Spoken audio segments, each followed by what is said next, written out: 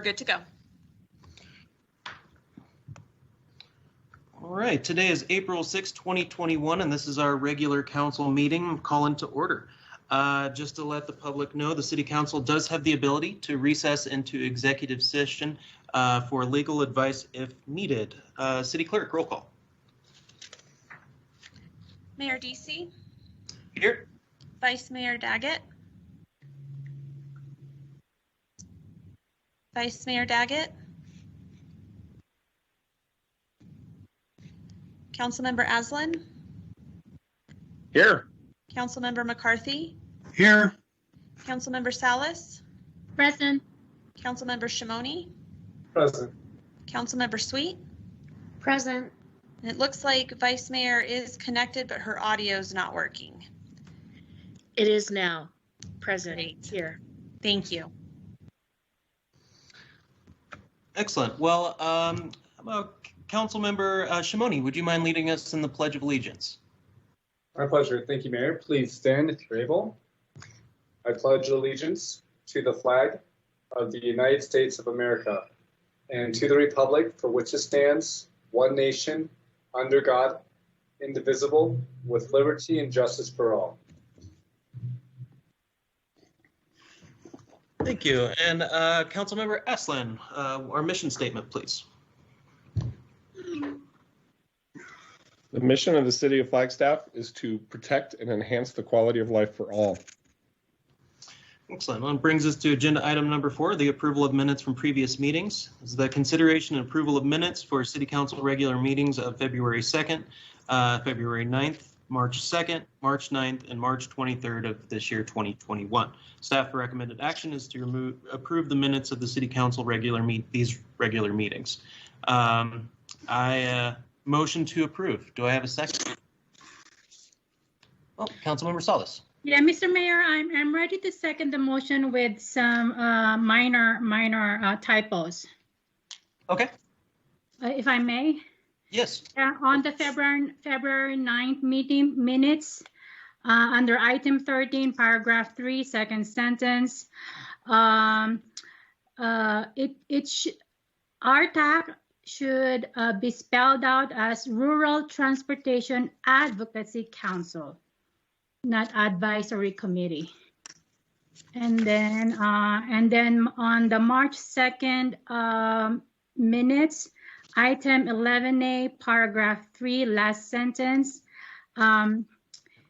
And I think that's my fair item. So, and I remember what I said. So last sentence, the word on the last sentence, personalized, should be replaced with customized. Excellent. Well, yeah, thank you, Councilmember Salas. I appreciate your attention to detail. So I would like to motion it with Councilmember Salas's amendments. And I second the motion, Mr. Mayor. I have a second by Councilmember Salas. Any further discussion? All those in favor? Aye. Aye. Aye. Any opposed? That motion carries. That brings us to agenda item number 5 for public participation. I understand we have a few comments, and I just want to note for the public that during public participation section, the council is unable to respond or ask questions as it is not necessarily agendized. So, Ms. Salzberg, do we have the callers? Thank you, Mayor. Our first commenter is Erin Young, and she is actually connected through our Teams meeting today. Erin, you can go ahead. Thank you, Stacy. Good afternoon, Mayor and Council. Erin Young, Interim Water Services Director. This week, Arizona celebrates the people at the center of one of our most essential industries, water. We are proud of the highly skilled, highly trained, and highly dedicated professionals in water services during Arizona's Water Professionals Appreciation Week, April 5th to 11th. During the pandemic, our 70+ employees in water services have continued to produce potable water to meet the city's demand. We kept the potable and reclaimed water distribution systems running, the wastewater collection systems flowing, and our natural environment protected from contamination by operating and maintaining our 2 water reclamation plants and our stormwater system. Engineering staff continued to provide reviews for proposed developments. Regulatory staff provided inspections that protected our wastewater system from illegal discharges. The regulatory labs were operational throughout the entire time period, and administrative staff were always there to answer the phone and direct the public to where they needed to go. Water resources and conservation and communications staff provided digital outreach to our community and continued making progress on many projects that were able to be conducted remotely. Having reliable water and a way to get rid of it is always critical, but to have maintained 24/7 services required a small, multi-skilled workforce and a highly trained management team deserving of much celebration. Our systems had no regulatory compliance violations, which during uncertain and intense times is a testament of the great leadership we have in our section managers, supervisors, and dedicated multi-skilled employee base. Please join me in thanking the hardworking staff in water services during this Water Professionals Appreciation Week. Thank you. Thank you. City Clerk, do we have another caller on? Miss Amy Bacchus, if you could please go ahead. Hello, thank you, and thank you for letting me speak, Mayor and council members. My name is Amy Bacchus. I've worked for the Arizona Coalition for Military Families. Sorry, excuse me.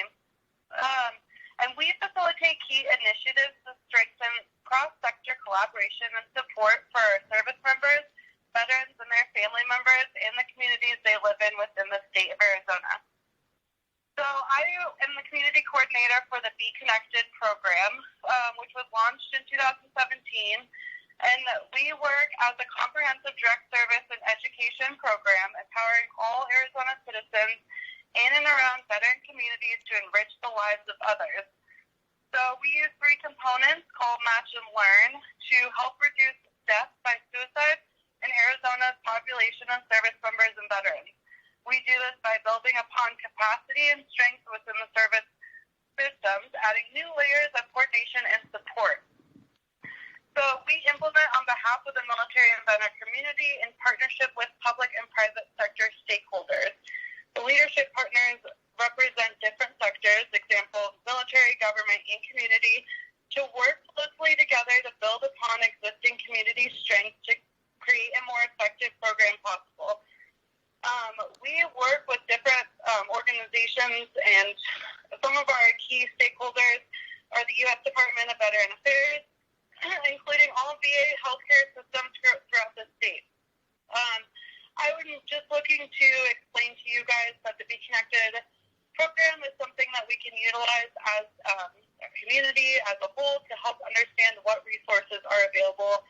I have reached out to you guys about becoming a partner at the City of Flagstaff, a partner with Be Connected to become a community supportive of the veteran organizations and the veteran connected community members. Thank you for your time and letting me present today. Thank you, Ms. Bacchus. City Clerk, do we have another caller? Ms. House, you can go ahead and speak. Thank you. And thank you to the Honorable Mayor, Vice Mayor, and City Council for the opportunity to speak with you today. My name is Kara House, and I'm speaking tonight in regards to the Downtown Connection Center. When the Southside Neighborhood Plan was adopted, it spoke specifically to the inclusion of civic space to meet various needs and provide opportunity for public engagement for the Southside community.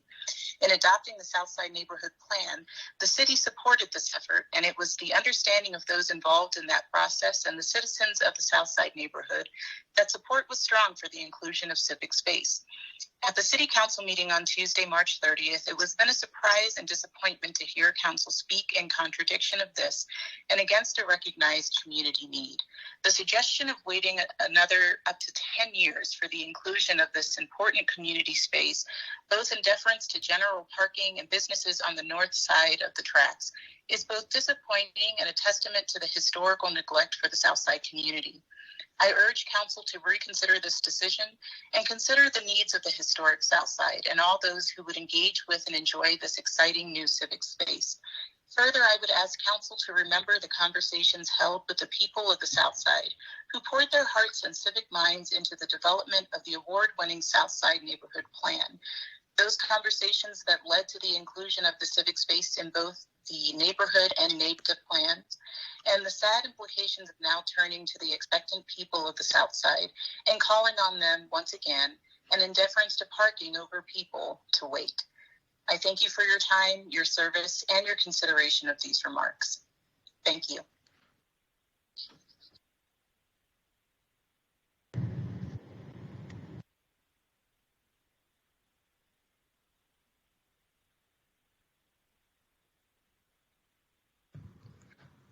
Thank you, City Manager. Thank you, Ms. House, for your comments. City Clerk, do we have another caller? Tracy is on the line. You can speak now.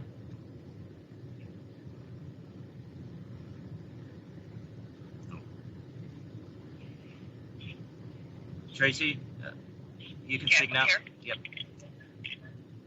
You're on the line. I'm here. Can you hear me? Yes. Thank you.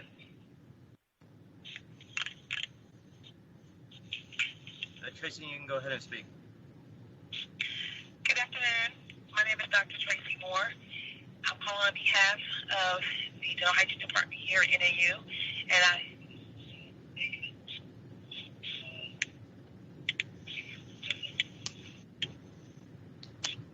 and Dr. Moore, it seems to have cut out. Can you start again? Apologize, I can't hear it. Good afternoon. Can you guys hear me? Yes, ma'am. Hello? Yes. Good afternoon, Mayor and City Council. Good afternoon, Mayor and City Council. I thank you for your time this afternoon. My name is Dr. Tracy Moore, and I'm calling on behalf of the Southside Community Association. The Flagstaff City Council adopted the Southside Neighborhood Plan in the fall of 2020. The plan speaks specifically to the downtown connection center having civic space that could be used for outside events, for example, the annual Juneteenth celebration and other cultural celebrations.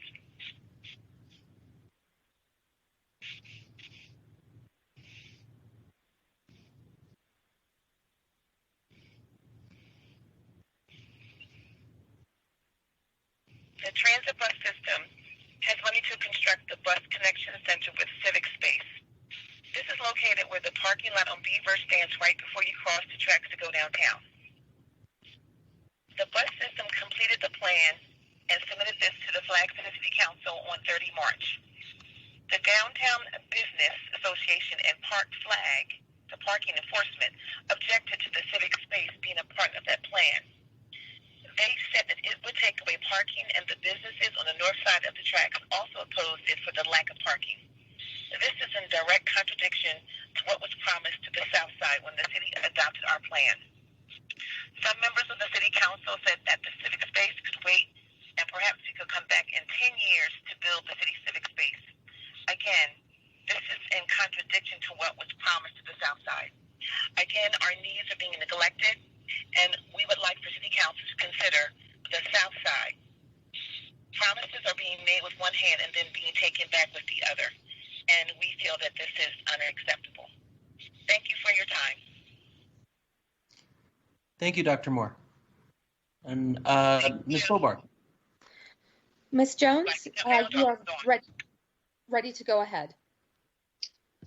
Thank you, Mayor, Vice Mayor, council members. Marie Jones, 116 West Benton and Flagstaff.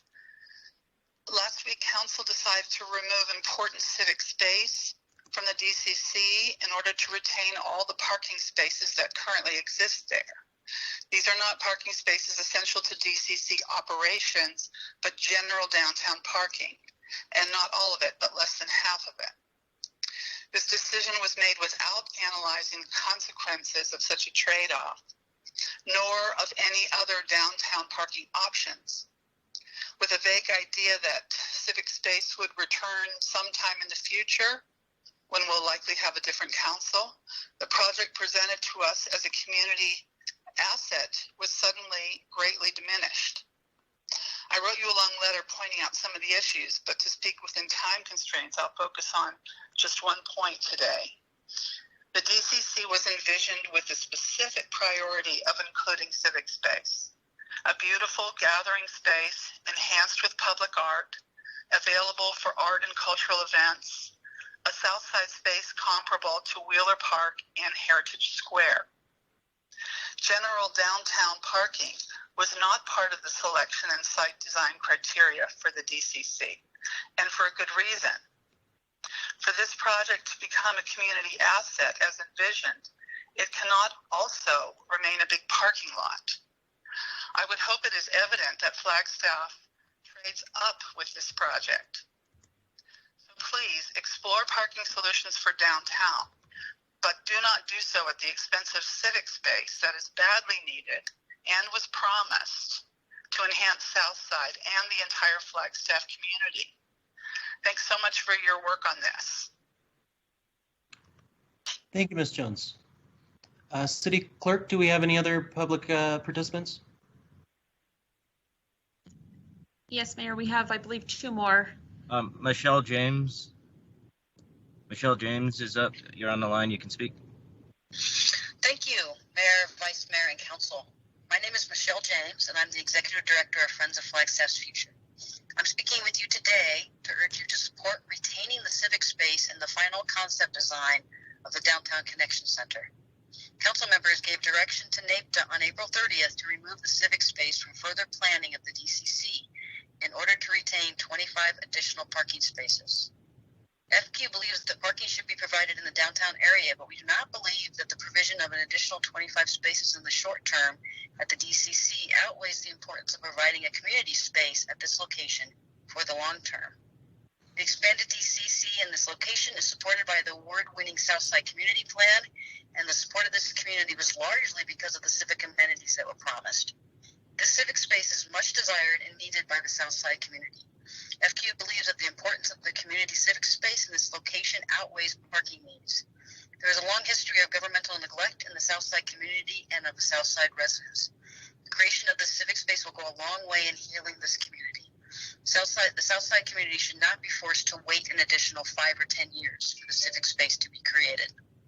It was clear to me, listening to the virtual discussion by the Murdoch Center last night entitled Race, Space, and Segregation, the City's Legacy of Broken Promises, that the Southside community was not aware that this civic space might be on the chopping block at last week's council meeting. Obviously, additional community members need to be heard and heard in a timely manner. FQ strongly urges council to reconsider their direction to NAPTA regarding the civic space at the DCC. Thank you for your consideration. Thank you, Ms. James. Next caller. Ms. Harris, you are up. You can go ahead and speak. Thank you. Good evening, afternoon, Mayor, Vice Mayor, and council members. Thank you so much for the opportunity to speak to you this afternoon on this issue. I just want to say that, 2.5 years ago, when the city approached the South Side and asked them if they would be a part of this process, we jumped at the opportunity. We spent a lot of time and effort and energy rebuilding trust that had been lost with the city over the years. And the community came together overwhelmingly to adopt this or to work on this plan. At this time, the community is feeling that they have been disappointed because we worked on the plan. We came to the table in good faith. The plan is an award-winning plan. We've taught this around the community, the city, the country, the nation, the world, that we came together as a community and did this. And there were promises that were made in that plan. And now we get to the point where we have an opportunity to implement some of the strategies in the plan, and now we say, no, wait, again. It's another time that the city is saying, you're not important. And we don't care how much you do and how much good faith you bring to the table. We're not going to follow through on our promises. And I don't think that that's what we want to portray as a community. And so I'm asking council members to represent all of the constituents who live in Flagstaff. and to do the right thing. And it's going to take more courage on your part. And I'm hoping and praying that you will step up to the plate and be the people who I think we all elected to represent us. And so with that, thank you very much. Appreciate the opportunity. Thank you, Ms. Harris. Next caller, please. Mayor, I have Ms. Sandra Lebarsky. This is our last caller who has answered the phone. Okay, thank you. Go ahead, Ms. Lebarsky. Good afternoon, Mayor, Vice Mayor, and Council. There are many important and excellent reasons to support NAPTA's proposal to include civic space in the Downtown Transit Center. There's plenty of literature on the central importance of well-planned public spaces to community identity. Civic space strengthens social networks, it strengthens neighborhoods, it increases the health of residents. Public spaces are so important in the socialization of young people. They help prevent crime. They're important environments for democracy. They're the places we come together in all our diversity and exchange ideas, enjoy company, and build community. The residents of Southside are absolutely right in defending the importance of civic space to building a thriving Southside community. And they are absolutely right that the absence of public space is part of the long history of injustices visited on this neighborhood. Parking lots do none of these things. Parking lots should not be seen as an equivalent to civic space. Civic space is a necessity. Parking lots are not. It is a mistake to confuse the one for the other. A lack of parking will not keep people from visiting Flagstaff. It never has. People come to Flagstaff to visit a beautiful community. They do not come, or they do not come because parking is inconvenient. But here's the win-win part of the whole issue. The Project for Public Spaces, one of the most highly regarded planning organizations in the country, has shown that quality public spaces boost the local economy. Well-designed public spaces foster local commerce. Like all residents of Flagstaff, businesses benefit from well-designed, accessible civic space. It is a trap then to pit economic profit against community well-being. Civic space is a long-term benefit to everyone. Please reconsider your decision last week and reaffirm the city's commitment to NAPTA's plan for civic space in the design of the DCC. Thanks very much. Thank you, Dr. Lebarsky. Well, with that being the last caller, unless otherwise noted, were you able to get any of the other callers back on the line, City Clerk or City Staff? Mayor, we were not. Okay, just wanted to make sure before we moved on. With that, that brings us to agenda item number 6, which is our proclamations and recognitions. And the first one is the proclamation regarding our National Service Recognition Day. Whereas service to others is a hallmark of the American character, and throughout our history, citizens have stepped up to meet challenges by volunteering in their communities. And whereas AmeriCorps provides opportunities for approximately 270,000 Americans to serve their communities through an intensive commitment to service at nonprofits, schools, public agencies, and community and faith-based groups across the country. And whereas AmeriCorps enriches the lives of its members and volunteers, building habits that create engaged citizens who are active participants in civic matters affecting their communities long after their service terms are completed. And whereas AmeriCorps members and volunteers encourage collaboration and partnerships, leveraging additional volunteers in service and acquiring the support of businesses, foundations, and public and community agencies to increase the effectiveness of their initiatives. And whereas in Flagstaff, more than 415 AmeriCorps members and volunteers of various ages and backgrounds help meet local needs at more than 45 locations by tutoring or mentoring children and youth, supporting veterans and military families, combating the opioid epidemic, restoring the environment, and responding to disasters. And whereas in exchange for their service, AmeriCorps members and volunteers develop valuable work skills, earn money for continuing education, and strengthen the lives of their families, communities, and the city of Flagstaff. Whereas since AmeriCorps was founded in 1994, more than 24,000 AmeriCorps members in Arizona serve more than 26 million hours and qualified for Segal AmeriCorps Education Awards totaling more than $65.5 million. Whereas National Service Recognition Day is an opportunity to recognize the dedication and commitment of the more than 1 million Americans who have chosen to serve their country through AmeriCorps, and to encourage more Americans to follow their footsteps in service. Therefore, be it resolved that I, Paul Deasy, Mayor of Flagstaff, do hereby designate Tuesday, April 6th, 2021 as National Service Recognition Day in Flagstaff, and urge citizens to recognize AmeriCorps members, volunteers, and alumni for their service, and to find their own ways to give back to their communities. Our second proclamation is our Sexual Assault Awareness Day. Whereas Sexual Assault Awareness Month is intended to bring awareness to the fact that sexual violence is pervasive and has public health implications for every community. Whereas nationwide, every 73 seconds, someone is sexually assaulted. Every 9 minutes, that person is a child. 1 out of 6 women and 1 out of 33 men have been sexually assaulted in their lifetime. Whereas 56% of Native American women, 44% of lesbian women, 26% of gay men, nearly 50% of transgender individuals have experienced sexual assault in their lifetime. College students are 3 times more likely to be sexually assaulted.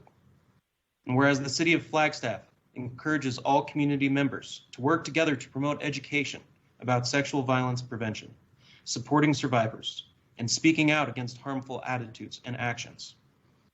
Therefore, I, Paul Deasy, Mayor of Flagstaff, Arizona, do hereby proclaim the month of April 2021 as Sexual Assault Awareness Month. That brings us down to agenda item number 7, which is our appointments. The consideration of appointment is for our Open Spaces Commission, with the staff recommend action to make 1 appointment to a term expiring April 2024.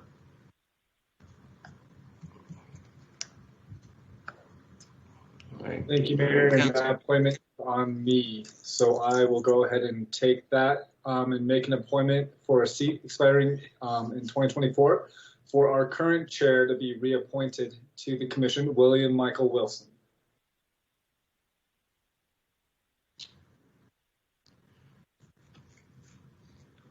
I will second that motion. Do we have any further discussion, Council? All those in favor? Aye. Aye. Aye. Aye. Any opposed? That motion carries. We're down to agenda item number 8A, which is liquor license public hearing. This is the consideration and action on liquor license application for Amy S. Nations in the Hampton Inn and Suites at 990 North Country Club Drive. It's a Series 7 beer and wine bar. That's a new application. With that, I'd like to open the public hearing. And staff, do we have any commentary on this? Thank you, Council Mayor Sergeant Ryan Turley with the Flagstaff Police Department. I'm here to answer any questions you may have regarding the application before you. I found no derogatory records for any of the applicants nor the business, and the applicants are also present to answer any questions you may have. Thank you. Excellent. Thank you, Sergeant. Do we have the applicant wanting to present today? Or have any comments? Do we have them on the line by chance? I'm here. Can you hear me? Yes, ma'am. Okay. This is a new Series 7 for this hotel. It was won in the lottery. They just want to be able to, they have a small bar inside their facility. They want to be able to sell at their small bar and sell to go in their hotel rooms. And you know, we've never had a license before. They've hired my company to help them, and we're hoping for a successful endeavor here. Excellent. Council, do we have any questions for staff or the applicant?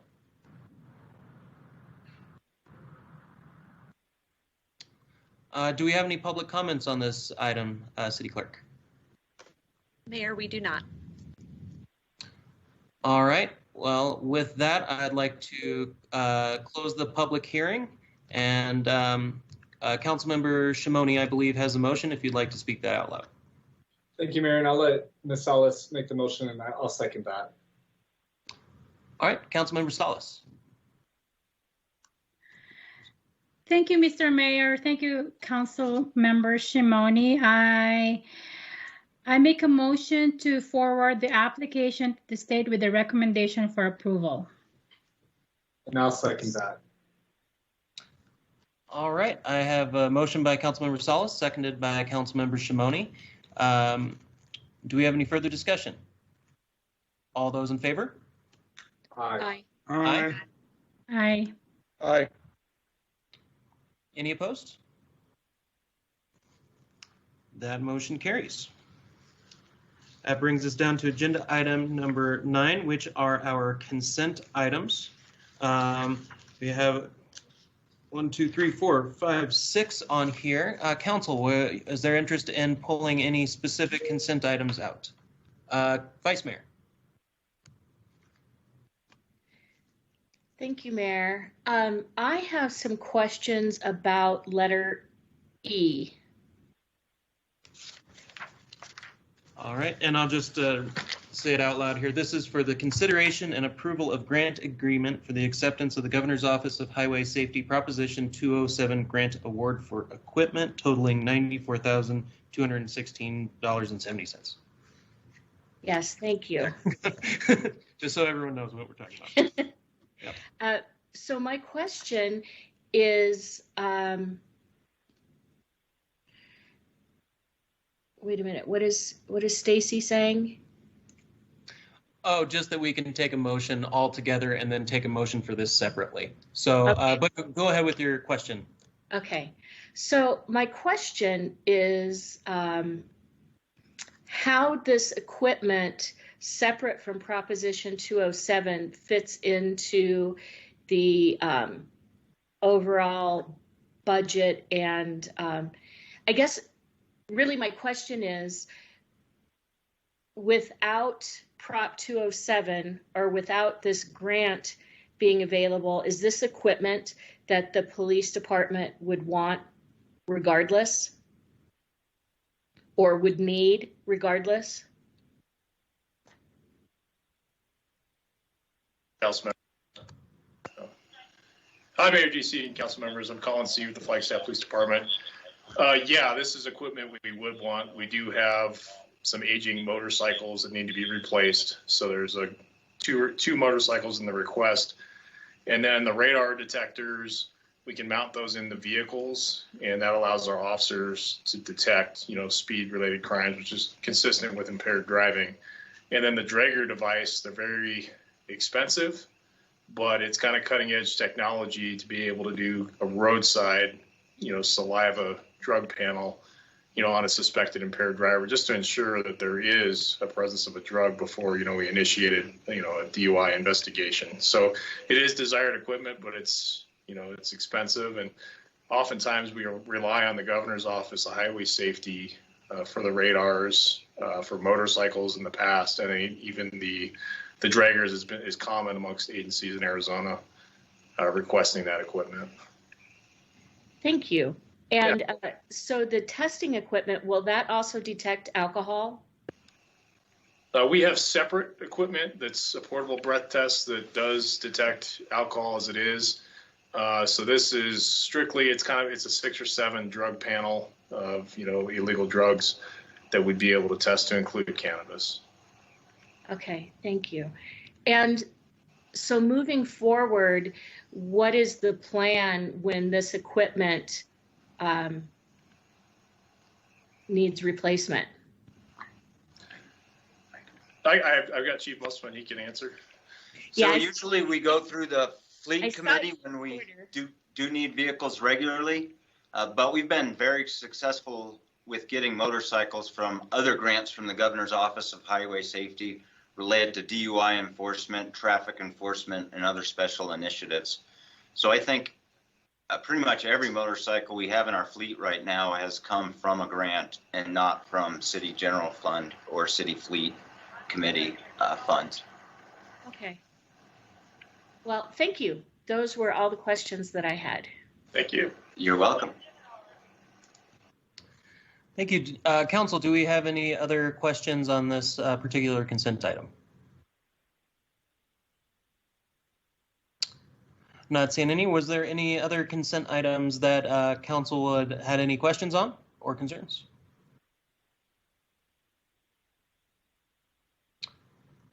All right, I'm not seeing any this time.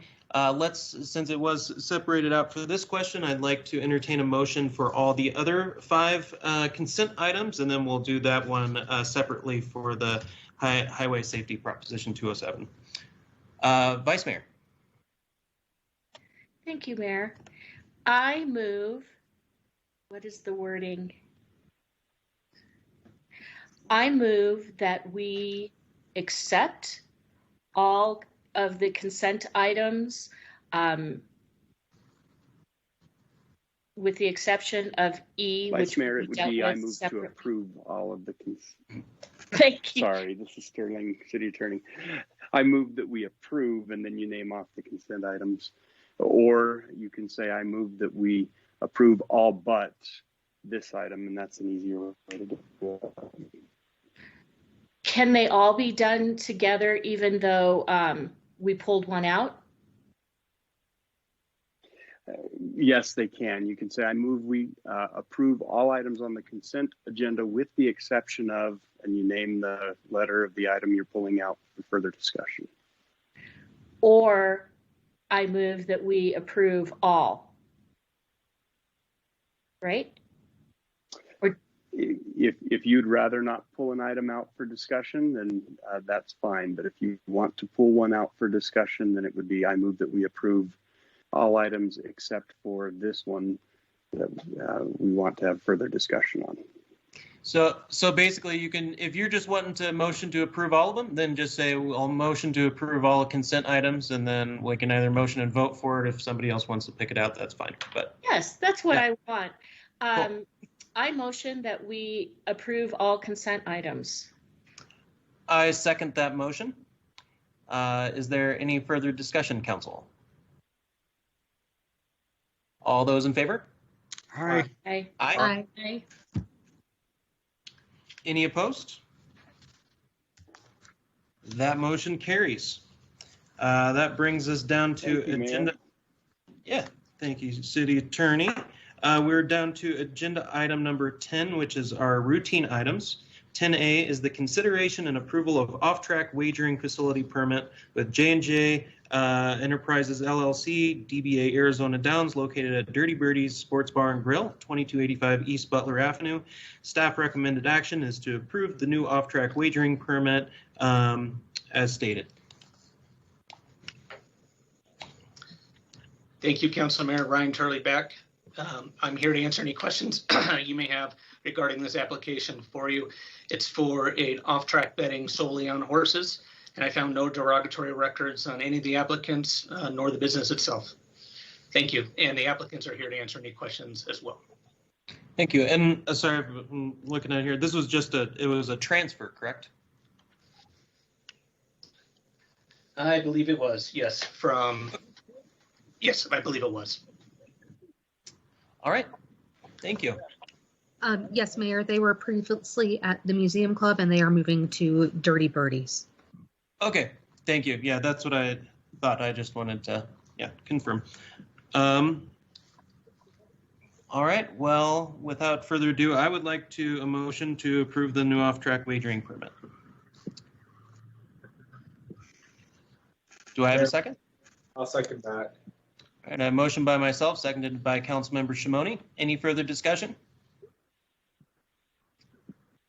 All those in favor? Aye. Aye. Aye. Aye. Any opposed? That motion carries.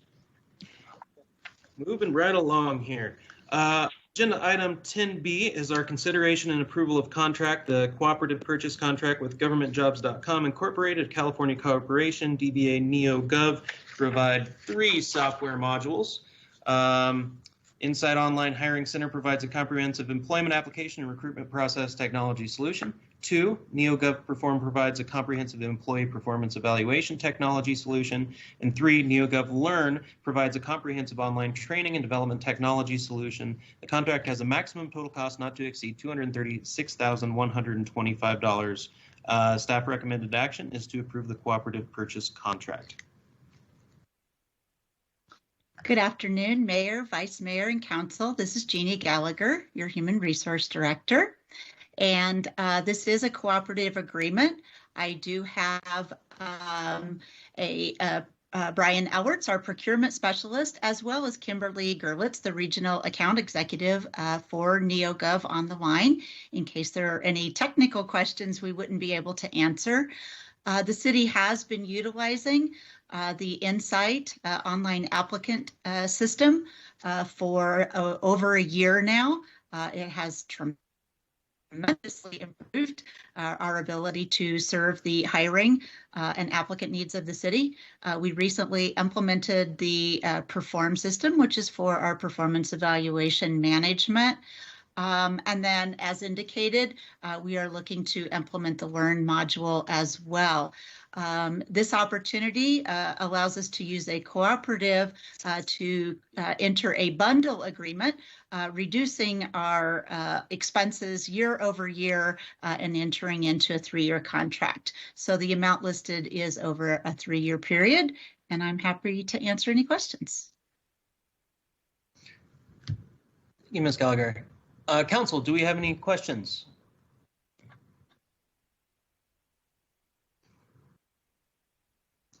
I'm not seeing anything, so I would like to a motion to approve the cooperative purchase contract. Councilmember McCarthy. Well, I move to approve item 10A as just read. 10B, you mean? Yes, I'm sorry. Cool. Sounds good. Then I would like to second that motion by Councilmember McCarthy. Is there any further discussion? All those in favor? Aye. Aye. Aye. Aye. Any opposed? That motion carries. On down to agenda item 10C. This is our consideration and possible adoption of the City Council rules and procedures. Staff recommended action is to approve the City Council rules and procedures dated April 6, 2021. Good evening, Mayor and Council. Stacy Salzberg, City Clerk. I just wanted to bring this forward following the discussion that we had back in February with the changes that we discussed. What is included in the revisions is completely based on those that direction from Council. I did want to bring to your attention quickly, there was a something that was not necessarily included in the packet that you received. So on the screen, you'll see here in section 9.01 with regards to non-public hearing discussions, the area that's highlighted here was not in the draft that was attached to the agenda, but has been included. It was an oversight on my behalf, and for that I apologize. But this really clarifies that citizens are only allowed to address the council 3 times throughout the meeting. And again, that was in our rules of procedure. It just didn't make it into this final draft. So I just wanted to bring that to your attention, and I'm available for any questions.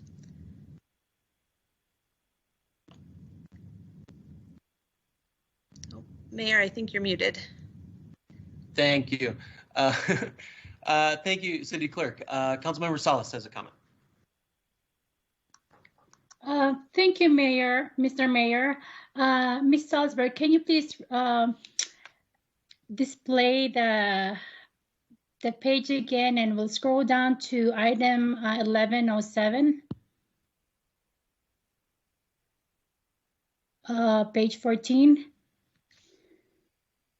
Under meetings with state and federal delegation and lobbying trips, I would like to recommend to add the word tribal in the first sentence to read, at least 2 members of council must be in attendance at any meetings with state, federal, or tribal representatives where any city, state, federal, or tribal business is discussed. Just to include tribal. Thank you. Thank you, Councilmember Salas.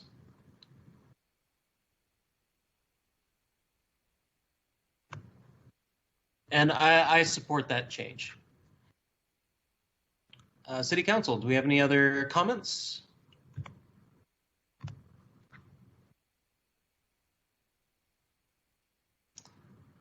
Councilmember McCarthy.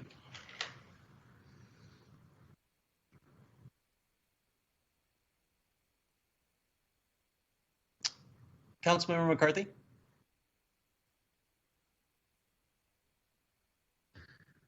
I'm sorry, I was muted.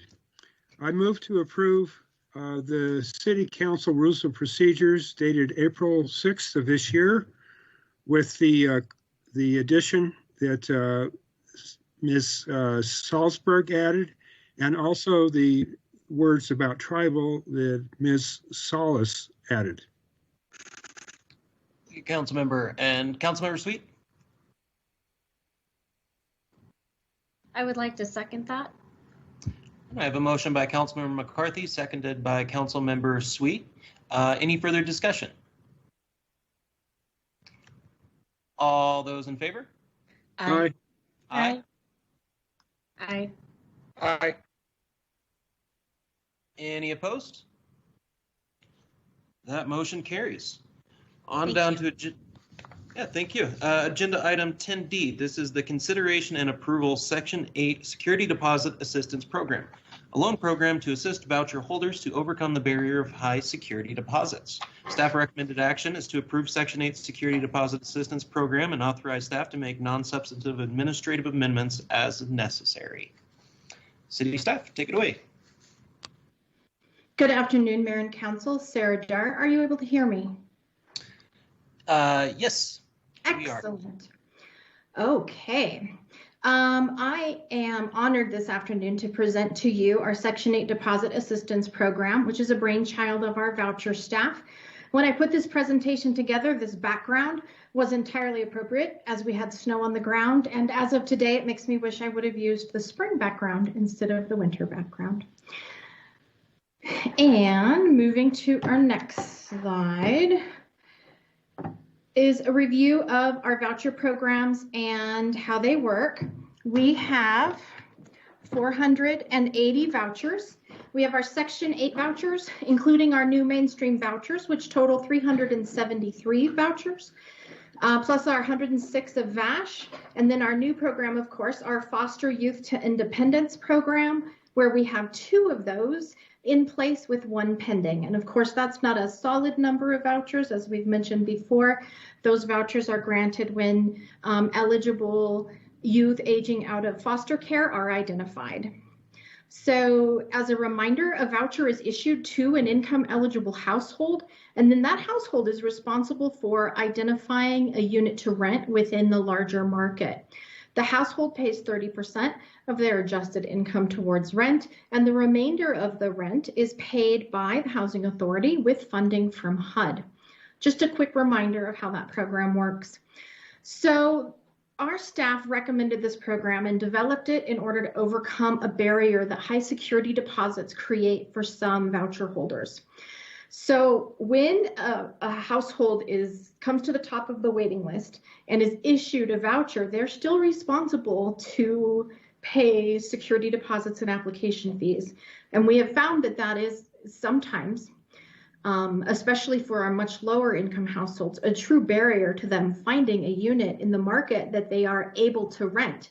They may now be able to afford the rental payment for the unit, but don't have the upfront cash necessary in order to get into the unit without saving over time or accessing some assistance. So this program would assist voucher holders in being able to secure those units by providing upfront funding for the refundable part of deposits and up to 2 application fees per adult household member.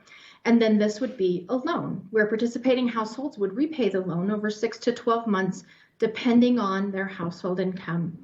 I want to go into a little bit more on the why of this program. And the award of a loan would enable households to participate in the program more quickly. What the term we use is lease up. They would be able to lease up within a unit more quickly. They're not searching for funding for that security deposit. They're not trying to save it. And we have some households that identify units that have lower security deposits, but perhaps are not best suited for their needs, because they're able to get the money together for that security deposit, but not necessarily for the other unit. This expands opportunity for the households seeking a place to rent, and increases the number of units available, based on the idea that sometimes households exclude units from their search because of how large the security deposit is. And this enhances a household's ability to budget that security deposit over time by providing that monthly repayment option instead of needing all of the money up front. So how are we able to do this?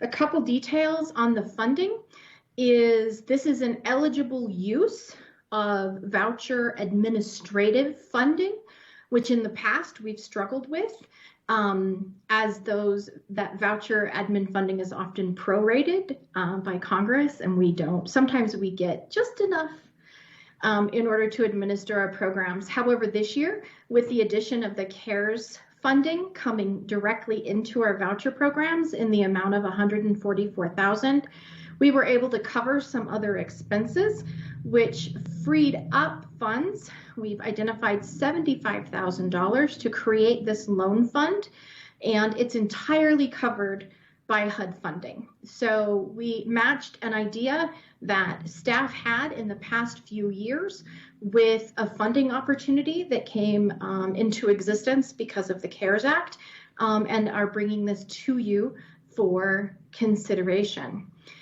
We don't anticipate needing any additional funds for administration of the program. It's something that will fit into what we're already doing. It's some extra work for the housing specialists, but they have stated that they don't anticipate it being a ton. And also our on the financial side for our our housing manager in charge of finance on this side. So I'm going to go over the AMI chart just to put some markers in your head. And so we're going to be talking about AMI, again, area median income. This applies to our entire metropolitan statistical area, which is equal to Coconino County, and it adjusts for household size. The example you see on the screen in front of you is for a 3-person household. We're going to be talking about the extremely low category, which is 0 to 30, and the very low, which is 30 to 50. So we're talking about incomes of 0 to $33,850 in the next few slides. And again, that's for a 3-person household. So the details of the program is they would be available for all voucher types issued by the Housing Authority and for use within the Flagstaff, Arizona jurisdiction only, not for any vouchers that are ported out to another community. They would be 0 interest loans for the refundable part of security deposits and application fees at the time of unit lease up. The loans will have a term of 6 to 12 months depending on income, and they are for new move-ins and unit transfers in limited circumstances. I'll talk a little bit about that in a minute, a little bit more about that in a minute. So eligible costs will include up to 1 month's rent on the new unit, plus up to 2 application fees per adult family. As I mentioned before, it would only be for the refundable portions of the security deposit. And here's where I mentioned those income categories are coming into play. So for households with incomes below 30% of area median income, they would be eligible for a loan to cover 100% of the eligible costs. Households with income between 30 and 50% of area median income would be eligible for loans to cover up to half of the eligible costs. These 0 interest loans will be documented by a promissory note. And again, we have the loan terms listed here as well. Nope, we haven't done this one yet. A repayment term of 12 months for the below 30% AMI households and 6 months for households between 30 and 50% AMI. If a household moves out of the program or they fail, they will be due in full when a household or if they move out of the unit, and failure to repay, wow, pardon my tongue twisters, will be grounds for termination from the voucher program. So I'll talk a tiny bit about eligibility. The unit needs to be within our jurisdiction. And then unit transfers is when someone has a voucher and they're going to move into a different unit. And so these are the conditions under which unit transfers would be eligible. It's not just because someone thinks they want to move to a new unit. This would be based on need. And so that could be the sale of the property or in the resulting lease non-renewal, a change in family size requiring a change in needed bedrooms, sometimes more, sometimes less. And this is something that the Housing Authority Board actually added in as a change in employment, where access to place of employment is limited by location of current unit. Also, circumstances covered by the Violence Against Women's Act would be eligible. Non-renewal of the lease by the landlord for causes beyond the household's control. A move approved as a reasonable accommodation, or a relocation due to major unit repairs. We did have a public comment period on December 14th. A description of the program and request for comments was sent to all voucher holders. We did have more than 30 calls and emails in support. They were many asked for other details and or how they could apply to the program or receive reimbursement. We did receive no negative comments during our period of outreach, and the Housing Authority Board of Commissioners unanimously approved forwarding this program to you for your consideration. And that was at their January 21st, 2021 date. So the options: approve the program as proposed, approve the program with amendments, request alternate policy be written, or to not approve the program. And with that, I'd be happy to answer any questions. Thank you, Ms. Starr. Councilmember Salas has a question, followed by Vice Mayor. Thank you, Mr. Mayor. Thank you, Ms. Starr. I have two questions. So this this program is proposed to be funded with 75,000 revolving fund, fully covered by HUD funding. How many households will this benefit in a span of, say, 1 year? Thank you. Thank you for the question. We estimate between 50 to 65 households in a year, and that is actually about what our annual voucher turnover is. And so that's partly how we arrived at the $75,000 number. It depends on the income of those households, because if they are the higher income households, it's a 6-month repayment time period. So we may be able to revolve those funds faster. And so it depends, but we estimate around 50.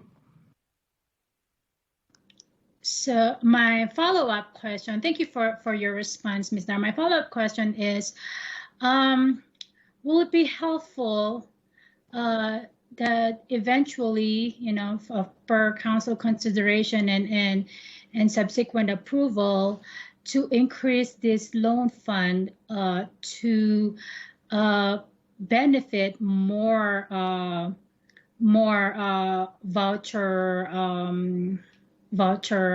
how do you call that, voucher holders that are, you know, as you have stated, at the low income range. And of course, you'll also have the VASH program that benefits the veterans. I think it's possible, given the fact that this revolves. It's our intent to not need more funding, that it revolves on such a short time frame, that we think, given our turnover rates within vouchers, that will be able to accommodate all requests that fit the eligibility criteria within a 12-month time span. They are limited to use for vouchers. We can't use them for general pieces. It can only be to support voucher holders. Thank you, Ms. Dar. Thank you. Vice Mayor. Thank you, Mayor. And thank you, Ms. Dar. I have a couple questions. Why are only refundable deposits included if all of these funds are paid back by the renter? When taking these things into consideration, I'm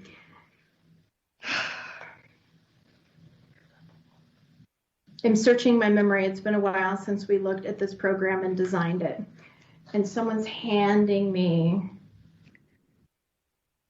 I'm going to ask for a moment for staff to give me a quick answer. Ask my other questions? Yes, ask your other question and I'll get back to you. Okay. Is there a plan for collection other than the tenant being prevented from participating in the future? And related to that is, what additional infrastructure is your department going to need in order to collect and distribute these funds?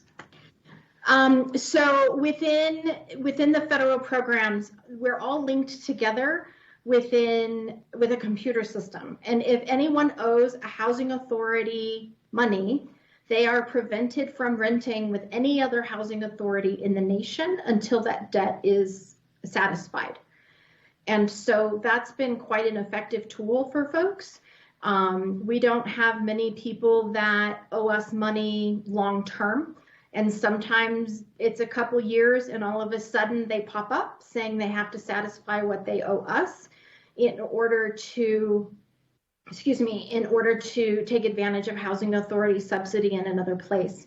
Because the repayment on these is such a short time frame, we anticipate that being quite a small incidence of happening.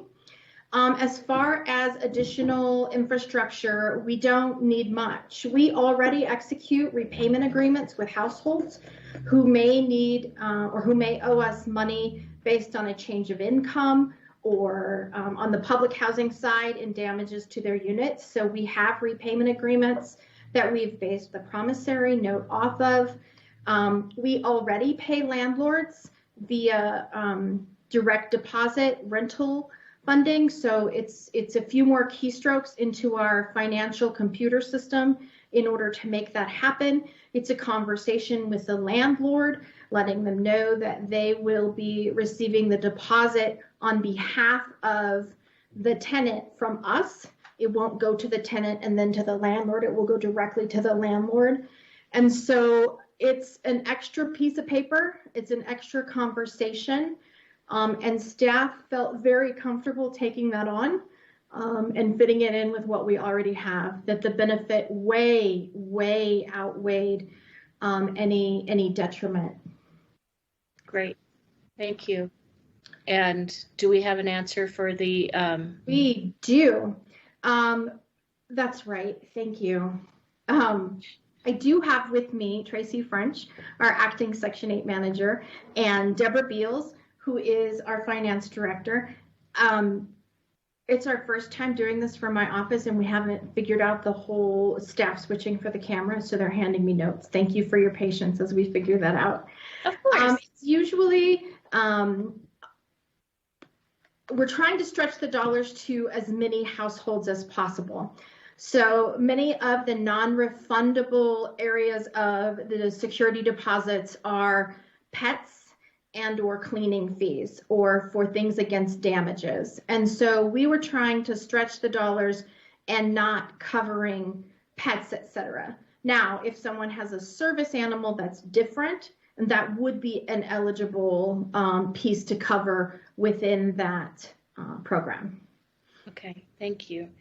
And then I'd just like to say that I love this, and and I'm grateful to you and your staff for coming to us with this. I mean, just like the down payment assistance for home ownership, anything that we can do to help people be able to get over those initial obstacles to being in stable housing is a good thing in my book. So thank you. Thank you, Vice Mayor. Thank you, Vice Mayor. Well, with that, I would like to motion to approve Section 8 Security Deposits Assistance Program and authorize staff to make non-substantive administrative amendments as necessary. Do I have a second? I'll second it, McCarthy. I have a motion by myself, seconded by Councilmember McCarthy. Any further discussion? All those in favor? Aye. Aye. Any opposed? That motion carries. Thank you. Thank you, Ms. Starr. We are now down to agenda item 11A. This is our public hearing items, and this is the consideration and adoption of ordinance number 2021-06, an ordinance of the City Council of the City of Flagstaff amending the Flagstaff zoning map to rezone approximately 11 acres of real property generally located at 151 West High Country Trail, APNs 112-5-1W and 112-5-11 from the estate residential zone to the medium density residential zone with conditions, providing for severability, authority for clerical corrections, and establishing an effective date. Staff recommended action is that the Planning and Zoning Commission forward the direct ordinance zoning map amendment request to the City Council and hold the public hearing. So with that, I would like to open this public hearing and city staff take it away. Good evening. This is Alexandra Pucciarelli, Planning Development Manager, and I will be presenting this direct ordinance zoning map amendment for Aura Flagstaff. I'm going to turn off my camera while I present. Hold on. All right. This proposal is located to the west of the intersection of Lake Mary Road and High Country Trail. Next. The existing conditions are 2 parcels. There's one kind of small skinny parcel to the south. That's about 1.5 acres. And then the second parcel is about 9.5 acres north of that. That second parcel is bisected by High Country Trail by the road. So there's approximately 2 acres of that parcel north of the road. Both these parcels are zoned ER, that's estate residential, and they have the resource protection overlay.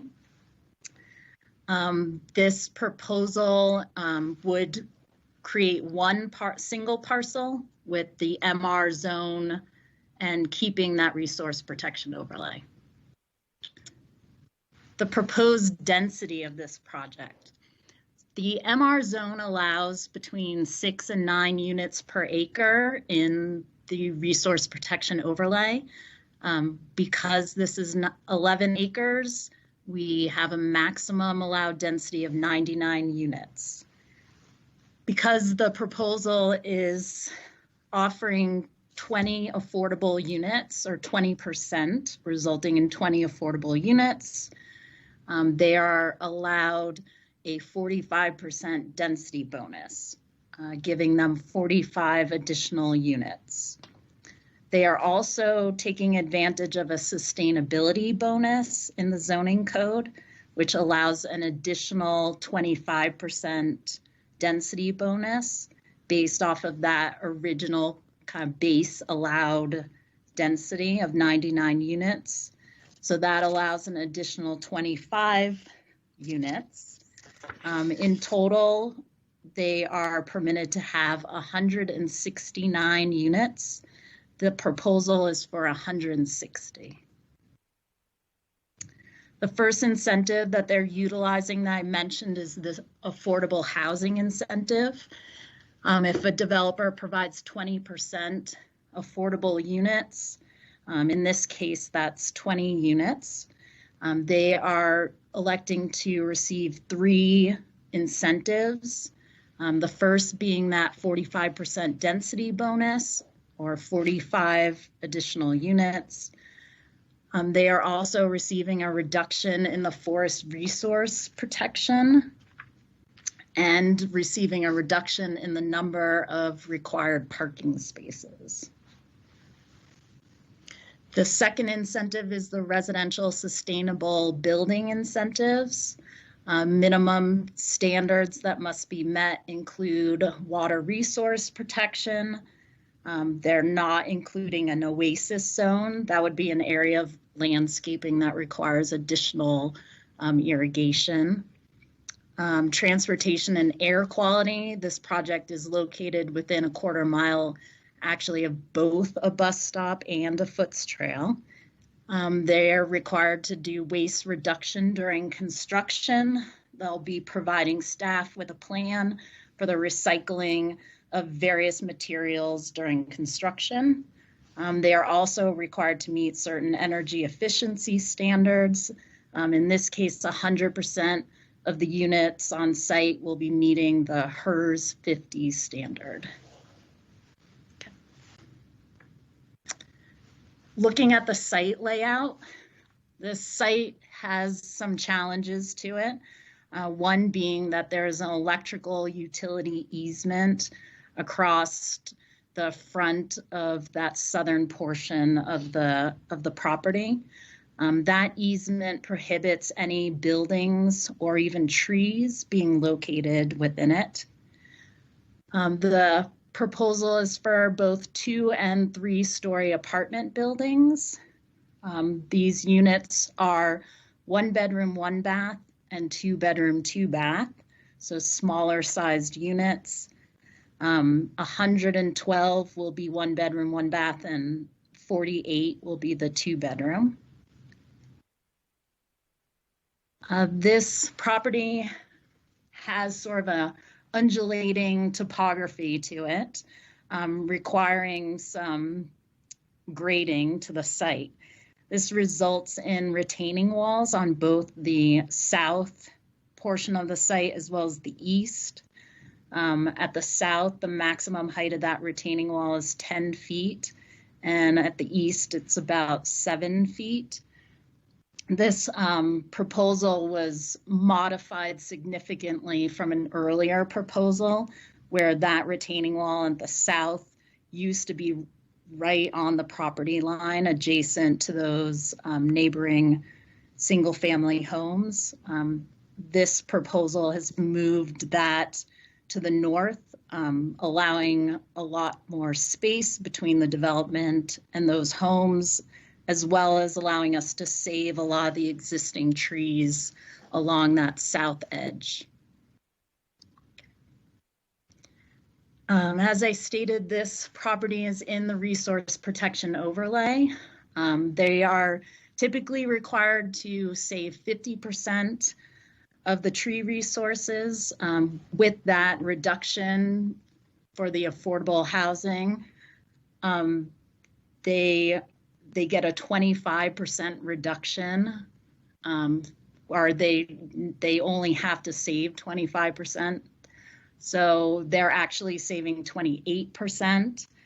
The majority of those trees being saved are located on that northern 2 acres on the other side of High Country Trail.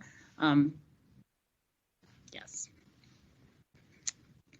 Common open space and civic space are both required of multifamily developments of this size. They are providing 5% of their total property as civic space, which will be accessible to the public, is located in the electrical utility easement, is a meadow landscape with native wildflowers, a granite trail, and 2 benches. Just recently, The proposal was modified to include a pickleball court also being located in this area. There's also common open space, which is to be used primarily by the tenants of the development. And that's located also in that easement, but also around the leasing office. There's a pool and an outdoor ramada and a play area in the southwestern corner of the property. Along with this proposal, there's a development agreement. The purpose of that agreement is to require the property to be maintained as a single parcel. Standards for the construction and maintenance of the foots along the frontage, the administration of the affordable housing units. There will be a resource protection easement required over the portion of the parcel north of High Country Trail, and the standards required for that sustainability bonus. Recently, we added some additional elements to the development agreement, including a pickleball court for public use, for the residential buildings to be all electric, the installation of one dual port electric vehicle charging station, a commitment to provide recycling collection services, and some additional bicycle storage and bicycle amenities as part of the project. So the findings, the first finding is conformance with the general plan. This is an existing suburban area. Those bonus units are not counted towards the density. Finding number 2 is community benefits and public goods.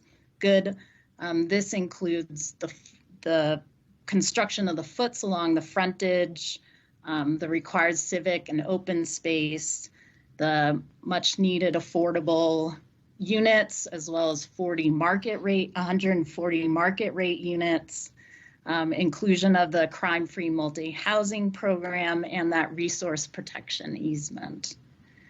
Finding number 3 is determining that the site is physically suitable. The site plan was approved on August 10th, 2020, and there were no off-site improvements required per the impact analyses. Ms. Pucciarelli, sorry to interrupt, but we have hit our 10 minutes for public hearing allotment based on our rules and procedures. I'm sure we may have questions, and once we hear from the applicant as well here. Councilmember Shimoni, we'll be taking the questions once we hear from our the applicant as based on how we're supposed to be holding public hearings. So I'll be happy to get to you as well as Councilmember Aslan after we do. Do we have the applicant presentation?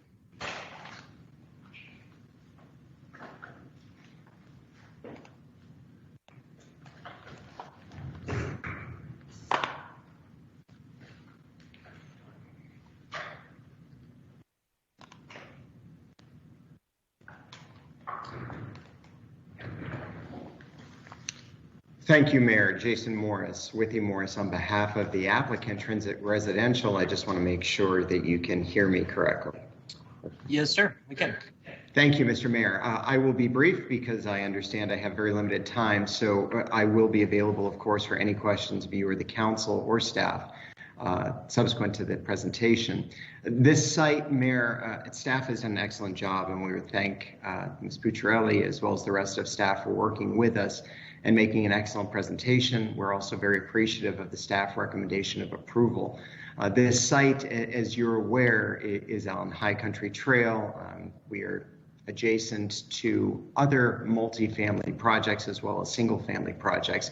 So you're aware from the photograph and what you're able to see, both a little bit about the history of the development, but more importantly, this is a site that enjoys not only frontage on High Country Trail and access to the collector and arterial road system through Lake Mary, but also a mixture of existing uses. So there are 3 multifamily projects in the vicinity of this project, and there is single-family residential predominantly to our south. What is being proposed on this 11-acre parcel, and I'd like to point out the 11-acre parcel is on both sides of High Country Trail because this site historically has been the Azza family homestead. In fact, the Azza family has used this as their homestead and continue to use this. There's a building on a property that is adjacent to this just north, and they have done so since before statehood. So they are obviously a user that has been here for some time. And during that time, the freeway has developed on part of their property. High Country Trail has developed on part of their property and been expanded over the years, as well as the electrical utility easement has taken some of their property. So it has been bifurcated, and this parcel is bifurcated by High Country Trail. The project in general, as you've heard, is 160 units with 112 one-bedroom and 48 two-bedroom units. The permanent affordable housing component, which mirrors that lot mix, is 20 units, 14 and 6.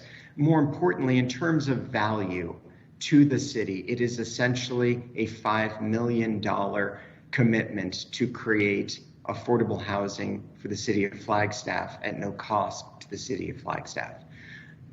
So we go to the next slide, gives you a sense of the site plan. This site plan, Mayor, has changed. We've been in this process an extraordinarily long time. The benefit of being in this process for such a long time is that the site plan and the overall mix and the project itself has improved within that time frame. We have minimized the units from 173 to 160, but what's significant about that minimization is that the decrease in bedrooms is 25% from 265 bedrooms to 208 due to the change in unit mix. But even more significant to that is the change in building count, where we have lost more than half of the buildings, total reduction from 15 to 8 buildings that you see here today. We've managed to triple the setbacks to the single family to the south and the west. We've reduced the overall site area, so we're no longer relying upon other Azza properties on the other side of High Country Trail. And as staff noted, it eliminated the tiered retaining wall system that was much higher than what we have remaining and much closer to the neighbors. It creates overall a much better site plan, both for design and for stormwater. We are taking care of all of that on site, and we're able to utilize much more of the open space that we have created. Next slide. As we look at the summary of changes, these are the changes from last year. I mentioned that the open space, both civic and common, has been improved and it has been increased. Importantly, from a usability standpoint, we have coordinated with the Mountain Line bus stops to make sure that the location and the access to those bus stops is improved as a result of this project. We have also converted the area in High Country Trail adjacency that is underlying the power lines to natural grasses and wildflowers, in addition to the aforementioned pickleball court, which will be a public court. We've also committed to improving the Foots Trail. As it stands today, because this property has been private, there is a gap in the Foots Trails of approximately 1,400 feet. And I'd also like to point out that that is not just property adjacent to this, but we are going both east and west of our property to complete that Foots Trail, just entirely on the developer's bill. As we look at a summary of changes since the additional early process and our entire process through this, we have added the pickleball court. We have made these all electric residential buildings. We've added vehicle charging, not just the one dual charger with 2 spaces, but we are adding conduit for additional chargers so that ultimately there can be a total of 3 charging stations for 6 EV units. We are adding recycling, and it was suggested, and we agreed that given the bicycle repair amenity that we are already providing, it's a good idea to have both covered and indoor storage for bicycles, so we have accommodated both of those. To give a sense of what that change meant in terms of the site plan, one of the most significant things is it pulled the buildings away from the single family to the south. It extended the setback. It lowered the retaining wall. It also lowered the buildings, as you can see, from 40 feet to 28 feet in terms of the adjacency, and removed the carriage units on the property line or near the property line entirely. We've discussed some of these community benefits, Mayor and Council, the extension of the Foots Trail, the active open space, which is available to the community, and now not only available, but also an active amenity. We've preserved tree resources on both sides of High Country Trail, and I'd like to point out that in addition to the preservation of the tree resources, we are also planting almost 250 new trees on site as a part of this and part of our commitment. The sustainability program has already been mentioned and what that covers, but we believe, considering Flagstaff's goals, we are in alignment with the goals, which is to provide affordable, sustainable development where it is appropriate, which is why we believe we have the support of staff in this instance. And by the numbers, I mentioned that this has been a significant case in terms of time commitment. This has been 38 months. That is extraordinarily unusual, but it's also a sign of an applicant who is willing to work with the city and willing to work with the neighborhood. Within that 38 months, we've changed the site plan 9 times to try and meet not only the demands, but also the desires of the city and the neighborhood. We've had 6 meetings. We've dropped the unit count, we've dropped the building count, bedroom count, and we've increased the setbacks. As we look at where we stand today, and I'll go to my last slide, which is our summary, I'd like to point out that while we do enjoy staff support, our experience at the Planning Commission was not as successful, and ultimately you'll see in your packets that this was recommended for denial by Planning Commission, but I think that deserves some explanation in that the Planning Commission actually heard a presentation very similar to what you're hearing, but not with all of the bells and whistles that have been added. And ultimately, there was a recommendation for approval at the Planning Commission level. That was seconded, and that fell short by only 1 vote. They were very much split. There were some issues regarding solid waste that were raised and animal preservation. And ultimately, because there could not be a vote of approval, there was a feeling on the board that they needed to show unanimity, but it is not reflective of what actually occurred at that Planning Commission hearing. Lastly, I will point out that what is being done on this property in terms of affordable housing is significant, not only in the city of Flagstaff in terms of the commitment and the investment being made, but regionally, this stands out. It is a site that is adjacent to existing multifamily. It is fulfilling a need, but we're doing it in a sensible manner. So with that, Mayor and Council, I'd be happy to answer any questions that you may have and look forward to addressing any comments or concerns. Thank you. Thank you, Mr. Tate.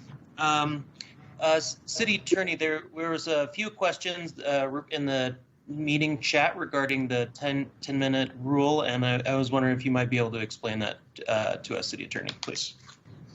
Sure. Under the rules of procedure, Mayor and Council, the Rule 9.02E sets forth the order of presentation and the time limits. It is a 10-minute time limit, except with specific council permission to exceed the time limit. So essentially, a majority of council would have to say, I'd like to give more time to either the staff or the applicant. That said, it's part of the rules, and that's something that during the rules of procedure discussion a few weeks ago, the council actually mentioned that they were interested in keeping the time limits in place as they are. Of course, that still allows council to allow the staff and the applicant to exceed that time limit. Thank you, City Attorney. And City Manager? Thank you. I see awkwardness in the 10-minute restriction, and I would just ask Council very respectfully to revisit this rule at some point in the future when it's convenient to do so. I do not believe that's an adequate time for staff to present on complex issues, and I think the same comment would go to applicants who are trying to defend complex submittals. So just my thoughts. It's not for this discussion, but perhaps for consideration at a future date. Thank you. Thank you, City Manager. Would the staff like more time? We can certainly entertain a motion for council to allow for more time for our city staff or developer. So that is part of the rules, and I'm happy to entertain that from council. Councilmember Shimoni. Thank you, Mayor. Well, typically with the 10-minute rule, that's when dialogue begins after that 10-minute mark is up. And I do have some question, for staff, so we can go back and forth with staff with questions. And I guess my question is to have them continue and talk about their recommendations. So that might satisfy staff's need, and then also our concerns with making sure that they have adequate time to fully explain and present. So my question is, staff, if you can go to that last slide and talk about your recommendations to council, I'd really appreciate that. Thank you, Mayor. Thank you, Councilmember Shimoni. And again, is there a majority of council that would prefer to do that? Or are we moving on to the questions? I'm just looking for clarity. I think we're fine just getting into the discussion. That's my sense. Yeah, sounds great. Continuing the discussion, unless we have 3 other council members popping into the chat box here and stating that they would like to go through the recommendations as suggested by council member. Mayor, this is Becky, and I would like to give staff a little bit more time so we can go through these recommendations. Thank you, Vice Mayor. Any other council members?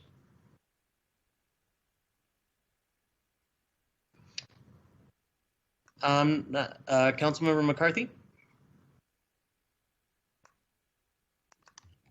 Yes, I want to see the rest. I think there's only 1 or 2 more slides. I want to see it and then give adequate time for questions. This is a very significant proposal, and we definitely need to understand it thoroughly. Thank you.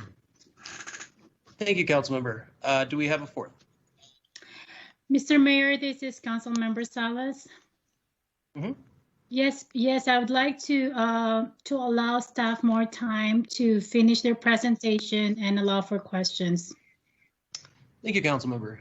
City Attorney, and City Attorney has a comment. Yes, Mayor, I appreciate it. Mayor and Council, I would suggest also then that however much additional time staff is provided, that the applicant be given equal time. Thank you. Well, with that, Ms. Pucciarelli, if you'd like to continue with the recommendations, that'd be great. Yes, thank you. I'll try and talk faster next time. So the recommendation, staff recommended to the Planning and Zoning Commission that they forward this request to City Council with a recommendation of approval in accordance with the findings I went over previously, and then subject to the following conditions. The conditions being the subject has to be developed in accordance to the site plans that were approved, that the 2 parcels must be combined, and the 2 acres north of the road should remain a part of the parcel to the south. There were some issues with the archaeological database of some of the property to the north, and we'd like that updated. All other requirements of the zoning code and other city codes, ordinances, and regulations shall be met. All terms, conditions, restrictions detailed within the ORA development agreement must be satisfied, and that the event the property is rezoned and the developer fails to develop it within 2 years, that we could reschedule a public hearing and revert to the former zoning of ER of those parcels. When we went to Planning and Zoning Commission, the commission actually disagreed with staff's recommendation, and they instead recommended that City Council, in accordance with the findings, deny the request for a direct ordinance zoning map amendment for Aura Flagstaff. And with that, I'm done. Thank you. Thank you, Mr. Pucciarelli. We have right now time for staff questions and questions for the applicant as well. So I do believe Council Member Aslan was the first to have a question, followed by Council Member Shiboni. I'll up in the chat box. So. Thank you, Mr. Mayor. Thank you, staff, Alexandra and Mr. Jason Morris. Really appreciate the presentations. I'm going to save most of my thoughts for our internal discussion, but I do have several questions right now.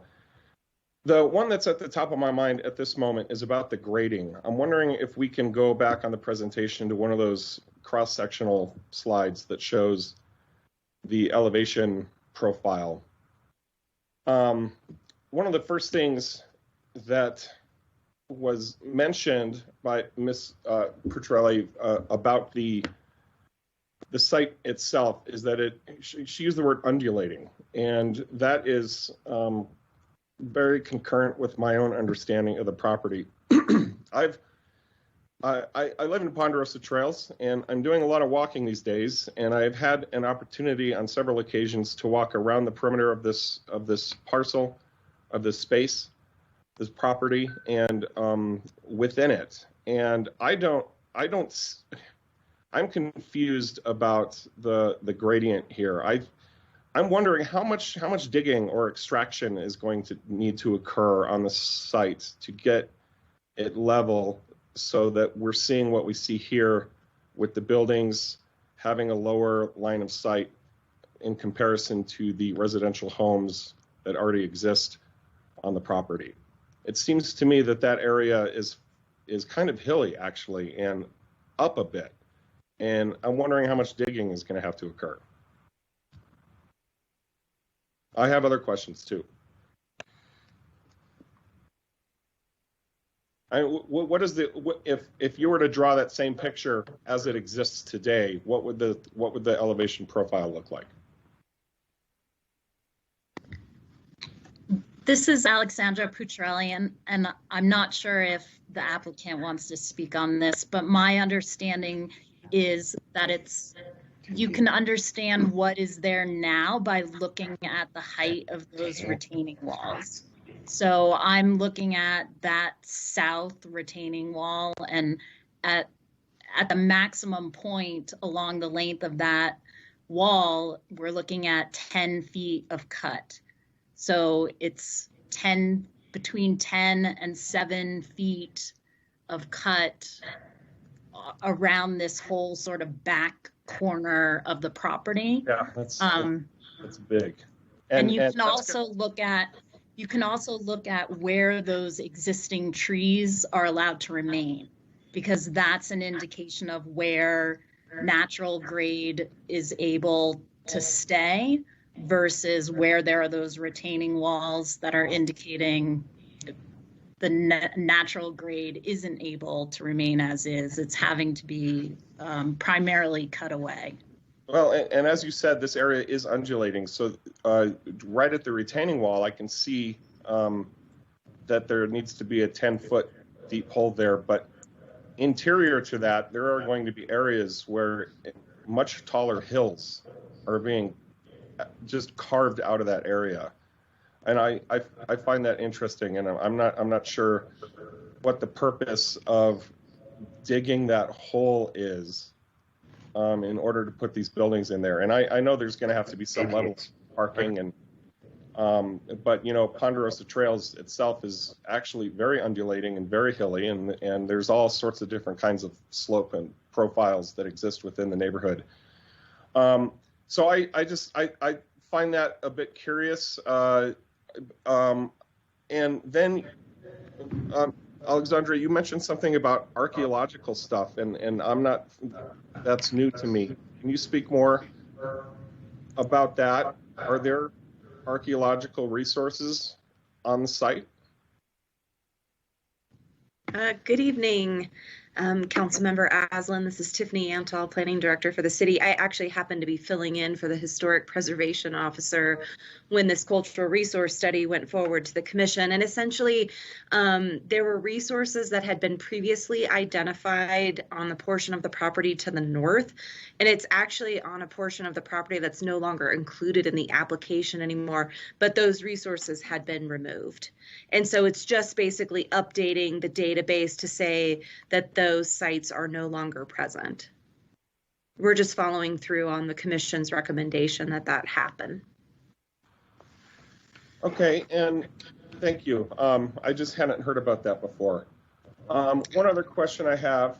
I'm really struggling with the idea that the resource preservation we have for trees, that requirement is mostly being fulfilled on this triangular parcel on the far side of High Country that, from my most recent understanding, is going to remain private property. And I know this has been a sticking point with planning and zoning in the past and with city staff in the past.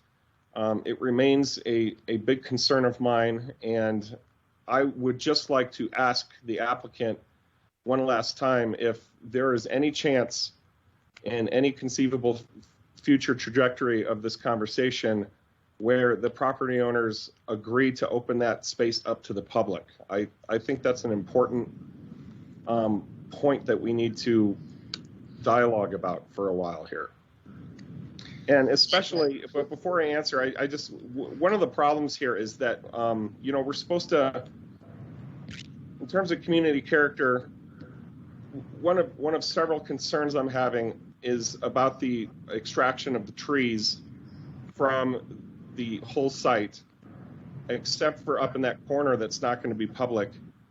And I'm also wondering if city staff can speak to that. When other developments go in, obviously where buildings are going, trees have to come out. But how often do you guys see all of the resource preservation occurring in a sort of really in a different area than where the development is occurring?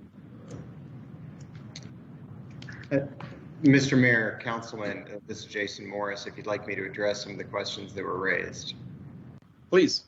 Oh, thank you. And I appreciate the questions because they do go to much of what we're discussing on this case. And if I can ask that our presentation be brought up just so I can speak from the aerial that I think is our cover page, I think that may be more informative.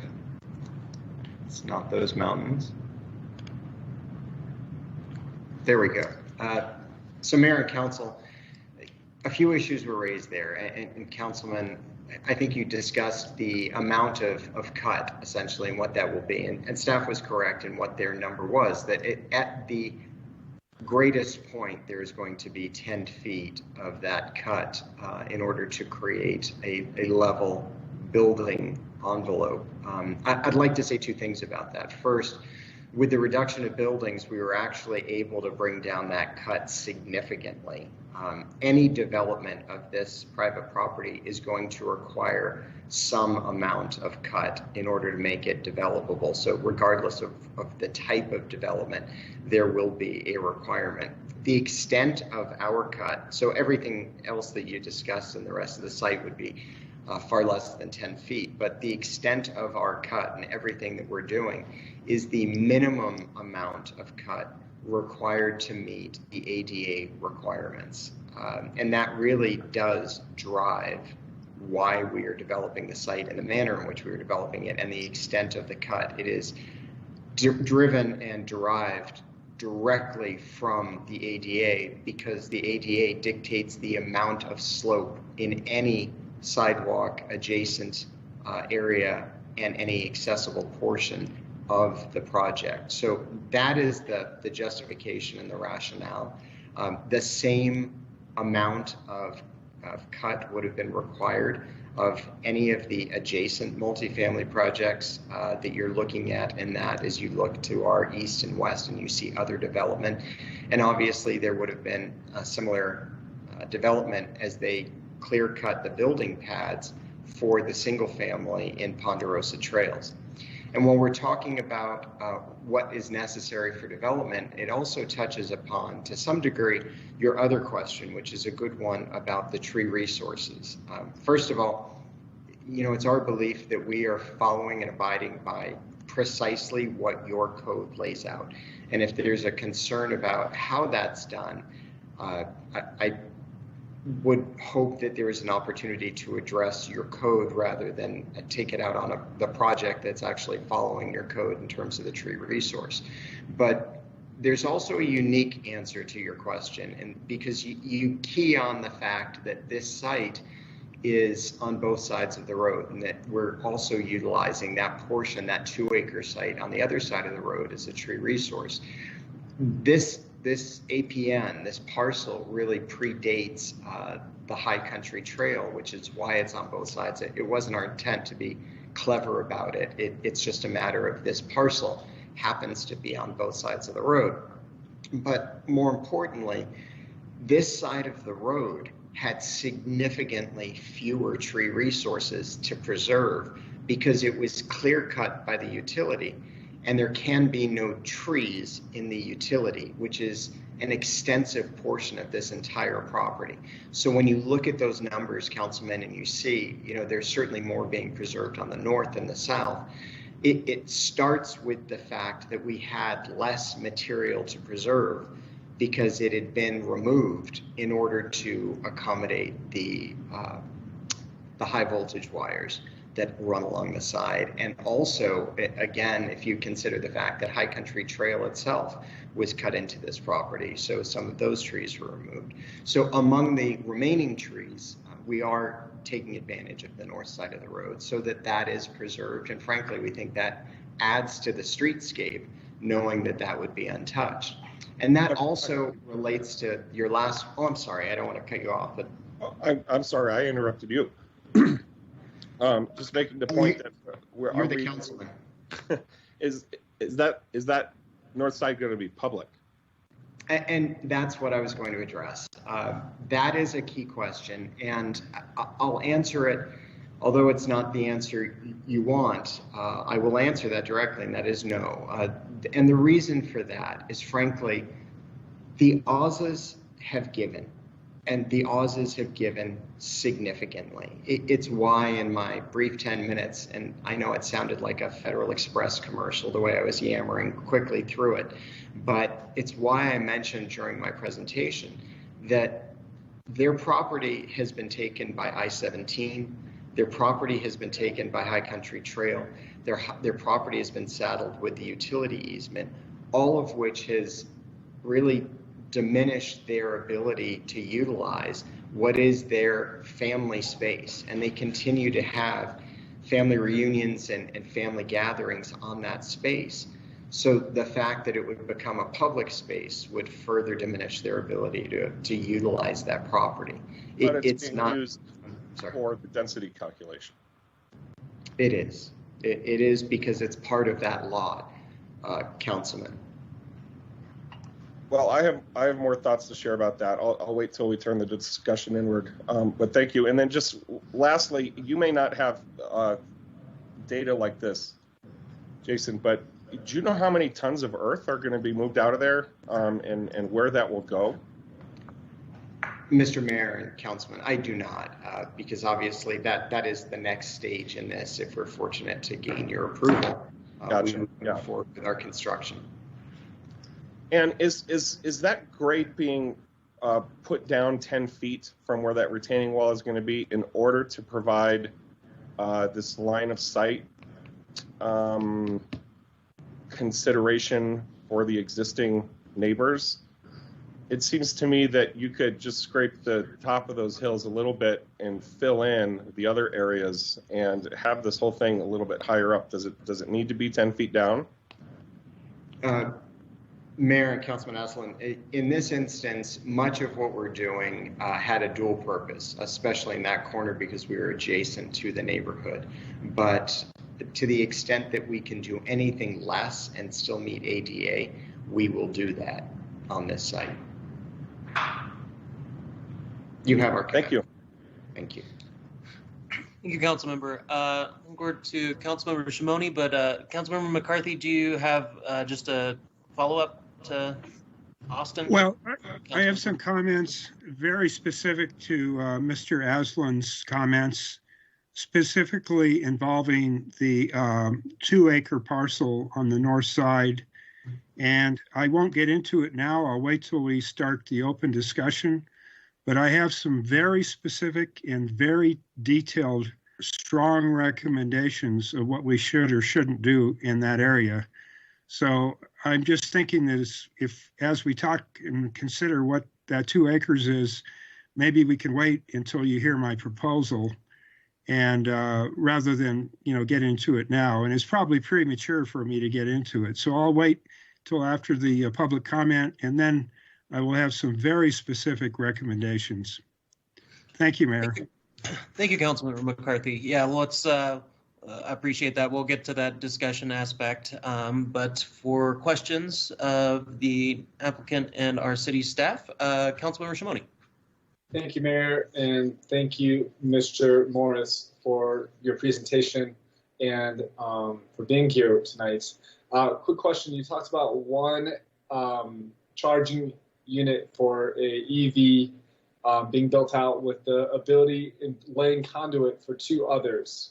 If I'm understanding that correctly, is there a reason why we're not just building out the 3 entirely as part of phase 1? Mayor, Councilman, thank you very much. Our intent was to try and meet the demand, but also get ahead so that we were not carving up the parking area every time we needed to add additional EV chargers.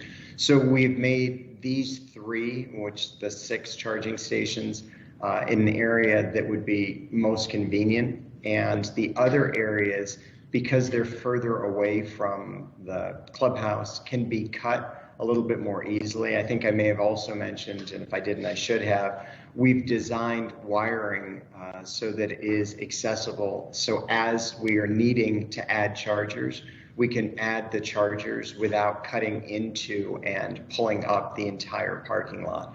So that was just our initial commitment, but there is some electrical that will be added to make the future installation much more amenable, much easier, depending upon the need.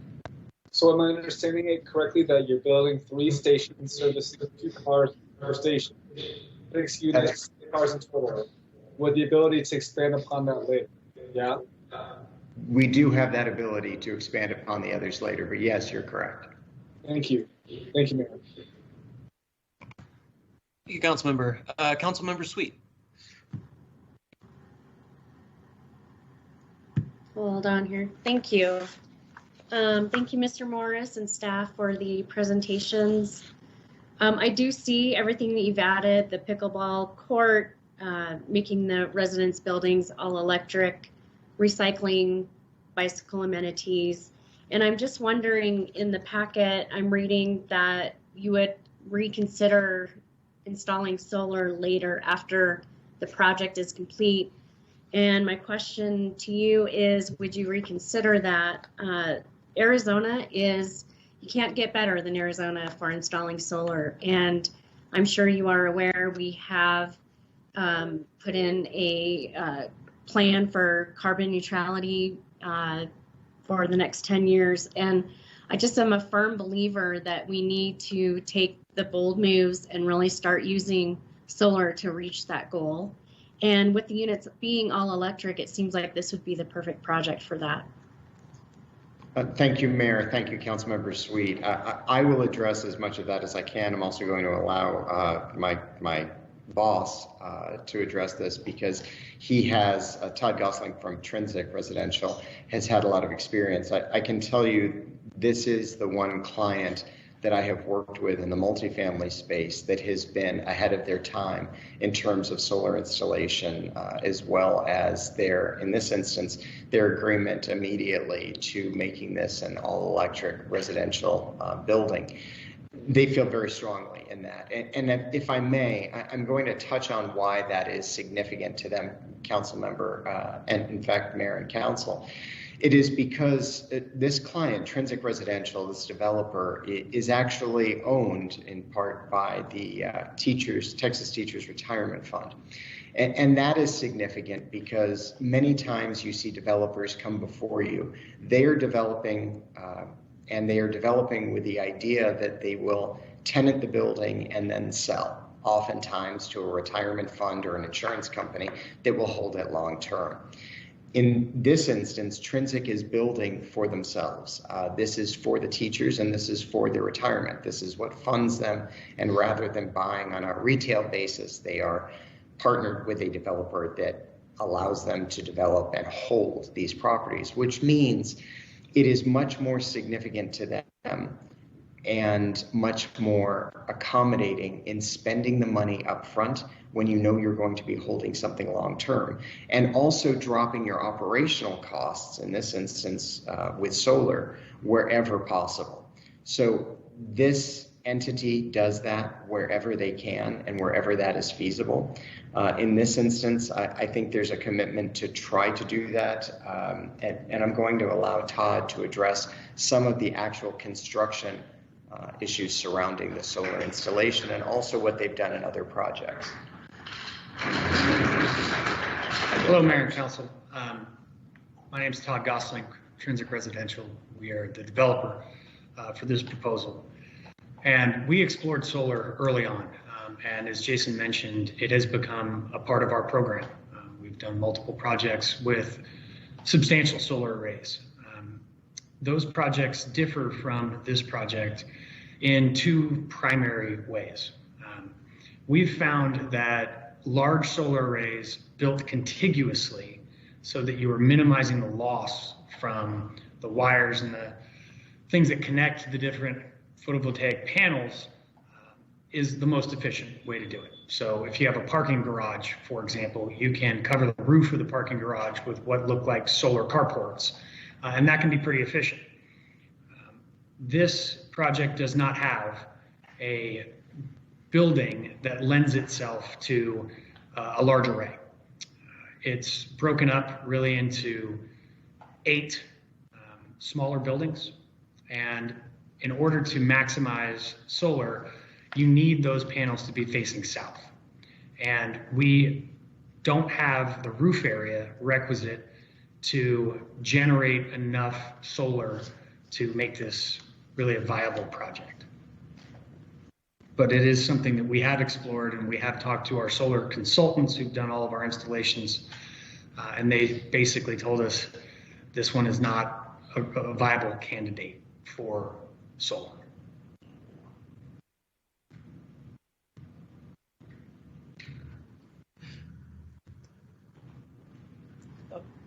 Thank you for the explanation. I just want to close out saying that we have 223 community members who have signed up for the Northern Arizona Solar Co-op. So the interest in solar in Flagstaff is very high.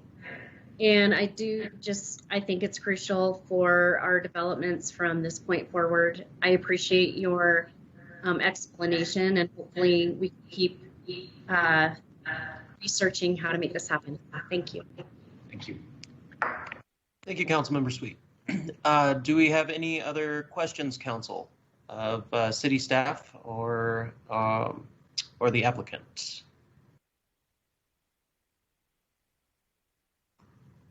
All right. Well, thank you much. Now we are on to our public comment. Oh, Councilmember Salas has a question. Thank you, Mr. Mayor.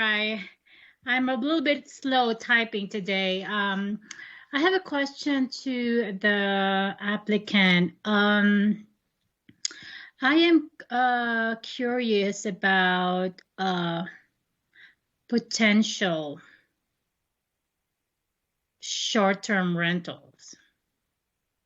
Do you have some kind of policy in place to discourage short-term rentals? Thank you, Mayor, and thank you, Councilmember Salas. I should have, and again, if I had more time, I probably would have addressed that. Yes, we are opposed to short-term rentals. I should have also mentioned that this is in no way, shape, or form any student housing, and that our lease terms are typically 1 year. Those are our average lease terms, and we will not do short-term leases. Nor will we do executive rentals, that type of thing. These are long-term tenants. And along with that, something I didn't mention and will likely come up, with the reduction in buildings, with the reduction in bedrooms, we have also managed to keep all of the traffic levels of service at the same stage as where they are now, because I know that was a concern from the neighborhood, and all of our traffic is directed to High Country Trail. I meant to mention that earlier, Council Member and Mayor, so I just wanted to put that on the record because I'm sure that will be a talking point. So thank you. Thank you very much. And thank you for bringing it up, Councilmember Salas. Without further ado, then we are down and ready for our public comments. So if we can get those lined up, City Clerk, that would be great. I have Nathan Jones on the line. Nathan, you can speak. Hi, can you hear me? Yes, sir. Perfect. All right, Mayor, DC, Vice Mayor, and Council, I want to thank you for taking the time today to hear my thoughts on the Aura Flagstaff development. My name is Nathan Jones. I'm a 15-year resident of Flagstaff, and I do not support this rezone. First, I want to share some numbers with you that I think indicate the general public's opinion and the opinion of the residents of Ponderosa Trails when it comes to this development. Back in November, as we were getting ready for the planning and zoning meeting, we had our HOA send out an email to all households in Ponderosa Trails asking their opinion on the development question. In our email, we were very unbiased and transparent and outlined exactly what this developer is proposing. We gave 3 options. Are you in favor, against, or have no opinion when it comes to this rezone? All homes were only allowed 1 vote. 303 out of 639 homes in Ponderosa Trails voted, and 89.8% of the responses were against the development and rezone, while 8.6% were in favor and 1.6% had no opinion. In addition to the email, we also sent out a change.org petition and collected 503 signatures, all opposing this development rezone. As I said before, these numbers indicate that very few people are in favor of this, and while all of them are not here to speak today, we can't let their voices and opinions go unheard. Secondly, I want to touch on density. Simply put, this is not a medium residential complex.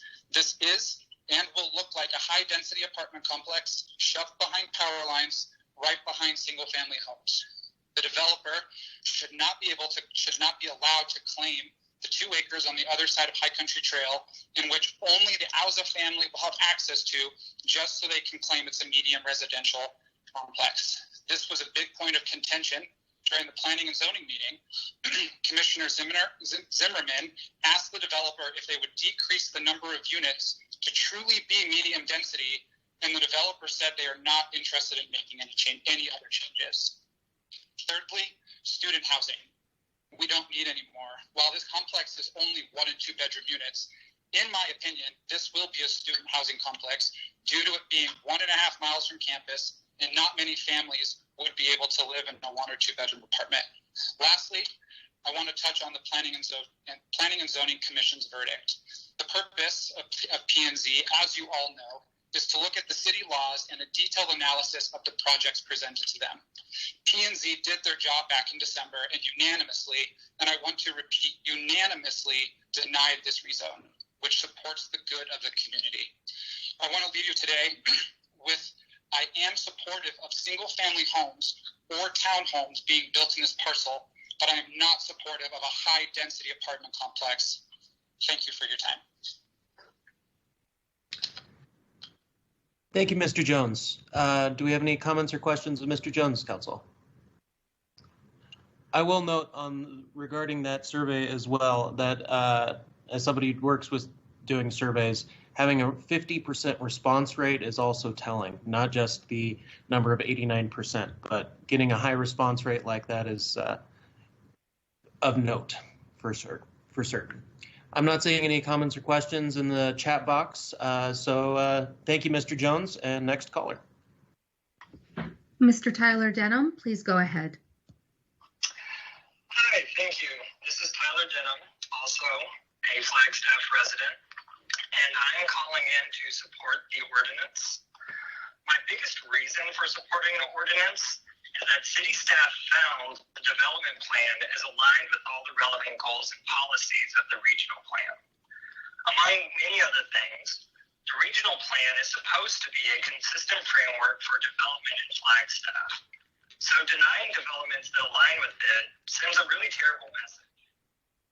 My understanding that the current development plan is actually the second one proposed. City staff found that the first one was not aligned with the regional plan, so the developer went back to the drawing board to create the current version. That's what we want to happen. To go ahead and deny the proposal says that the rules don't matter. The decision-making in Flagstaff is unpredictable and inconsistent. And the speaker before hyped up a poll of the nearby single-family homes. Do we really want to say that decisions by city council are made on the basis of unrigorous opinion polls? So, for those who want to deny the request, I think there's an onus to explain where and why the city staff report is incorrect in finding the current development plan aligns with the regional plan. Less crucially, but I also support the ordinance because I think it supports, the development plan supports the city's goals around transit, environmental protection, and affordability. It's an infill, not greenfield development next to 2 bus stops. A third will be added. And I know from experience, it's only a 10-minute bike ride from campus. It adds 20 units of subsidized housing and puts a roof over the head of another 140 households. Also, I run a lot in that area. I'm actually less than a kilometer away. And I'm really excited for the proposed Flagstaff Urban Trail System extension. And finally, just want to note, most of the citizen opposition I saw directed at the development focused on it being somehow inappropriate for the area. I don't want to knock anyone, but that's just silly. The development is literally lodged between timber trails and the lodge. And as always, I want to note that there are some voices missing from the conversation today, namely the 160 people that stand to benefit from this additional housing. And I hope that the council members keep those people's interests in mind when making their decision today.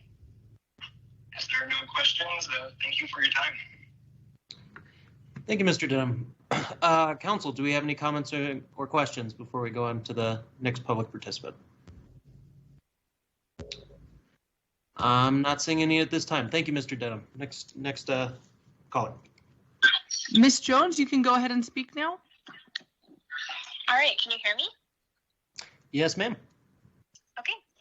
Hello, Mayor, Vice Mayor, and City Council. I'm speaking today with concerns about the Aura project that are in alignment with the unanimous recommendation for denial of this project from the P&Z Commission. My husband and I bought our first home together, and this home backs up the open land in question. While, of course, no one wants a high-density apartment complex built in their backyard, with fear of decreased property values, we also don't want to see mass clearing of forests and additional traffic and overcrowding of the area. I want to share my main concerns using the acronym DENY. D, density. The actual density of where the complex being built on the 9 acres backing the single-family homes, with the 62% density bonuses the developer gets, having 20% affordable housing and sustainability, as well as the 2 privately fenced acres across the street, it really puts the feeling of what this complex would feel like, and anyone walking by is high density. While the code does allow for these density bonuses to be added, I don't feel that that is with the intent of the code, to use a bunch of bonuses to gain a higher density. E, environment. I understand that this land is zoned for the estate residential and could have houses built on it, which would mean, yes, some trees would be cut down. However, with this developer's plan, the majority of the trees on this land would be cut down, and the majority of the trees being saved are on the privately fenced land on the other side of the street. In addition to this extreme land excavation that would be required. We are fortunate that this land has been preserved for so long, and it doesn't. However, it doesn't seem like this is the right development for this land space. Keeping this estate residential would fit in with the overall area if it is to be developed in the future. N, need. As any resident in Flagstaff can see by driving around town, there are so many new apartment complexes that have recently been built or are being built. The Uncommon is almost complete, having 588 beds for students. Milltown in the works, having 1,200 beds. And then the just completed Trailside Apartments on the other side of the highway, having 111 beds. I question the need for another apartment complex in this area. I know the town is growing, but there's a lot in the works, and really would this complex even be needed? And finally, why? Yelling. This aggravates a stretch, I get it, yelling, but I'm thinking about that I would be yelling in my car as I'm waiting in traffic that will come from this development. Anyone trying to turn left into the complex from High Country Trail, it's going to be a challenge, as well as increased traffic at the intersection. Despite what the developer's traffic study showed, living in this area and driving in this neighborhood, you'll know that traffic's already a concern. In addition, I'm concerned about overflow parking from the complex onto Wild West Trail in the Ponderosa Trails neighborhood based on the decreased number of parking spots that the developer was able to claim. Ms. Jones, you're out of time. I'm sorry, that's Okay. 3 minutes. Thank you for hearing my concerns, and I hope you deny this development. Thank you. Do we have any comments or questions of the speaker? This time. Thank you, Ms. Jones. And we will move along to the next caller. I have Phil Goldblatt on the line. Phil, you can speak now. Hello? Phil, you can speak now. Oh, I can speak now. Mayor Deasy, can you hear me okay? Yes, sir. I can hear you. Okay, here goes. Mayor Deasy and City Council members, I'd like to support the fact that the legal criteria for acceptance of a development are the 3 finding standards provided by our zoning code, and folks rely on council to never act outside the boundaries of the law. Finding number 1 is not met by this OR development because it is de facto high density in what our regional plan has designated for both present and future as suburban residential maximum median density, and a major plan amendment has not been accomplished to see if that could be changed. Therefore, community character and contextual development fails to be maintained. Let's now skip to finding number 3.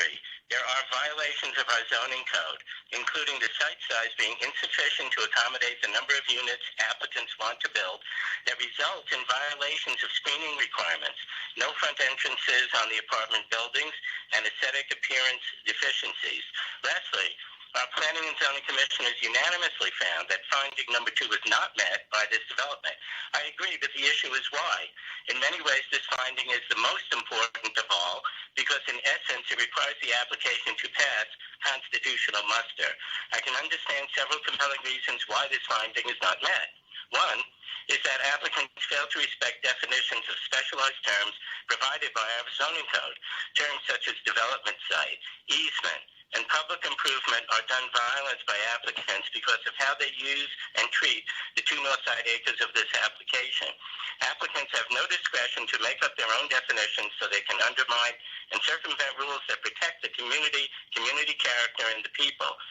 Secondly, the conservation easement on the 2 north side acres prohibits development, so it cannot be used by applicants to inflate the number of units as well as bonus units allowable. The fact that applicants intend to maintain these 2 acres as private property means they are not available for the developer to develop or use to mitigate both impact as well as intensity. Thirdly, the Yoza family is presumably receiving financial compensation for those 2 north side acres, but they give up nothing in return. This is morally improper and additionally places an increased financial burden on the future renters within ORA, since now they, rather than the landowner, would need to pay the property taxes for those 2 acres through increased rent payments. Lastly, the equal protection clause of our 14th Amendment would be violated because my neighbors who live in close proximity to this development would no longer be afforded the equal protection of our code, which is specifically intended to protect communities and the people who already live here. I see this as a great opportunity, though, to increase faith in our City Council, and therefore seriously implore you to vote to deny this application. Thanks for hearing me out. I'd be glad to answer any questions. Thank you, Mr. Goldblatt. Council, do we have any comments, questions for Mr. Goldblatt? I'm not seeing any at this time. Thank you, Mr. Goldblatt. And next public participant. I have Christy Zeller on the line, and she's our last public participant on this item. Right, Please go ahead. Thank you very much. Greetings, Mayor, Vice Mayor, and Council. Thank you for the opportunity to submit public comment.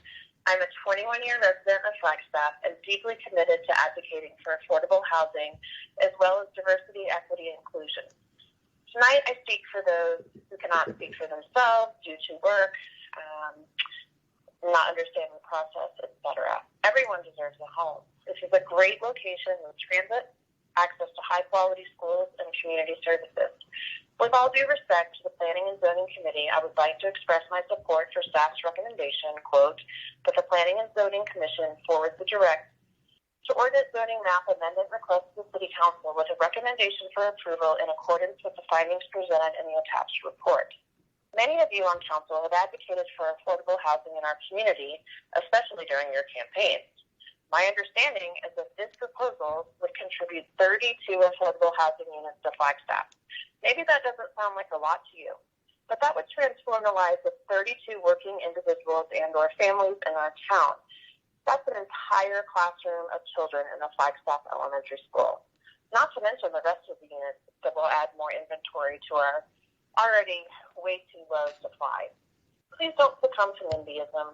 An unscientific survey, 50% response rate or not, should not be the basis for your decision making. This location is just fine. It's very appropriate. It's between 2 other similar developments, also under the power lines. What else would this land be used for? All of the arguments against development that I have read really do not hold that much water. Please set the tone. Let's move affordable housing forward immediately. We've got to start somewhere. Thank you very much for your time. Thank you, Ms. Zeller. Council, do we have any comments or questions? I'm not seeing any in the chat box. Thank you, Ms. Zeller. All right. At this point, I would like to close the public hearing and begin the the discussion between council. So this public hearing is closed, and Councilmember McCarthy has a comment. Right, I'm unmuted. I want to make a quick comment about the grading. I think it seems that some are concerned about grading down on the south end 10 feet.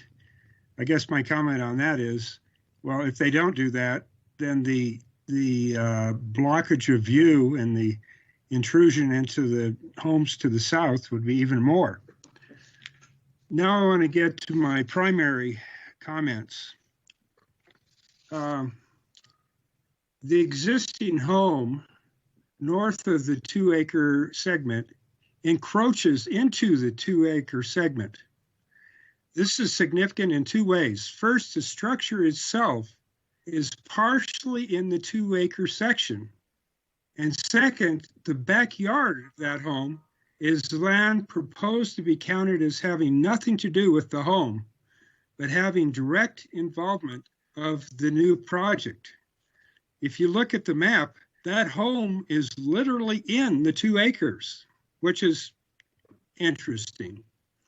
It appears that the 2 acres will actually be for the private use of the existing home. The south edge of the 2 acres has a substantial fence. The 2 acre segment is obviously being used by the existing homeowner. Regarding this case, I have 2 goals. First, I feel a real need for more housing. 1 and 2 bedrooms are in dire need.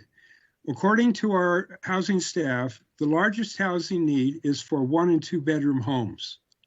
Second, I want a project that is reasonable for the area and meets the zoning code and the regional plan. I have a proposal that I believe is fair and reasonable. I will also say that my support for this rezoning is contingent on the acceptance of this proposal or something similar. So what I'm going to do, I'm going to make a motion, and hopefully we'll get a second, and then we can discuss my ideas. So now I'll get into what my ideas are. First of all, I move that we read Ordinance 2021-06 by title only for the first time with the following amendment. A line shall be created through the 2 acre parcel north of the road that is parallel to the northern edge of the parcel. The line shall be located such that the area within the 2 acre segment that is north of the line is 1 acre. The area within the parcel that is north of the line shall become a new parcel and shall remain ER zoning, which is its current zoning. A new fence shall be put on the line. The area south of the line shall be unfenced on all sides and shall be available to the apartment residents of the subject project for passive recreation. It would have legal restrictions like in the current draft development plan, i.e., it would not be developed, the trees would remain. The area south of the line would be in the proposed new parcel, i.e., the apartment parcel to be zoned MR. The apartment parcel would then be approximately 10 acres. The number of units allowed would be as determined by this reduced area and the zoning code rules, including applicable bonuses. So right now there's approximately 169 units allowed. And if you ratio 10 over 11, that goes to 154. So the project allowable would be reduced by approximately 6 units, which incidentally would actually have no impact because they're not proposing to build a full 169.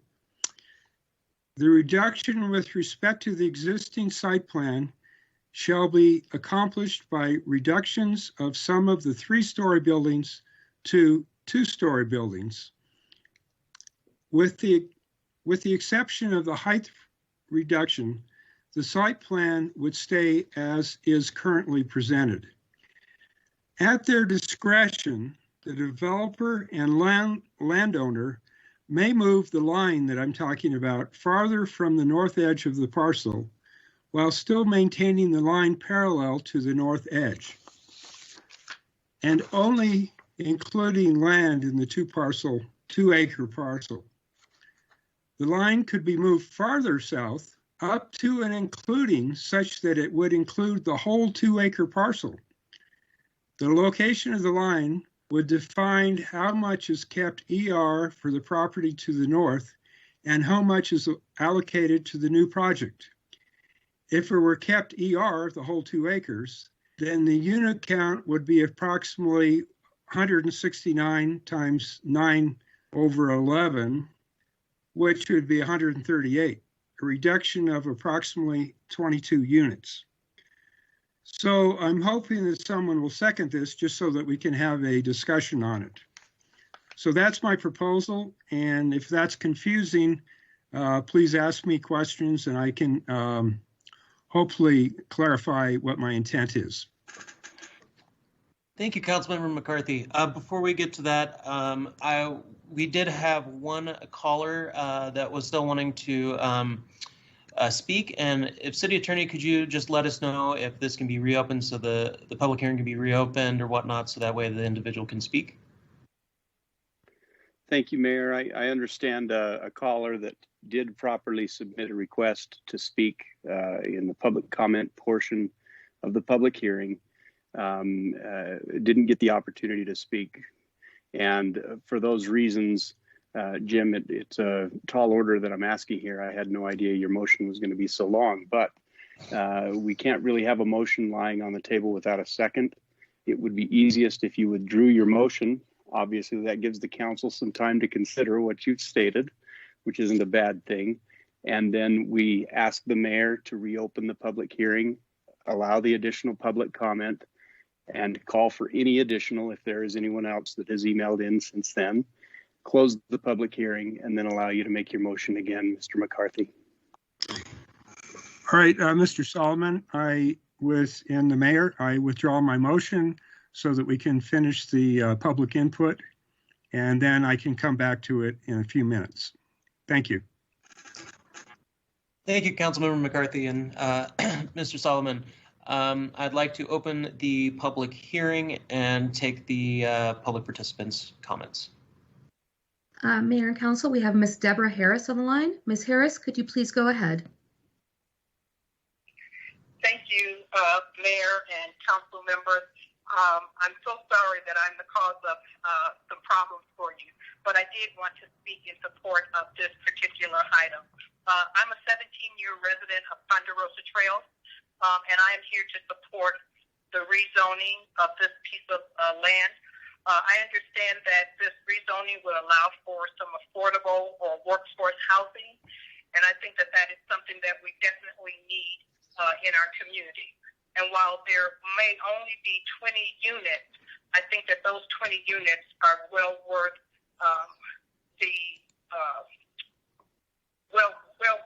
worth us changing the zone for those people. I think that the other 100 and some units will also be helpful to folks who need places to live who are not students. My understanding is that this will not be a student housing unit, and so I am definitely in support of that, as I know that we don't need any more student housing.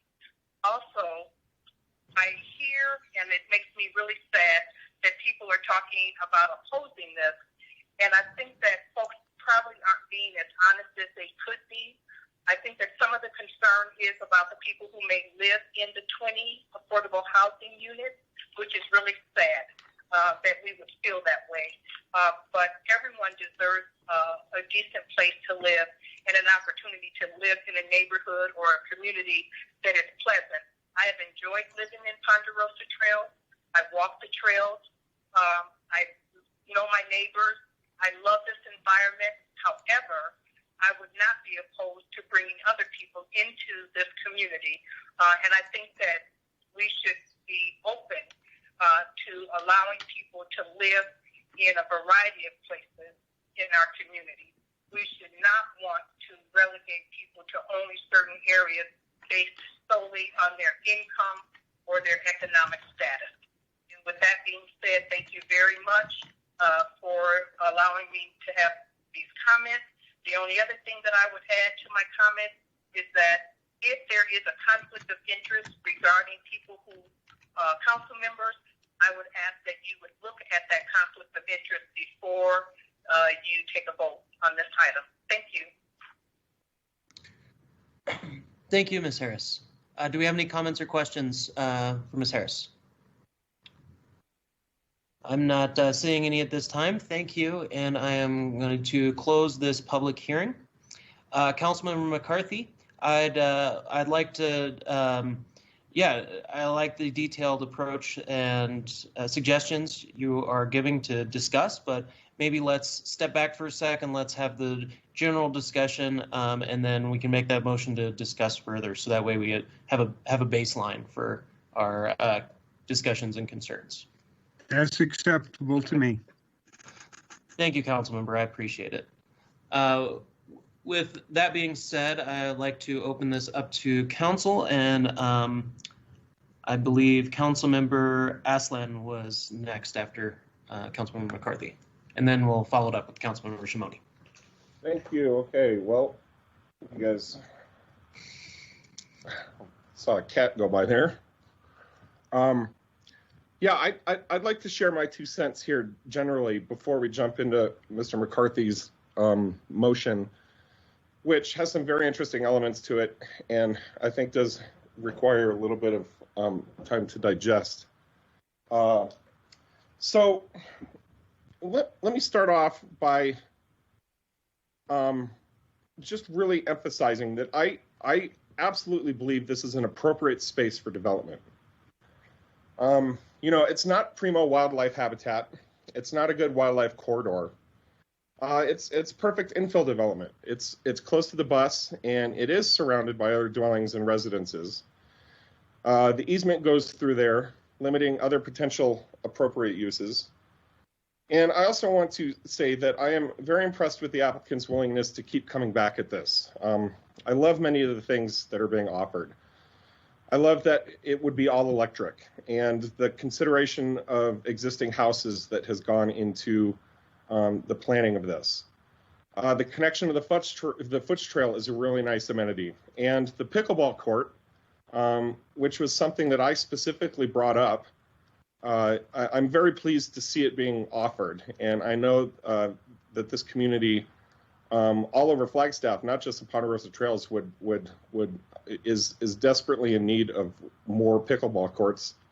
And it'd be great to see that go in there. And I'm especially grateful, above and beyond everything else, for the additional 20 affordable units being offered. And I would very much love to see those remain in any final product, whatever happens. So I can't emphasize it enough, because I think it probably could go unheard. But I would like to see MR go here. In my mind, that space, that infill space, does not have to stay estate residential. And I'd like to work with anyone to use the space wisely. I don't buy the NIMBY dog whistle arguments against this development, such as traffic concerns or worries about a college student environment or unspoken concerns about economic status of residents, as Ms. Deb Harris just mentioned. We have affordable housing in Ponderosa Trails already. And we all get along just wonderfully. So, and actually, I want to mention the Azza family as well. Mr. Morris, I'm actually personally sympathetic to some of the things you said about the Azza family's plight with this land since Flagstaff was very young, and how that's been slowly but surely been whittled away at. But I do have to say that as a council member, my focus needs to be not on the financial gain or loss of one family, but of all the families in the area that have moved here and invested here, thinking they were settling into a specific type of community character, and then the potentiality of having that upended on them. That concern far outweighs the individual families' consideration, and that's just my job. That's what I have to do. And I don't think that changing the slot from estate residential to medium residential changes the community character. Let me be clear about that too. But I do think the math is problematic, and whether it's allowed in the code or not, this development results here in something that is significantly outside the spirit of medium residential. And I want to just go into that a little bit. Some of the speakers talked about this, but I've had a chance to look at the numbers as well. You know, there are other medium residential developments in the immediate area. the lodge, there's timber trails, there's sandstone highlands, and those all have, I'm pulling this up here, the lodge is about 15.5 units per acre. Timber trails, which is right across the street, just up the way.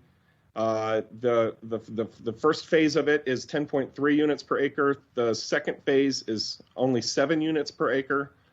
And Sandstone Highlands, which is also very nearby, is right at 14 units per acre. And the problem with the ARA development is that we have a situation where it really depends on what acreage you're talking about. You get a different density number. So I'm pulling my calculator up here. When you think about this development at 11 acres, if we're doing 160 units, that's 14.5. So that's very close to what we see over at Sandstone Highlands, right? Which is consistent with the area and not a problem with community character. The issue is as you take away the 2 acres on the north side, and then you also remove the road and the area of the easement, and I don't know, we don't have to do this if it's going to be a problem. Oh, there's the picture right there. You can see that this entire development is squished into one lower third of the available area. And with the easement taken out, there's some parking there and those amenities that we're excited about. But we're really looking at more like 7 acres. And with 160 units divided by those 7 acres, we're actually up at 22 plus units per acre. And that is significantly out of character with what we are seeing elsewhere in the immediate vicinity. And in fact, the lodge is high residential zoning, and it only has 15.5 units per acre. So I'm really struggling with that. Again, I would love to see something going here, but I find the math to be very problematic. And ultimately, this isn't about the bells and whistles for me, nor the plight of the individual family trying to develop their investment, which they have every right to do. It's about the very real affront to community character that this fuzzy math will result in. And it's about our Flagstaff community's reasonable understanding of the rules that we must all play by. Others have said this, and I agree. I'm very concerned with how this rezone wreaks havoc on a reasonable person's sense of fairness. And this is why I think P&Z recommended denial, and it's why I feel I need to as well. Unless the applicant is willing to further decrease the number of dwellings or open up the private areas to the public as a publicly available amenity. And I'm very curious to see what happens with Mr. McCarthy's motion and to study that a little bit further, because I think there might be a solution in there. And I appreciate him fishing for a solution to this, because I'll finish with how I started. I really think something should go into this area. And I am not concerned about some of the dog whistle conversations that are going on around traffic and the type of person moving in to the neighborhood. I do think we need something there, and I would love to see all those extra amenities included, especially the affordable housing. But I can't support this right now with the way that the math is being carried out. Thank you for the time, Mayor. Yeah, thank you, Councilmember Aslan. Councilmember Shimoni is next. Yeah, Councilmember Shimoni. Thank you, Mayor, and thank you, Council, for the discussion, and members of the public and staff and our developer for the presentation thus far. This project has some history, and this parcel has history. It's interesting hearing neighbors talking about cutting down trees to build housing, to build infill housing, not just residential housing. When they maybe weren't complaining about the trees being cut down for their own houses to be built. I ask residents that live in that neighborhood, would you have fought for your house not to be built, giving you an opportunity to live in this community and have a place to call home? because that's what you're doing for someone else today. You're preventing them from having a place to call home. And it's not just another rural residential development that is sprawled out, which goes against climate goals, which cuts down more trees rather than building upward, protecting open space, and that continues to contribute to our emissions and climate issues in our community and in the planet. This project has come before the city. This is the third time it's being brought forward in the third approach. Yes, this project is complicated, and yes, this parcel is tricky, but I think that the developer has really made a strong effort to do something that will work. You know, we have a climate emergency in place and a housing emergency in place, and rarely can we address both of those emergencies with one agenda item. And so here we are with that opportunity to do just that. You know, this project really is a trailblazer when it comes to going all electric and being infill, being adjacent to a bus stop, allowing people to leave their cars at home. It's going vertical while being respectful to the neighbors, and it is preserving open space, although there is some nuance with that portion of the project.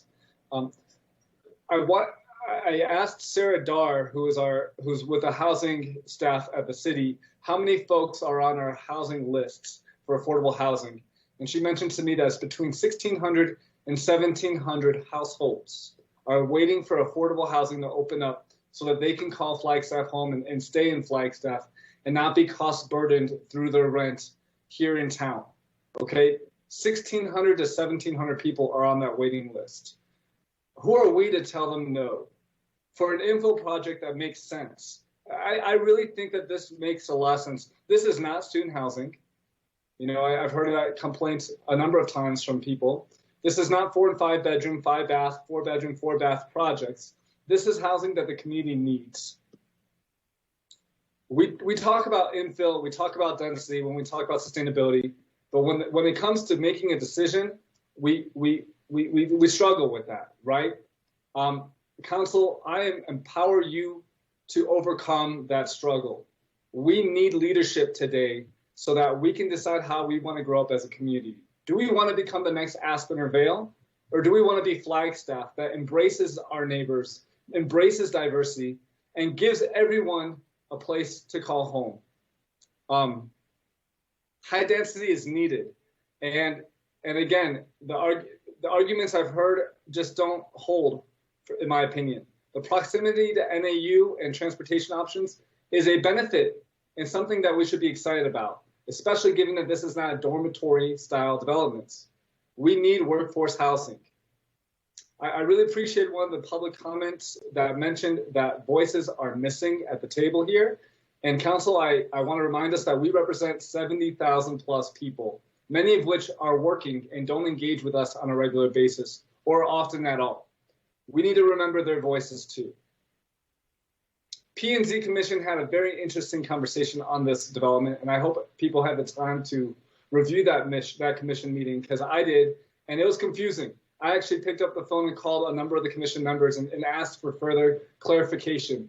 And they too said that this is a good project, from the people I spoke with, that this is a good project, but because of the complications, they weren't sure how to really vote in the end, and look forward to our discussion.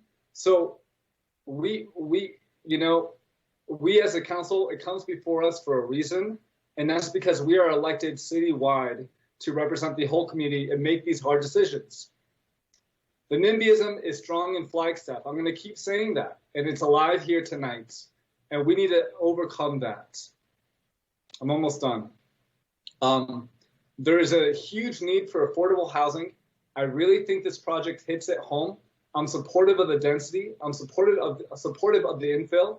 I think that given the changes they've made between the last project that they brought forward to P&Z and then didn't bring it to council and this one are tremendous. And I'm grateful to the developers for those adjustments that they've made. I really think that this is an appropriate development for this parcel. And I'm going to quote another public commenter who said, "Everyone deserves a home." Thank you, Mayor. Thank you, Councilmember Shimoni. Vice Mayor has a question. I, of course, have several. Thank you, Mayor. So for staff, I too watched the P&Z meeting and left with some of the same questions that Councilmember Shimoni stated that he left with. And I'm wondering whether you can summarize for us and for the public who didn't see the P&Z meeting, what some of the reasons for denying the application, denying the rezoning were with P&Z.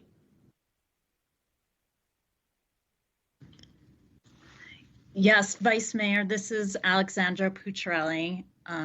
I would say if I had to drastically summarize that meeting, that the biggest concern seemed to be the perceived density, that with those bonus units, which are permitted by the code, and the restraints of the site with, part of it being north of the road, part of it being in the utility easement, that there was this concentration of development on the southern portion that I would say the majority of the commission found uncomfortable.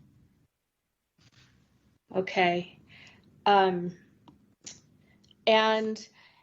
can you address that perceived density and the issue of the 2 acres across the street, and how is that allowed, and how that played into staff's recommendation to us? I would say that especially seeing this proposal after the initial proposal that involved additional portions of parcels north of the road, that this proposal was only utilizing those 2 parcels, that I was much more comfortable allowing the density, allowing that area north of the road to be counted towards the density to the south of the road. Kind of just a little game that I play in my head is looking at this project if the road were to loop completely around this parcel so that it wasn't going through the middle of it. Would I still allow this? And I think the answer is yes, that we don't necessarily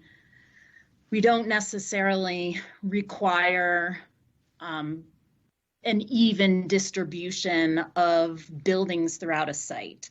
And we actually encourage concentration of things like tree resources in one place where they can make a bigger impact. It also balances that loss of the easement and not being able to develop on that easement. Okay, thank you.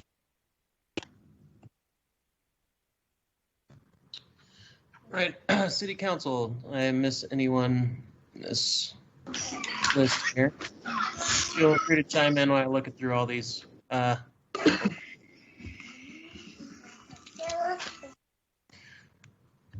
All right, I'm not seeing anything right now from the other council members. Councilmember Sweet. Thank you, Mayor. I guess I just wanted to weigh in. My first home that I bought was in Ponderosa Trails, and I dealt with a lot of the new construction around me, and my house was one of the smaller homes and had a fairly large house built right on top of me.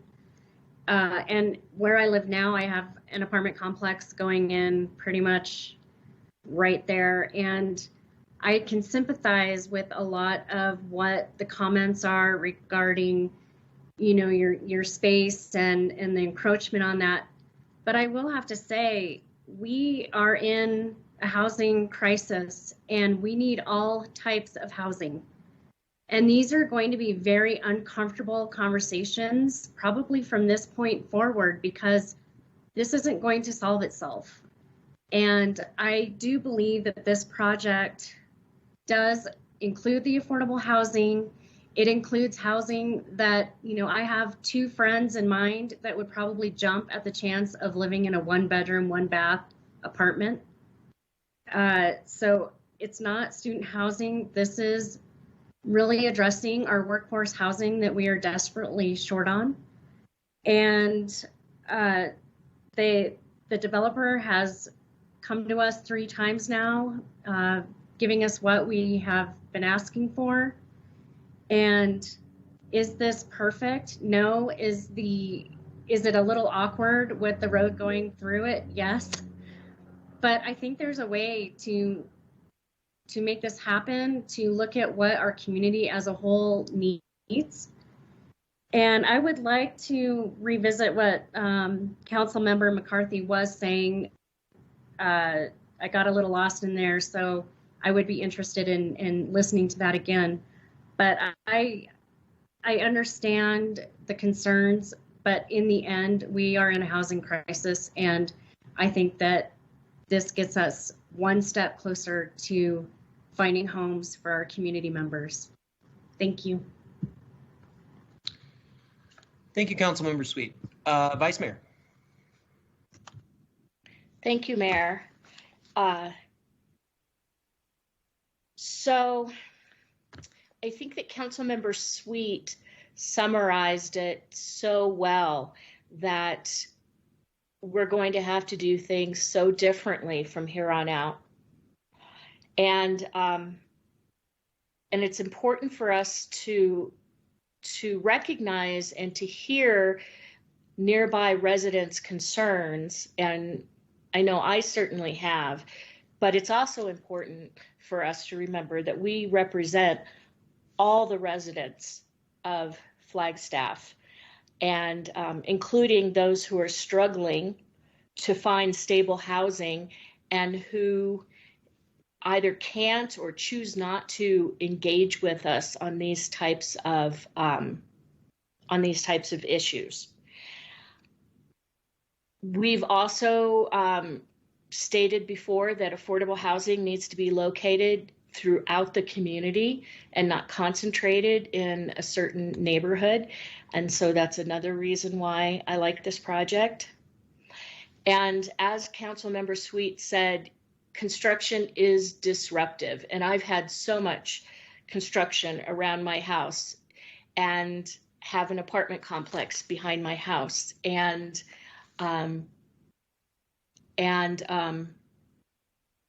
I guess just it's disruptive, and I don't think anyone would say, yeah, I'm super excited about having a bunch of construction around my house. You know, I've had some concerns about the density falling to one side of the street based on the acreage also across the street. But then looking at the map, I think the alternative would be to have another development right there, which would, and I'm not saying this is good or bad, but I'm just saying there'd be another ingress and egress from that property, adding to, you know, the commotion of traffic on the street. And I think it's important to note that in Flagstaff, currently 46% of development here is single family detached residential. And it's good that we're mixing it up a little bit and getting some additional units and different types of units available for people who live and work in our community. So those are my comments. Thank you. Thank you, Vice Mayor. And I think I'll be passing it over to Councilmember McCarthy here for a motion, because my big concern is regarding the property in the north, and that the individuals are not who are renting the units, and inevitably, you know, down the road paying the property taxes on it don't actually have access to the property that they're paying property taxes on it, and it's being used for private purposes while still being calculated. So again, I know we've heard this. This is one of my major concerns, and but I want to entertain Councilmember McCarthy's idea and kind of dig into that a little deeper. So Councilmember McCarthy, could you give a quick little summary about it again, so that way our heads are refreshed before moving this forward? Yeah, I realized the way I presented it, it might have been thorough, but it might have been also confusing. The basic problem, I spent a lot of time thinking about this project for over the last 2 or 3 weeks. But as I read the packet this weekend, and I noticed that the existing house north of the 2-acre piece is literally encroaching upon the 2 acres, then it just didn't make sense to me. So what my proposal is, in effect, there's 2 proposals, and I'll leave it up to the developer to decide which one he wants or they want. The basic proposal is that we divide that 2-acre piece into 2 acres. Into 2 parcels. So the north part would legally be associated with the homestead up there, which in practical terms it obviously is right now. But then the second, the lower southern part would be associated with this new project. And if we did it that way, then there would be a loss of 6 units to the project, which is pretty minor. So to me, that's a very reasonable compromise. Now, if the homeowner to the north wants the whole 2 acres for themselves, that's fine. They can do that. But if in that case, there would be a reduction of 22 units. So that's kind of a summary of it. I don't know if to make a motion, do I need to read the whole thing all over again? Actually, I'll ask Sterling. I'm prepared to read it over again. Yep, that's a city attorney question for sure. City attorney?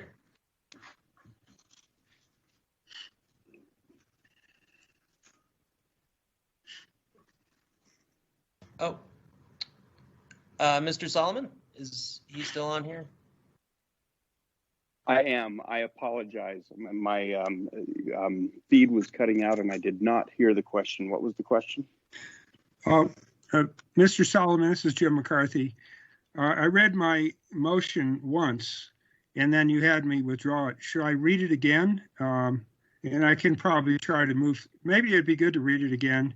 That way people can get a second chance to digest it. I realize it's kind of complex. It is a complex motion, but yes, you would have to, because you withdrew it, you would have to read the motion again. All right, let me do that, and I'll try to be brief or fast. So I move that we read Ordinance 2021-06 by title only for the first time with the following amendment. A line shall be created through the 2-acre parcel north of the road that is parallel to the north edge of the parcel.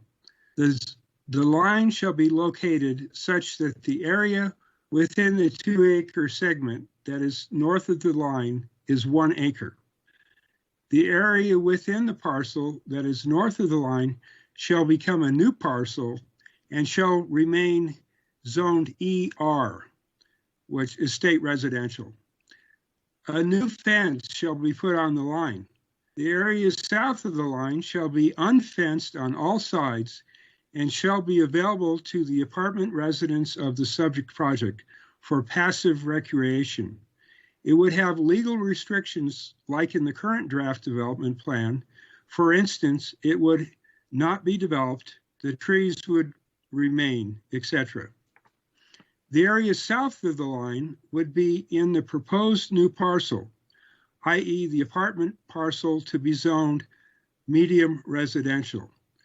The apartment parcel would then be approximately 10 acres. The number of units allowed would be as determined by this reduced area and the zoning code rules, including applicable bonuses. So just as a footnote, that approximately 169 times 10 over 11 would be 154. So the project allowable would be reduced by about 6 units. The reduction with respect to the existing site plan shall be accomplished by reductions of some of the 3-story buildings and to make them to 2-story buildings. With the exception of this height reduction, the site plan would stay as is. At their discretion, the developer or landowner may move the line farther from the north edge of the parcel while still maintaining the line parallel to the north edge. And of course, only including the land in the 2-acre parcel. The line could be moved further south up to and including such that that would include the whole 2 acres. The location of the line would define how much is kept ER for the property to the north and how much is allocated to the new project. For instance, if we kept it all ER, the 2 acres, then the unit count would be approximately 169 times 9 over 11, which comes out to 138. So that would be a reduction of 22 units. So I believe that is fair and reasonable, taking everything into account that we've talked about for the last hour. And if that was unclear, I apologize. I'm certainly here to answer any questions that anyone has. I'll second the motion. Thank you, Thank Mr. Lasley. Yeah, thank you, Councilmember McCarthy. Vice Mayor has a question about the motion's impact on the project timeline. So Vice Mayor, if you could voice that. Thank you, Mayor. Ms. Pucciarelli, if you could walk us through what this would mean to the project in terms of the timeline. And then also another question about the 2 acres again. If it were located on the same side of the street, would the landowner be able to fence off those 2 acres? Thanks. So I think staff would want to see a revised site plan for the entire team to review and determine what impacts this change would have to the design of the project.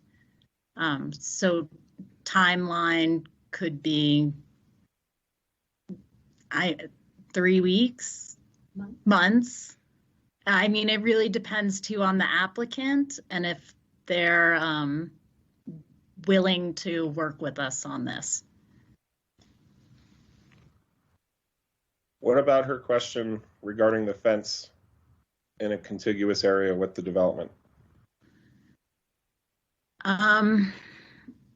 You know, we've had multiple conversations with the applicant about the fence and allowing a certain area to be accessible to the public, and it has not been supported by the applicant. I think they could talk about their thoughts behind that. Well, if I may, Mayor, I actually think it's a brilliant question, and I think it goes right to the heart of the matter. It's Pucciarelli, you mentioned earlier that if we imagine that road had not been going through the property, but around it, that they could push the density where they wanted, right?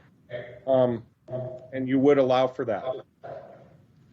But would you allow for them to fence off 2 acres of that land if the road went around it instead of through it?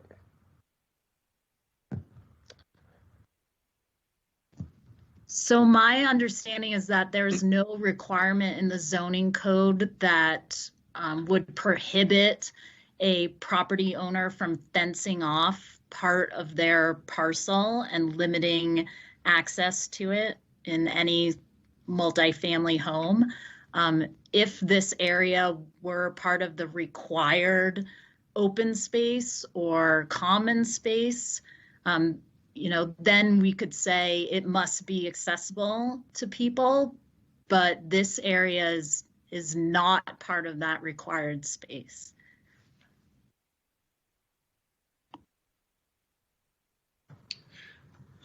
Thank you, Ms. Pucciarelli. Councilmember McCarthy has a comment.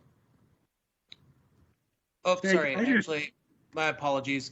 Councilmember Shimoni had a question before that. Sorry to cut you off, Councilmember McCarthy, but I don't want to skip Shimoni here. No problem. Thank you, Mayor. Councilmember McCarthy, I appreciate your creativity here. To be totally honest, realistically, I don't know how possible the idea is with the Oz family and that side of the road, so to speak. I was hoping that maybe the applicant, Mr. Morris or Todd, could speak to this. I know that they've had a lot of conversations with the Oz family.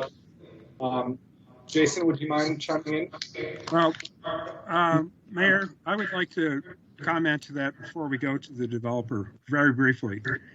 Yes, certainly. Go ahead. Please bear in mind the way I made my motion. They have the option of keeping the 2 acres north of the road completely fenced off for the benefit of the northern homeowners. So what if they did that, they would lose 22 units approximately. So that, in effect, I've already covered that in my motion. But so if the family there does not want to agree to this, that's fine. That's part of my motion, but the cost will be 22 units. And if this is agreed to, I will support this this ordinance. All right. Thank you. Thank you, Councilmember McCarthy.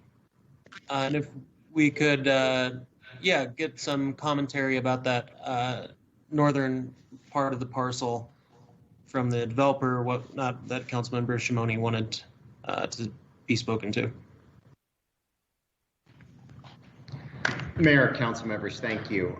And I truly mean that. I feel as though we have all of the council and the mayor trying to figure out how to make this work, because I believe you do recognize the need, and you're also cognizant of what the developer has gone through to get to this point.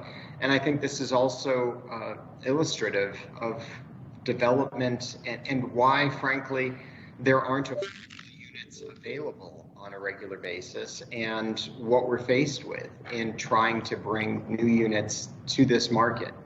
That being said, I'd like to clarify where we stand in terms of the neighborhood need and access to this, because I believe there's a sense, at least from some on council, that somehow the code is being manipulated. And I want to point out, really, the culprit here is High Country Trail. The parcel existed before High Country Trail, and the Ozas didn't get the benefit of designing High Country Trail. High Country Trail was designed to them, not for them, and essentially split their parcel and left them with that remnant parcel of 2 acres.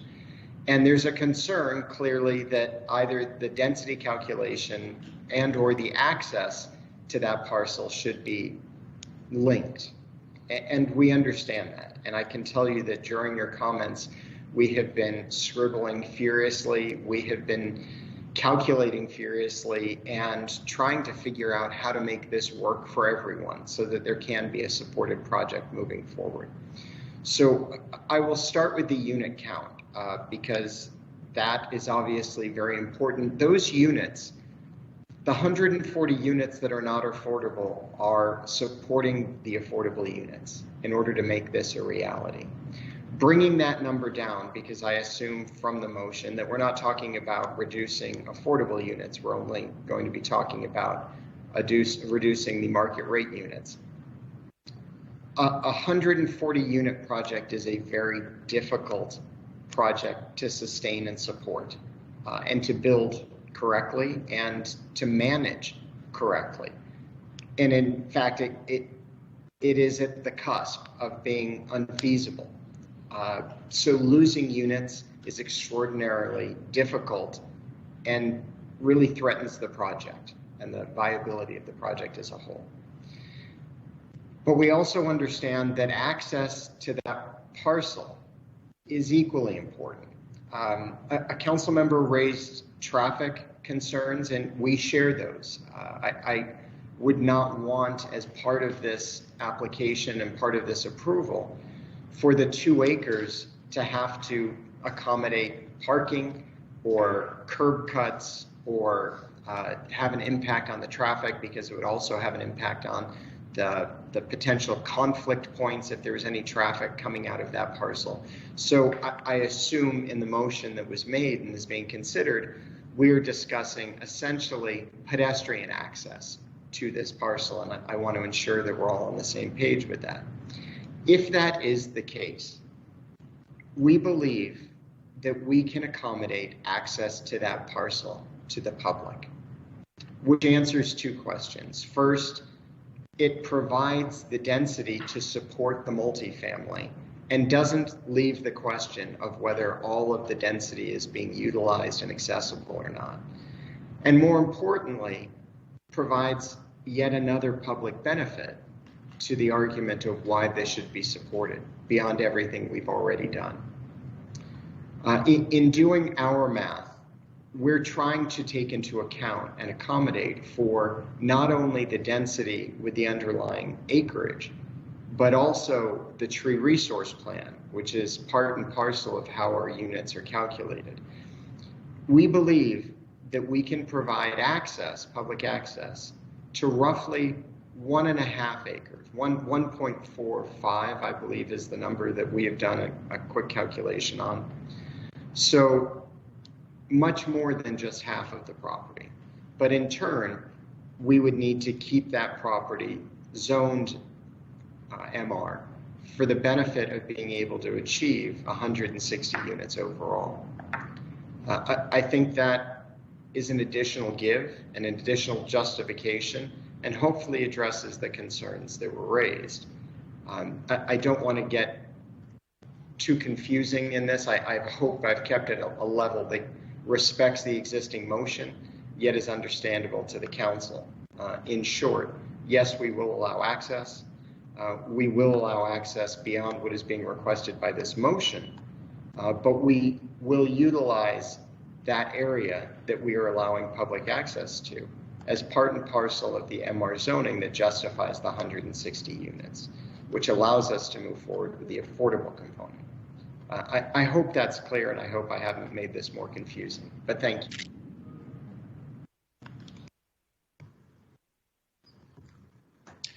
Thank you for that. Councilmember McCarthy has a comment. Well, thank you. I appreciate that discussion. Yes, my intent was pedestrian access only. And you know, I stated in there that it would be no development and all the trees would remain. So pedestrian access only. In effect, what you're saying is 1.5 acres would be on the southern part. I would be willing. I think that's reasonable. That would address the issue of the existing house being on the parcel, and would give you a little bit more in your ratio, so you would get more units. And I think those are reasonable. Thank you, Councilmember. Councilmember Shimoni. Thank you, Mayor. So, Mr. Morris, that's really interesting that you brought that up. So if I'm understanding correctly, I'm just going to repeat back my understanding.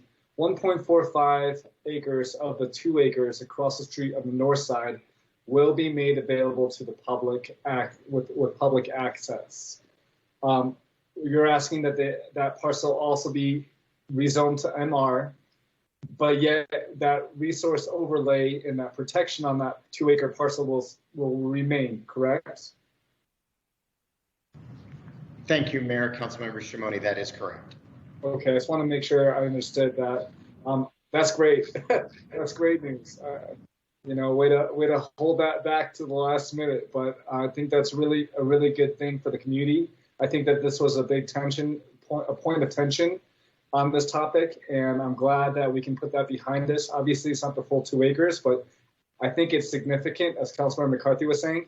So my question to Councilmember McCarthy is, would you remove your proposal so that we can just support the rezone with the adjusted language that Mr. Morris mentioned? Thank you, Mayor. Thank you, Councilmember. Well, Councilmember. what I would suggest is that we pass this tonight, and I think it's so complicated. Obviously, on the second read, a staff would have to draw a specific line, not one that, I kind of gave, it could be here, it could be there, that we would come to some negotiated specific line, and I would be fine, and I can change the motion accordingly if required, to make that 1.5 acres or 1.45, whatever the number is, to the south of the line. But the other conditions that are in my motion, I think, still make sense. Does that make sense to you?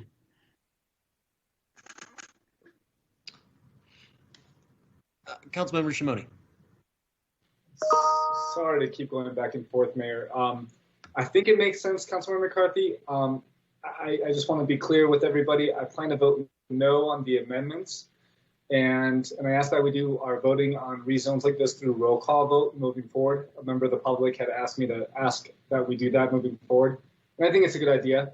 But I think that we should vote down this amendments and then just move forward with the project with the added language that Mr. Morris added about public access to the 1.45. That's just my thought, and I know I'm one of 7. Thank you, Mayor. Thank you, Councilmember Shimoni. I'd like to see other council members' thoughts on Councilmember McCarthy's amendment. Can I clarify something? Yes. The motion includes the original ordinance approval with the changes that I suggested. So it isn't like we're going to be voting on an amendment. We're going to be voting on the whole package. Thank you, Councilmember McCarthy. And from what it sounds like, assuming we're continuing with that medium residential throughout that parcel, that your motion is inevitably in line with our applicant's suggestion. So I think it is. And again, on second read, there'll have to be some cleanup of the language, but the basic intent, I think, is fairly clear.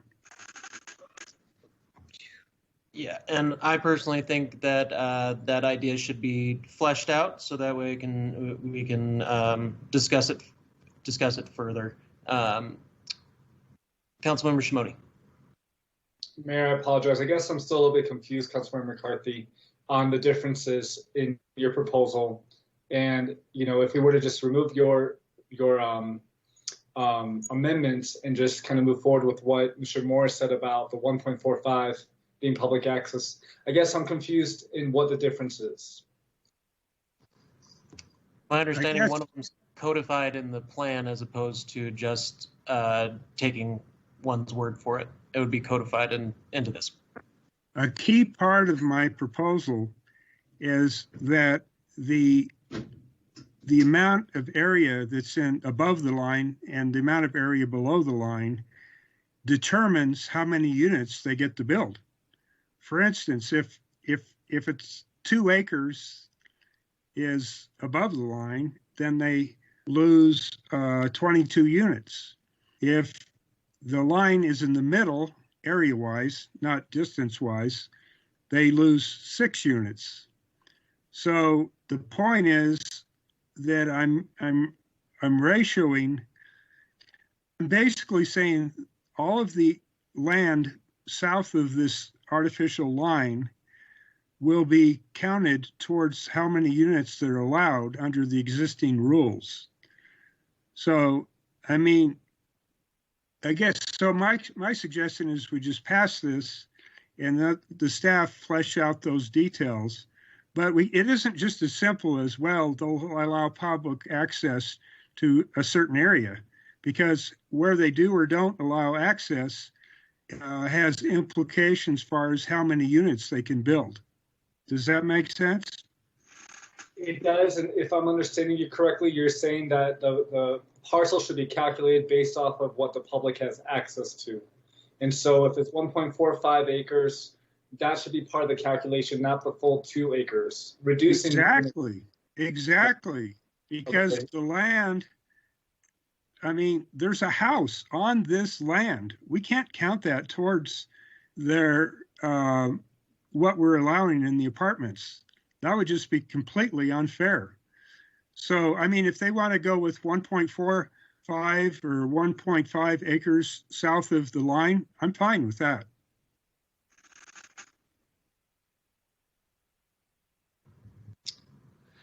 Thank you, Councilmember McCarthy and Councilmember Shimoni. I would like to allow the developer to comment here quickly, just to make sure that we're all clarified and ensure that this, we're all understanding each other correctly here. Thank you, Mayor and Council. And that is precisely what I'd like to do. I want to ensure, I think everyone has good intentions here, but I want to ensure that we're not inadvertently tying staff's hands by virtue of the motion. And I recognize that we'll have a second read, so there may be an opportunity to clarify things. In terms of what the applicant's commitment is, whether it is by virtue of this public record, or it is by motion, or it is by stipulation that's included in the zoning case, we are committed to the 1.45 acre access, being public access, and being a continuing with the tree resource. We would require that portion of the property remain MR zoning and not be ER zoning. And we, as part and parcel of that, we would be able to achieve the 160 units, because that is critical in order to be able to bring this project forward. So if both of those things could be noted, and perhaps we could call on staff or Mr. Solomon to ensure we're doing this correctly, I believe we're all on the same page. Thank you, Mayor. Thank you, Council. Thank you. So I guess maybe one possibility would be to just modify your motion a little bit, Councilmember McCarthy, and make it a little more, maybe a little simpler, to say that that the considered total acreage is dependent on the is the same acreage as has the public access, or words escape me, but something to that effect, as opposed to ratios and just that, okay, well, if it needs to have an acre and a half out of those 2 acres, well, then that acre and a half might be considered as part of it, not the full 2 acres, though we're doing the consideration for the medium density. But anyways, let's hear from a couple other council members here to get their input before we go down that type of road. Councilmember Salas. Thank you, Mr. Mayor. First of all, I'd like to just take this time and space to articulate my appreciation and acknowledgement of every member of our community who sent us an email and who spoke tonight, this afternoon. I also acknowledge the mindful effort of staff in coming up with creative solutions, as well as appreciation of the developers' willingness and cooperation to come up with a workable solution. Thank you for that. So we also appreciate this council discussion, Council Member McCarthy's motion, as well as everyone's input the dais tonight. I think we have reached how do you call it, a very good improvement in terms of convincing the developer to open up a portion of the 2-acre closed property, which was intended for open space and was not open to the public.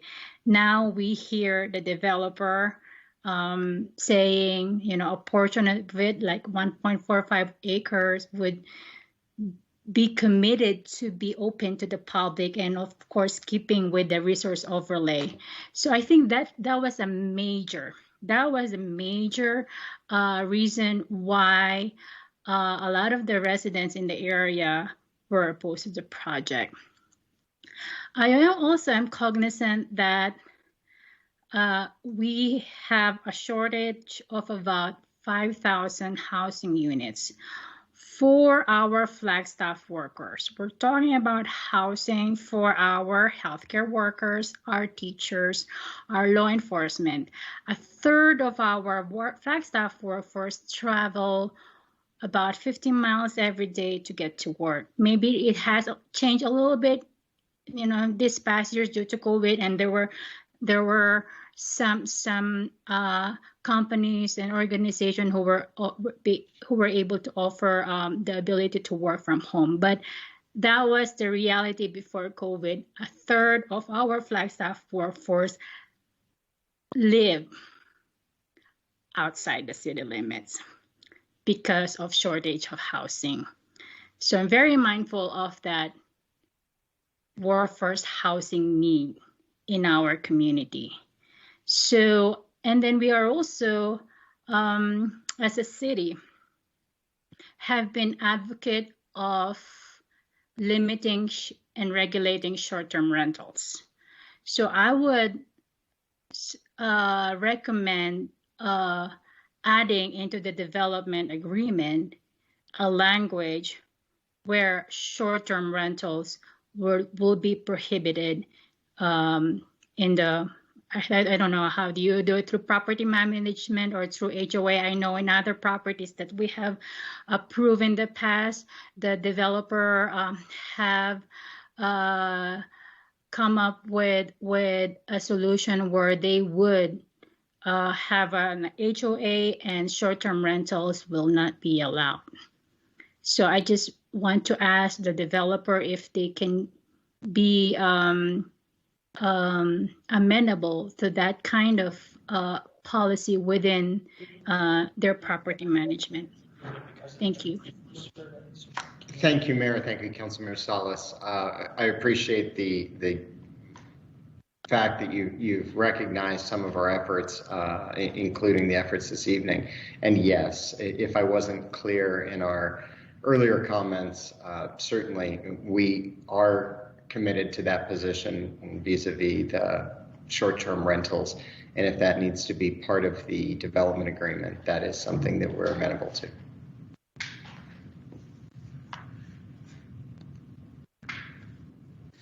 Thank you, and thank you, Councilmember Salas.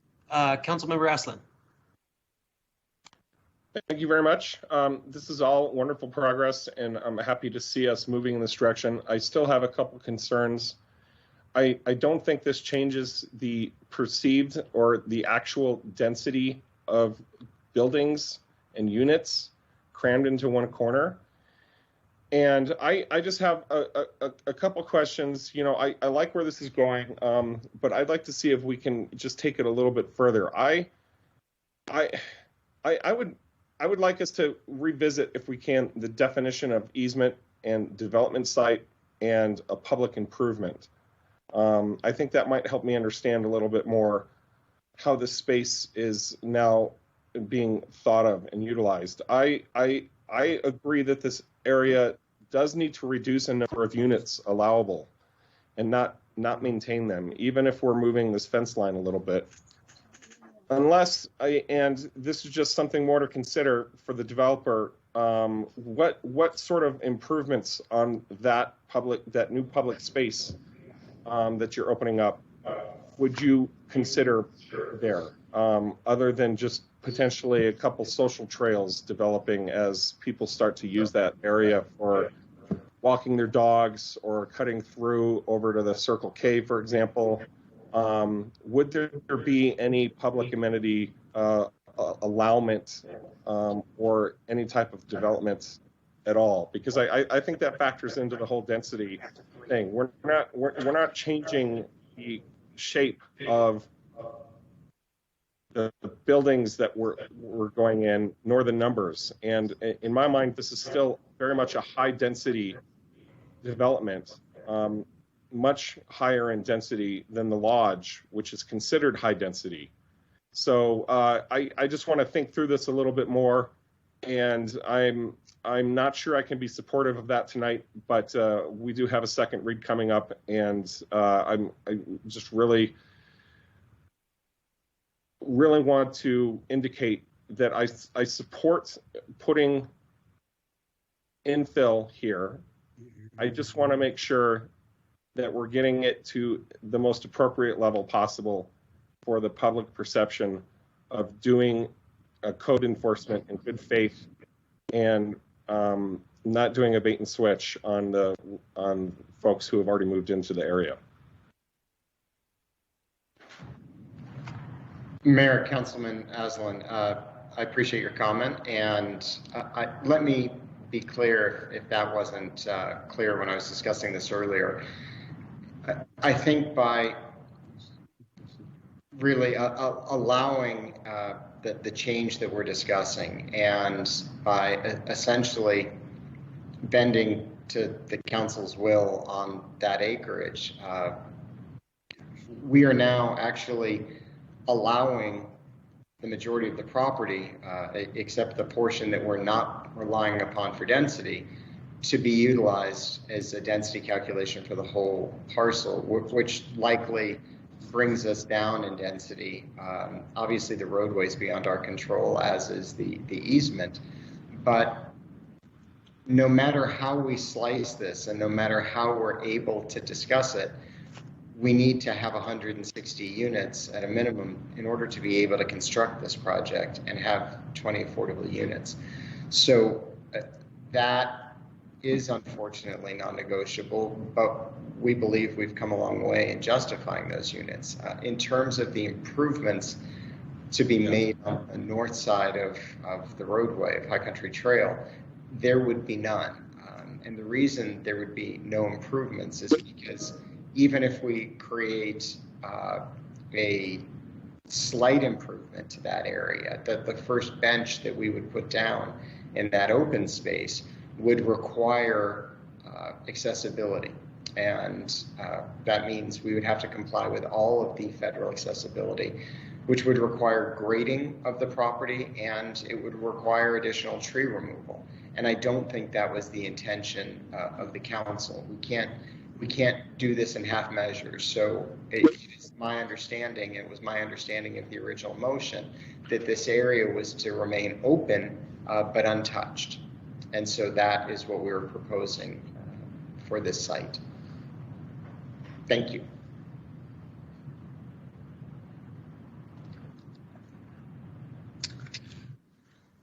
Thank you. City Attorney has a comment. Thank you. I understand Mr. McCarthy may have a newly worded motion. And if that's the case, Mr. McCarthy, I would recommend you withdraw the other. And obviously, Councilmember Aslan withdraw the second if you're going to state a new motion. Are you ready for that, Mayor? Yes, sirree. Go right ahead. All right, I would like to withdraw my previous motion and then make another motion, if that's okay with the person who seconded it. Yeah. Okay. All right, here's my new motion. I move that we read ordinance 2021-06 by title only for the first time with the following changes. A line shall be created through the 2-acre parcel north of the road that is parallel to the northern edge of the parcel.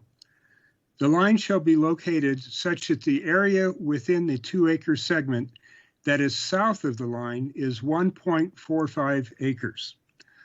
The area within the parcel that is north of the line shall remain ER zoning. A new fence shall be put on the line. The area south of the line shall be unfenced on all sides and shall be available to the apartment residents of the subject project for pedestrian-only passive recreation. It would have legal restrictions like in the current draft development plan. That is, it would not be developed, trees would remain, etc. The area south of the line would be in the proposed new parcel, i.e. the apartment parcel, to be zoned MR, medium residential. The number of units allowed would be as determined by this reduced area and the zoning code rules, including applicable bonuses. The reduction with respect to the existing site plan, if any, shall be accomplished by reductions of some of these 3-story buildings to 2-story buildings. With the exception of this height reduction, the site plan would stay as it currently is. So basically what I did is take out all the options and put in this 1.45. Questions? Well, we probably need a second before we go to discussion. Mm-hmm.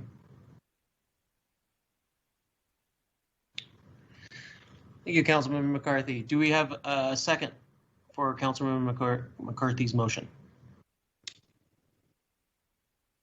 At least so that we can have discussion. Mm-hmm. I will second that motion. Thank you, Mayor. Councilmember Shimoni. Thank you, Mayor, and Councilmember McCarthy, again, thank you for trying to think outside the box here. I'm not interested in reducing the units on this parcel. I think that to make this work with the affordable components, it needs to be the way it is. So, Councilmember McCarthy, my thought and your thoughts, I think, are very close. I think that we keep it as is, though, and just work with the negotiations that we're talking about with the developer, without changing the parcel line, without drawing a line, but yet accommodating that 1.45 that the developer is mentioning. Well, my understanding is, based on what the developer said, is if we go with 1.45 acres, they will still get 160 units. So that's why I added the words, if any, because my understanding, I haven't run the numbers, but my understanding is there won't be any reduction. They will still get 160 units. If that's the case, then I'm more likely to be supportive of your motion, Councilmember. Can we just get that confirmed? Delay the application. Mayor, council members, again, I'm going to reiterate my concerns, which are very similar to Councilmember Shimoni's. I do not want to inadvertently create a situation where we cannot achieve 160 units, because that would devastate the project. Councilmember Shimoni's motion would accommodate that, yet tie our hands to ensure that we would in fact provide access to at least 1.45 acres of open space. That also allows staff to ensure that we can accommodate the 160 units while still allowing access to that property. I would very much appreciate support of that motion, and again, appreciate everyone on the council's working with us on that. And more specifically, my concern is that I'm looking at an aerial of trees, and although I'm okay with my density calculations regarding the MR and being able to achieve units, I'm not positive, based upon looking at just my aerials and guessing where those tree resources are that have to be maintained in order to make sure these numbers work on the MR side. So rather than doing that, I assure you this is the developer's commitment, and this is not an attempt to get out of Councilmember McCarthy's desired goal. But I do think it is a cleaner and more direct way of doing what the council would like to accomplish. Thank you. So Mayor, if this motion does fail by a majority, I'm ready to submit a new motion that accommodates kind of what we just discussed. Thank you. Thank you, Councilmember. Vice Mayor has a question. Actually, my question was just answered, so thank you. Thank you. Councilmember Aslan? I want to make sure that I get a to see what that line would look like where the new parameters are being drawn before I move forward supporting anything. So a map with those additional lines in place would be really helpful, and I'm sure we'll get that before a second read.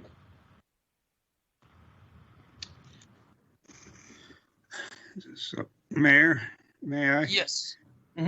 So, I see a couple possibilities. One is that we could vote on this, and if it gets voted down, we could vote on Mr. Shimone's motion. And of course, before I vote on that, I would want to see it in writing. And another option is we could just table this for, and that may not be the precise word, but postpone this for, say, 2 weeks. And in that 2-week period, we could have staff refine the wording and the details. So thoughts?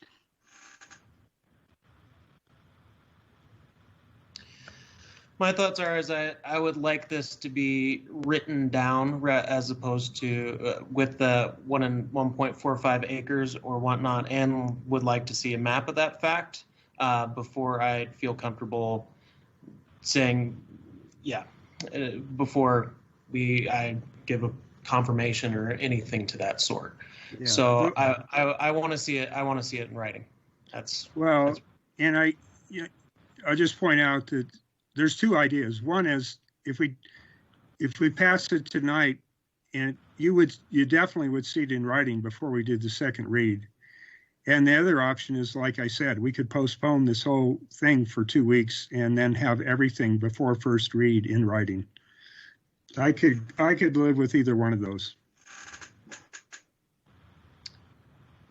Mayor and Council, I'm sorry to interrupt. This is Sterling. I can tell you from my perspective, legally speaking, I would much prefer the latter.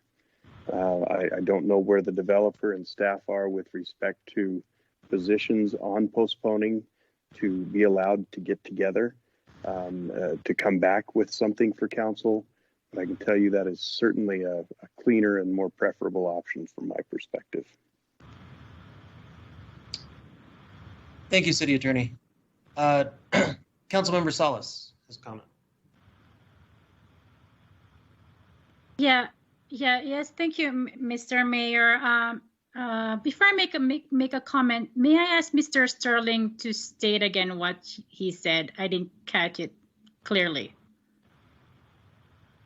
Not a problem at all, Councilmember Salas. I was just indicating, as Councilmember McCarthy has raised the option of postponing and allowing the developer and staff to come back maybe in 2 weeks with some sort of written information, maps, documents, so that council can have that in front of them before a motion is made, rather than trying to put that together here on the fly at the dais. I think that would be much preferable and better from my perspective. From a legal perspective, I'm saying I don't know where Mr. Morris is with that and the developer, but again, Councilmember McCarthy has raised that as an option, and I think that would probably be preferable from my perspective. Thank you, Mr. Solomon. Now I can see and hear clearly, and with that, I would prefer to postpone this discussion so we can have everything in writing and the map, and before we proceed to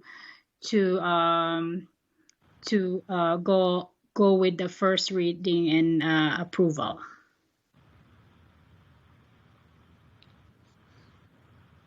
Thank you, Councilmember Salas. So, Mr. Mayor, if I could, one thing I do want to point out is if that occurs and you are intending to continue the public hearing, it has to be to a date certain. I don't know that you're intending to postpone the public hearing portion. It sounds like you're intending to postpone just the first read.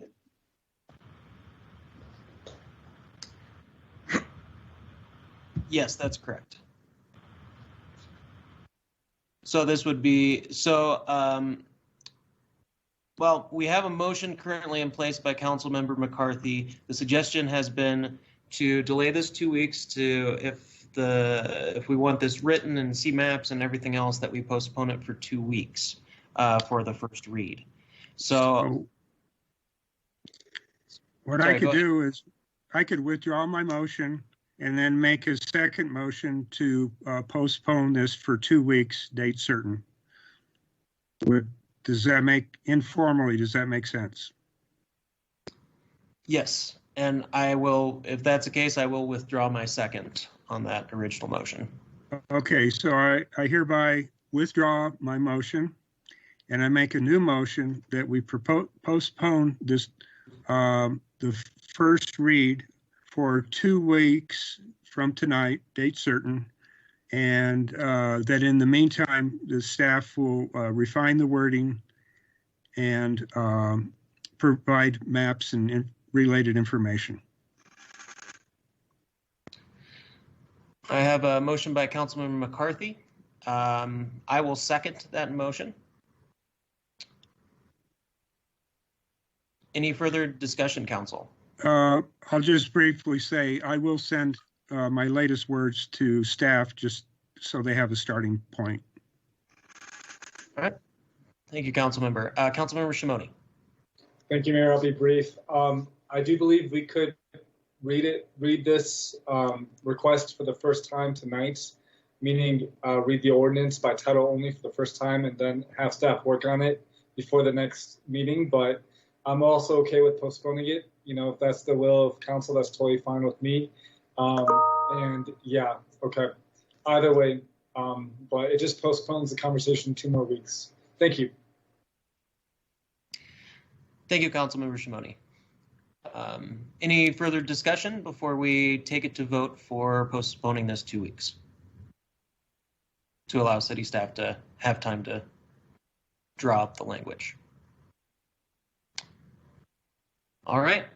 And with Councilmember Shimoni's suggestion from earlier from the public, I would like to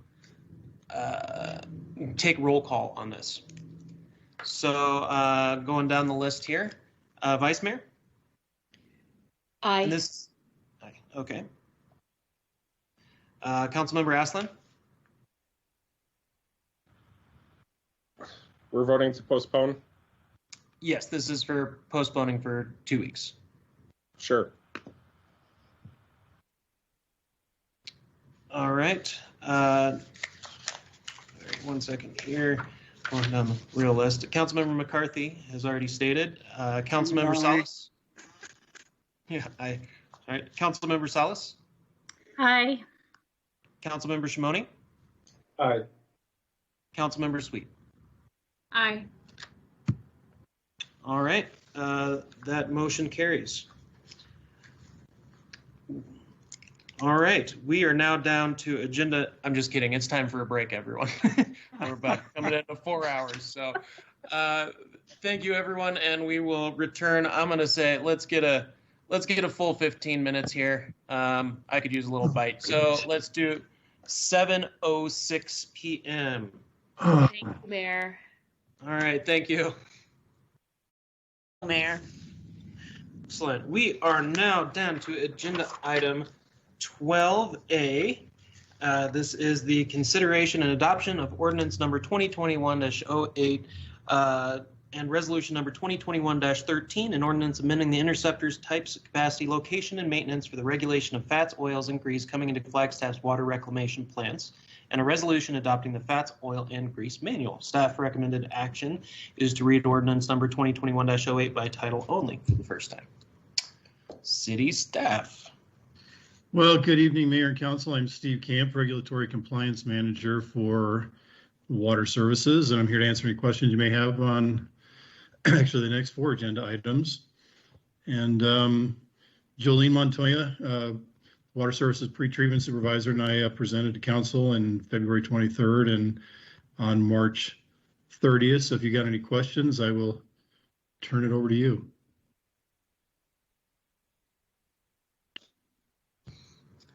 Thank you. Council, do we have any questions or commentary on this? I'm not seeing anything, so I would like to motion to read ordinance number 2021-08 by title only for the first time. Do I have a second? I'll second that, Mayor. All right, I got a motion by myself, seconded by Councilmember Shimoni. Any further discussion? All those in favor? Aye. Aye. Aye. Any opposed? Aye. Sorry, was that Councilmember Aslan, was that an opposed or was that belated aye? Yes. Okay. I'm Sounds teasing you. Yeah, that wasn't I. Yeah, sometimes I don't give enough space with the virtual stuff. So thank you, City Clerk. An ordinance of the City Council of the City of Flagstaff, Arizona, amending Flagstaff City Code Title 7, Health and Sanitation, Chapter 7-02, Wastewater Regulations, by replacing Section 7-02-0001-0014 with new language regulating interceptors, types, capacity, location, and maintenance, establishing severability and establishing an effective date. Thank you, Ms. Salzberg. With that, I would like to motion to read resolution number 2021-13 by title only. Do I have a second?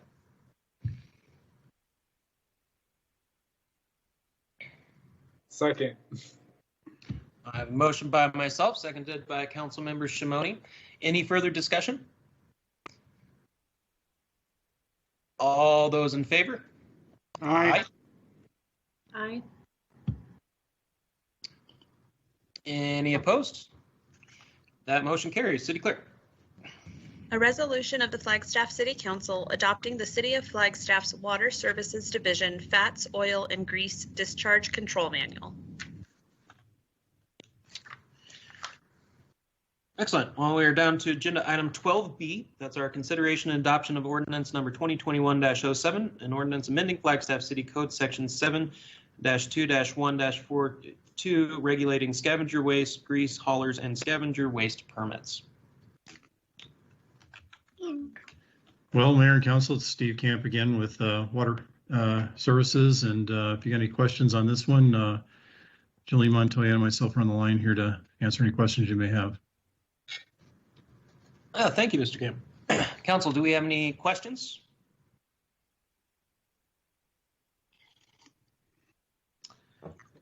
All right. Well, without further ado, I would like to motion to read ordinance number 2021-07 by title only for the first time. Do I have a second? I'll second. I have a motion by myself, seconded by Councilmember Sweet. Any further discussion? All those in favor? Aye. Aye. Aye, aye. I was waiting for you, Austin. That motion carries. City Clerk. An ordinance of the City Council of the City of Flagstaff, Arizona, amending Flagstaff City Code Title 7, Health and Sanitation, Chapter 7-02, Wastewater Regulations, by replacing Section 7-02-0001-0042 with new language regulating scavenger waste and grease haulers, and adding Section 7-02-0001-0042.1 with new language regulating scavenger waste discharge permits, establishing severability, and establishing an effective date. Thank you, City Clerk. That brings us to agenda item 12C, the consideration and adoption of ordinance number 2021-10 and resolution number 2021-14, an ordinance amending multiple portions, chapter 7-2, with respect to local limits for significant industrial users of the water reclamation system, and a resolution amending the enforcement response plan. Staff recommended action is to read ordinance number 2021-10 by title only for the first time. City staff. Good afternoon or good evening, Mayor and Council. This is Jolene Montoya, City of Flagstaff Waste Water Services Industrial Pretreatment Supervisor. I am here with Steve to answer any questions about the local limits amendments. All right, thank you much. Council, do we have any questions at this time?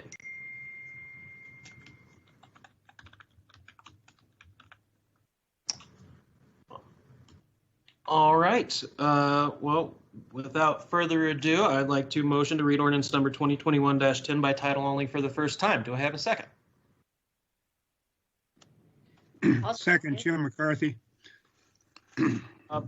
Somebody beat you, Councilmember McCarthy. Who was it? Was that Vice Mayor? It was. Uh-oh. Okay. So I have a motion by myself, seconded by Vice Mayor Daggett, to read ordinance number 2021-10 by title only for the first time. Any further discussion? All those in favor? Aye. Aye. Aye. Aye. Aye. Aye. Aye. All right, that motion carries. City Clerk. An ordinance of the City Council of the City of Flagstaff amending Flagstaff City Code Title 7, Health and Sanitation, Chapter 7-02, Wastewater Regulations by amending 7-02-001-0002, Definitions, 7-02-001-0007, Prohibited Substances, 7-02-001-0008, Standards for Discharge, 7-02-001-0010, Industrial Self-Monitoring, 7-02-001-0011, Reporting Requirements, 7-02-001-0016, Inspections and Monitoring, 7-02-001-0018, Public Notification, Definition of Significant Violation, 7-02-001-0049, Permits Required for Industrial Users, 7-02-001-0050, Industrial User Permits, Providing for Severability, Authority for Clerical Corrections, and Establishing an Effective Date. Thank you, City Clerk. It sounded like you're starting to speak some binary there at the same time. Thank you. With that, I would like to also motion to read resolution number 2021-14 by title only. Do I have a second?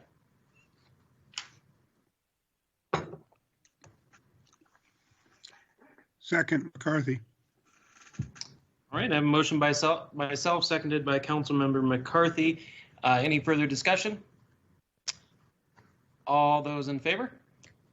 Aye. Aye. Aye.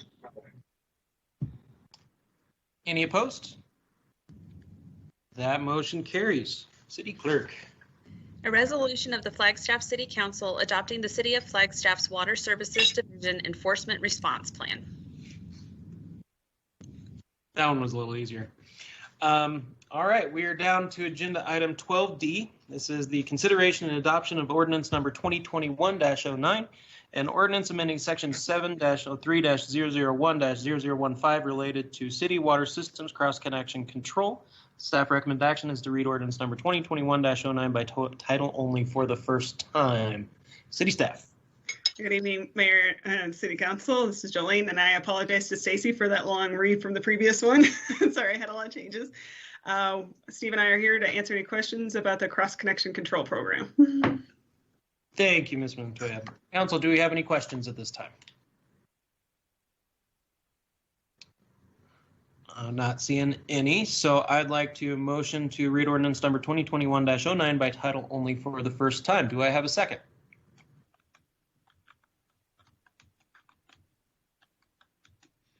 I'll second. Yep. Yeah. Thank you. I got a motion by myself, seconded by Councilmember Sweet.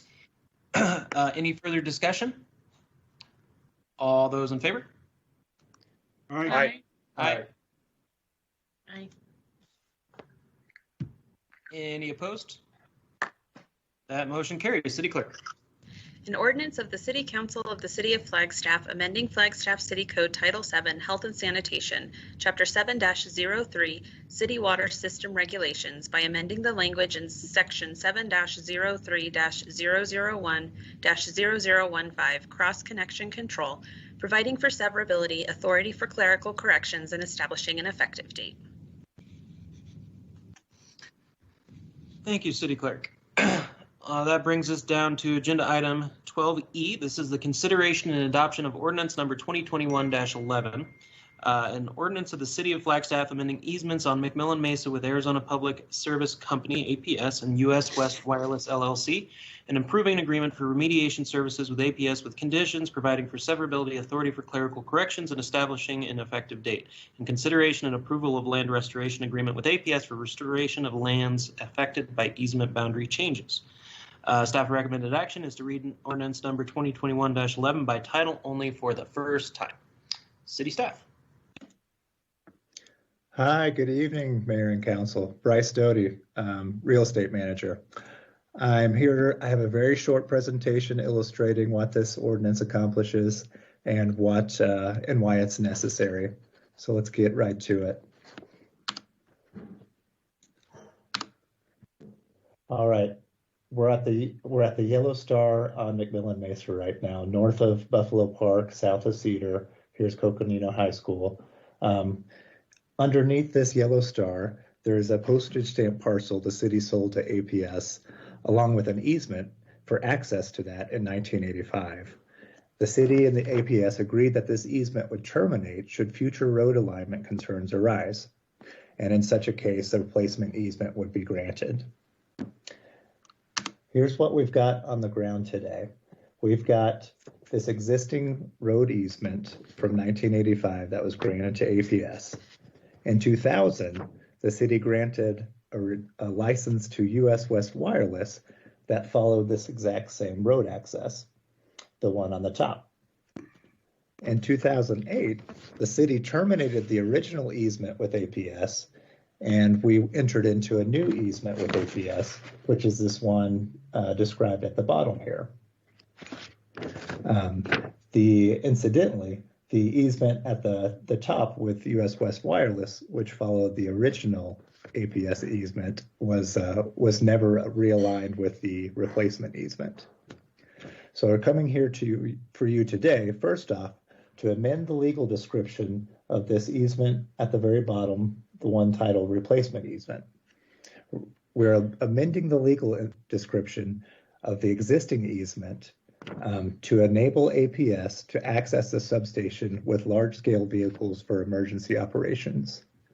An existing control cabinet installed within the easement area presently prevents large-scale vehicle access. So that's one. As consideration for amending the easement, APS will enter into a restoration agreement which incorporates recommendations and stipulations made by the Open Spaces Commission when it recommended approval of the amendment. And finally, this agenda item cleans up the existing easement to the cell tower site and aligns all access easements to the substation on a new single amended legal description. So that's what we're trying to accomplish today. This is the existing cabinet that is preventing the ability of APS to utilize the easement for large-scale vehicles for emergency operations. And the additional background here is all of these lands that are under and on the easement. All of these in 2016, voters passed Proposition 413, which protected these lands as dedicated open space. And recognizing that sensitivity, APS and Robert Wallace with the Open Spaces program brought this issue before the Open Spaces Commission twice. And those result of those presentations was some recommendations to approve the amended easement to allow access to APS and add conservation of it to McMillan Mesa in the following ways. And those are all encapsulated in the restoration agreement. But primarily what it does is it marginally reduces the overall square feet burdened by the access easement. And that's what we're showing you here. What's in red is the area that will be added to the easement. So the legal description changes. We take away the green, we return that back to open space, and we add the red. And that results in a marginally reduced overall square footage of 2.68 square feet. And then in the restoration agreement, all these areas highlighted in yellow, APS has agreed to restore and revegetate to open space standards. And then finally, there's the agreement will install a gate to prevent unauthorized vehicle entry across the easement. And that's what this ordinance accomplishes. I'm available for any questions if you have them. Thank you.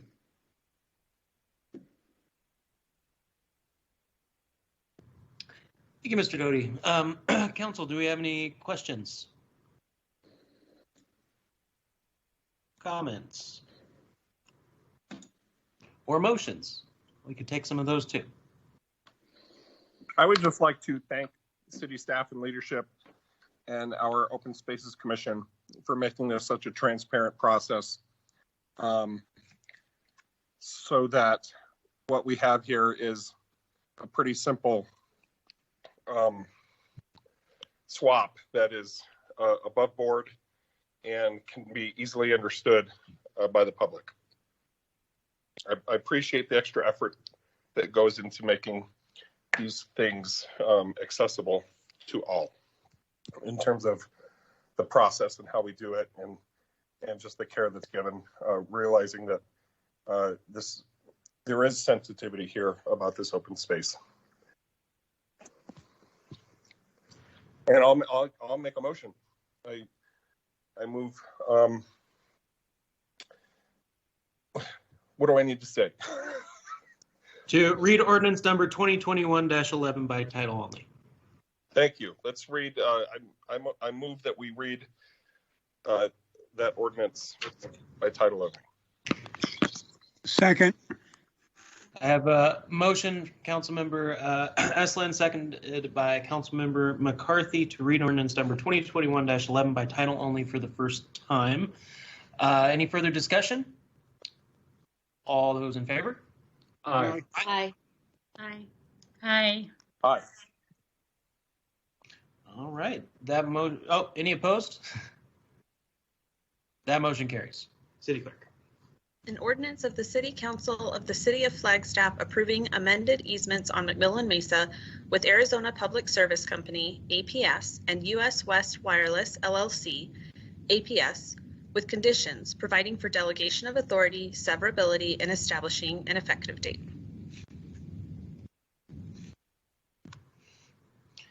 Excellent, thank you. Well, that brings us down to agenda item 13, our council liaison reports.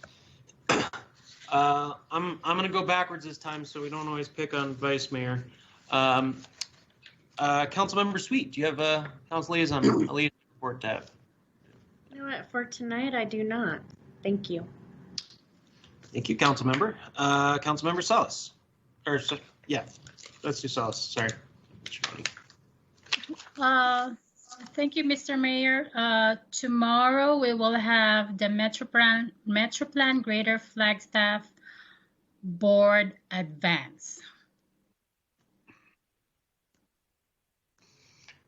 Thank you, Councilmember. Councilmember Shimoni.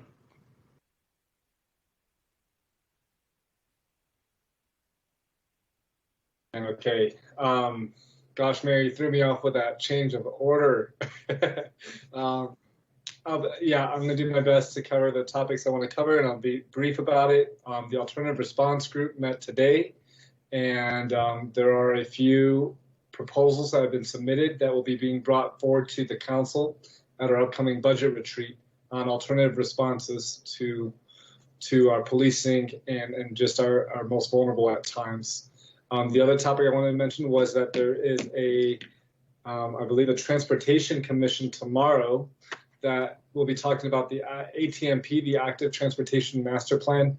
And as that progresses to going towards a public review and hopefully mid-May, that I plan to sit in on that. The Indigenous Commission is planning to meet this Thursday from 4:30 to 6:30, and I'll be in attendance at that as well.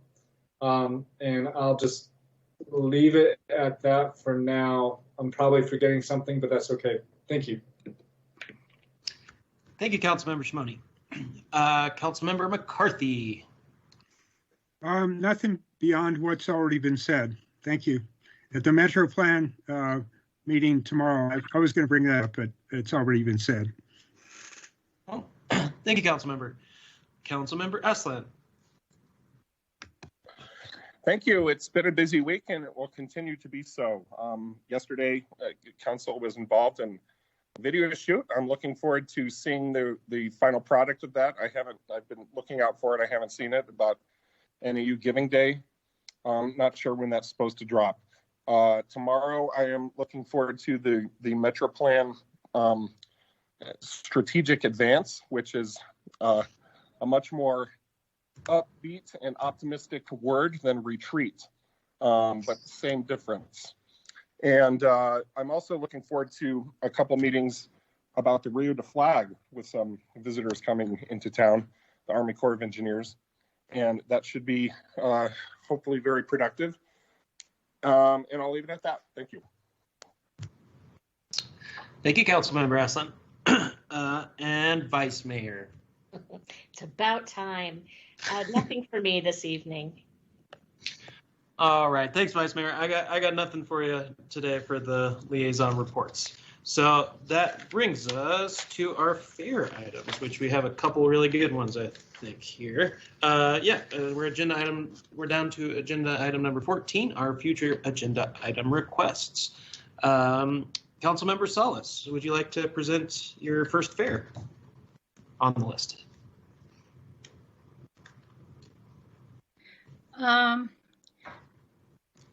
Thank you, Mr. Mayor. So my future agenda item request will need 2 additional council members to move forward to be discussed in a future agenda. So the first one talks about strengthening our existing city programs related to business services by creating a business one-stop shop, including but not limited to a business one-stop shop, or I gladly call it BOSS, for Business One-Stop Shop online portal, and a Business One-Stop Shop BOSS service desk at the City Hall for business resources and services from startups to business expansion. So it does not intend to duplicate any existing services provided by our community partners. What it does is to build upon, strengthen, and create interdepartmental collaboration on existing business services, such as our community development, economic development, business retention and expansion, just Flagstaff.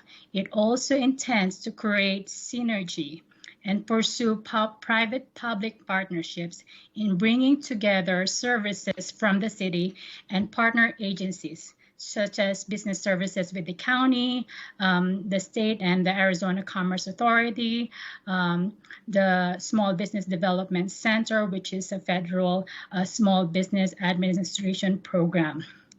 It can also assist in regulatory compliance and can be a conduit for industrial commission training program, in partnership with the Department of Safety and Health with regards to occupational safety and health as well as a conduit for a better business bureau.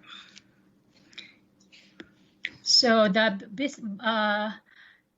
the very least, the BOSS online portal will help citizens and businesses find the codes, rules, ordinances, and statutes necessary to plan, start, or expand their business.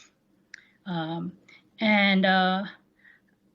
this it will also help with processing permits and licenses, and where an individual who wants to set up a business or expand a business can go to online and start the process. Thank you, Councilmember Salas. May I also mention that this BOSS Business One-Stop Shop idea is nothing new. A lot of you know that I'm from the Philippines, and this Business One-Stop Shop have been proliferating in local government units like cities and towns to cut red tape and speed up process of business services. Thank you, Councilmember.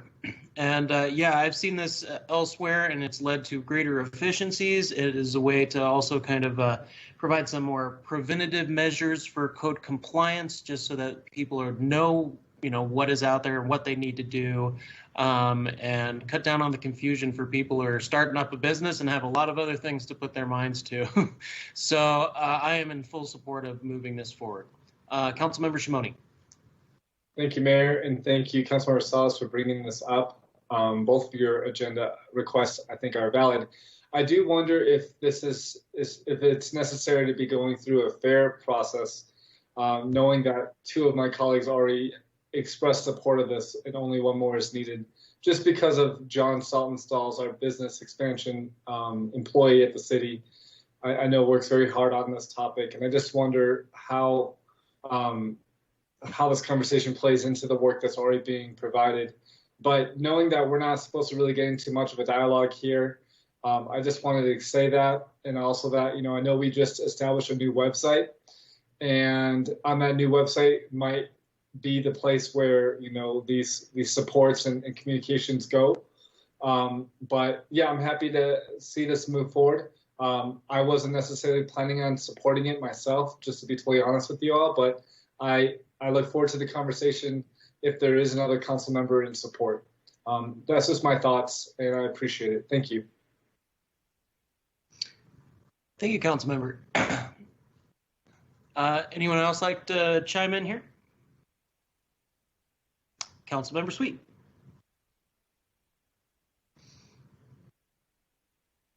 Thank you.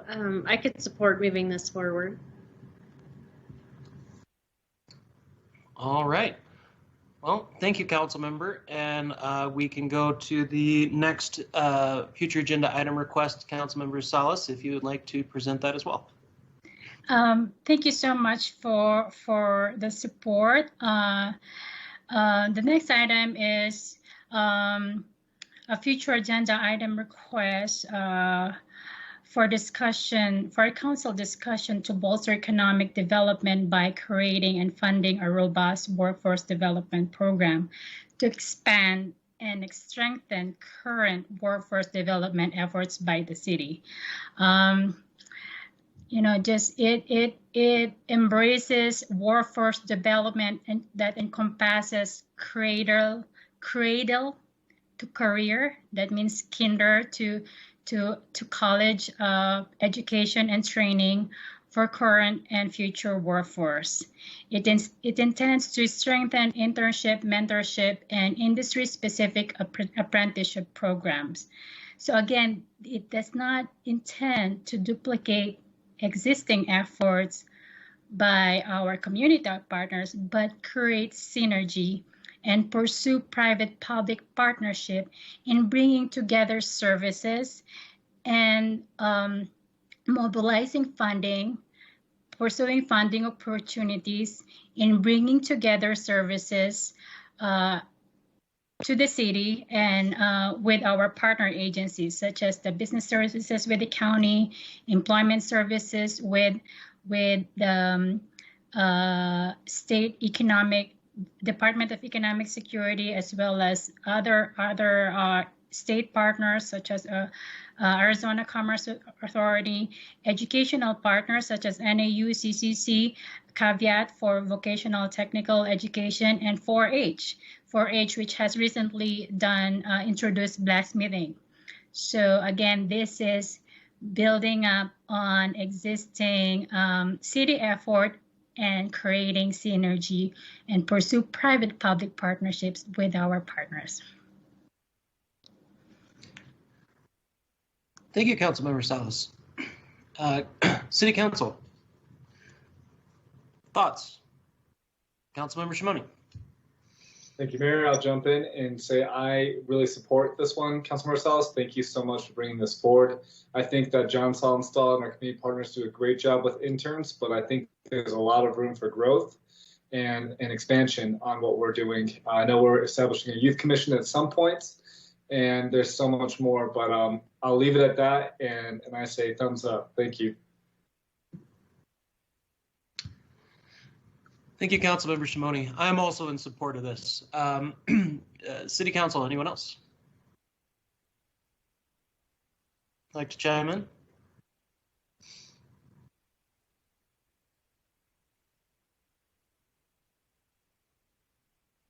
Councilmember Sweet. Yeah. Well. I'm in support of moving this forward. Thank you. Excellent. Well, without further Thank ado. you for the support. Thank you for the support. Thank you, Councilmember, for bringing this forward. Without further ado, that brings us to agenda item 15, our city manager report. City manager, take it away. Thank you, Mr. Mayor and Council. I'm going to keep my video off here. We're going to shift gears a bit. I'm going to ask Deputy City Manager Shannon Anderson to help with some narrative as I scroll through the first part of the report, which highlights some work anniversaries. We would like to do this on a monthly basis. I think at such time as we're back in council chambers, we may consider doing this in person if we can get our employees up in front of you to have them very properly recognized. That might bring about a discussion to maybe have this manager's report slated earlier in the agenda, but there's a lot of time to talk about those possibilities. Shannon Anderson, are you able to narrate, and I will try to follow your cue? Happy to do so, Greg. Thank you very much. Council, very excited to be able to present to you the work anniversaries for our city staff for the month of April. We've got 6 employees celebrating a 5-year anniversary this month. Adriana Fisher, Christopher Magnan, Christina Rubacalva, Kimberly Gifford. We also have Amy Starnes and Andy Bertelson. So very exciting. I know the first 5 years of employment in government, there is a lot to learn. So congratulations to all of you on reaching that 5-year milestone here with Team Flagstaff. Our next group of employees actually celebrated their 10-year anniversary here with Flagstaff. We had one, and his name is Andrew Borg. We also had 3 15-year employees, Jerry Bills, who you might recognize from the fire department as one of our deputy chiefs, William Condon from our police department, and Chris Walsh from recreation. So congrats to all those 15-year recipients. We also had 3 more in our 20 years. Tammy Bishop, who works in community development, as well as James Boyer. And then you also have Greg McLaughlin that works in our Flag Fire Department. So congratulations to all 3 of you. And then we had 2 employees who've actually reached 30 plus years with the city. Amazing contributions, not only to our organization, but as well as our community. Both of them work in Flagstaff Fire. Adela is an administrative specialist. She has enjoyed a 30-year career and is actually looking to retire later this month. So congrats on both accords. And then Pat Stasky celebrated 33 years. He is one of our deputy chiefs in our Flagstaff Fire Department. So congrats to both of you. That is a great career. And I know you've accomplished a lot of wonderful things on our community and organization's behalf. The last thing, Greg, I was hoping that we could go over is the celebration of Kevin Wiles' retirement. There you go. Kevin Wilson, he was one of our captains in the fire department, completed 24 years of service, served as a firefighter, an engineer, as well as a captain, and then actually had some special certifications, not only as a paramedic, but also as a fire investigator. So he served as both of those specialties in his 24-year career. He also did some program work with the Public Information Office. So the Flagstaff Fire Department appoints one individual to be their designated PIO, and Kevin actually served in that function during his time. The last piece that I wanted to call out is he actually also worked in our incident management teams to help fight wildfires, not only here in our community, but wherever he may have been called to state and national levels, as well as did some help here with our city organization in providing CPR training to our staff. So we are going to greatly miss Captain Wilson, but we wish him luck in his next adventure. Thanks, Greg, for allowing me some time to go over those wonderful accomplishments on behalf of our city employees. Thank you, Shannon. And while we're giving some thanks and certainly congratulations to all of those who have been recognized here, and to Captain Wilson, we do salute you. Have fun with your well-deserved retirement. I also want to give thanks to the champions of Flagstaff, a few very dedicated individuals who helped pull the photos and the narratives together here, along with some folks in human resources. A team effort, as always. And Shannon, thanks for doing the narrative while I attempted to drive. I hope that worked okay. Stacy, I might let you take the screen back before I do any damage here, and I'll finish up with my report if that's okay. Great. Thank you very much. The report also, Mayor and Council, includes a few other tidbits. I will not belabor a couple of notables regarding our fire department and their amazing heroics, as well as a very great story coming out of our police department on a life-saving effort. Some nice updates with respect to public works and what's happening. A lot of improvements there to speak of, and some equipment purchases. A couple of updates from community development.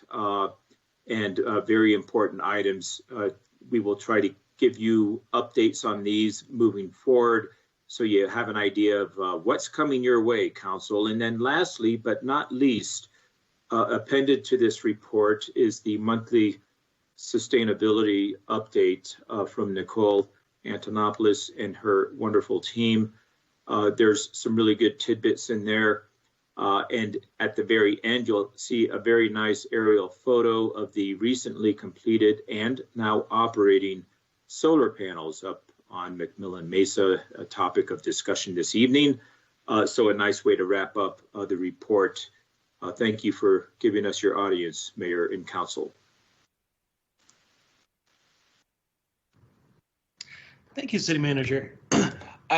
I really like the addition of the work anniversaries on there, and 30 years, 33 years. Wow. Thank you. Thank you for your service. And I look forward to one day soon being able to give congratulations in the council chambers, hopefully someday soon. That brings us down to agenda item number 16, our informational items and reports from council and staff and future agenda item requests. All right. Well, should we do normal order? Okay, we will. Vice Mayor. Thank you, Mayor. I have just two things. One is that today is Arizona Gives Day, and Flagstaff nonprofits are counting on our help. The web address is azgives.org. And the second thing is that the NAU Center for Service and Volunteerism is currently taking nominations for awards for volunteers throughout Flagstaff in various categories. And those nominations are due by this Thursday at 5 p.m. And then the public will be allowed to vote, and the event will be held on the 23rd of April. The phone number is 523-6585, or email address csvgems@nau.edu. I would have given a URL, but it was long and complicated, and the email address was easier. So that's all I have. Thank you. Thank you, Vice Mayor. Councilmember Aslan. I don't have anything. All righty, Councilmember McCarthy. Thank you, Mayor. I'm thinking that we should have a discussion again about the Downtown Connection Center and revisit the one little area that could either be parking or could be a community area, as we heard in some of the public comments tonight. So I guess, city manager, can we bring that up, or do I need to make it a fair, or how should we handle this? Can I jump in, Mr. Mayor? Of course. Of course, we can bring it back. And I think a fair item would be formal and a little time consuming. I don't think this item should wait. I hope council did see my email over or late last week talking about some possibilities where we can try to reach all objectives at the same time. We are going to lose some parking out there. That's a given, but we're trying not to lose as much, but certainly try to enhance and make meaningful the civic space that's being planned out there. There's some discussions occurring on that. I'm thinking if we can buy a week or two, we can get this back in front of council and let you know what is developing, if that's okay. That would be great. I really appreciate that. Of course. Thank you, Mr. Clifton. Thank you. That's all I have tonight, Mayor. Thank you, Councilmember. Councilmember Salas. Thank you, Mr. Mayor.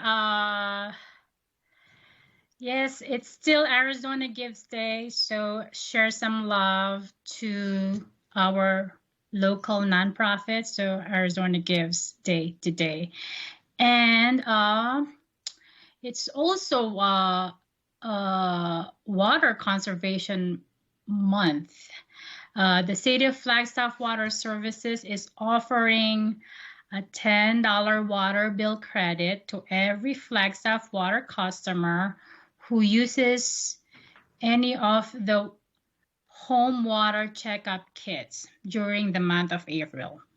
So residents can pick one up at Homco Lumber and Hardware, or at Used Plumbing Supply or Central Arizona Supply. Or the City of Water Services can email it, can send it to the resident if you email them at savewater@flagstaffaz.gov. Thank you. Thank you, Councilmember Salas. Councilmember Shimoni. Thank you, Mayor, and thank you everybody for a nice, efficient and long council meeting. I also wanted just to bring awareness to the Real to Flag meetings coming up in the days to come. Very much looking forward to those conversations with our community partners on that effort. And so thank you, staff, for setting that up. I'm really looking forward to that. I wanted to give a shout out to our economic director, Heidi Hansen, and the film crew at the Moonshot Studios at NASET for helping us put together this video that we're working on. I thought that was a very successful effort and look forward to the video that comes out of it, and hopefully more videos to come with that partnership.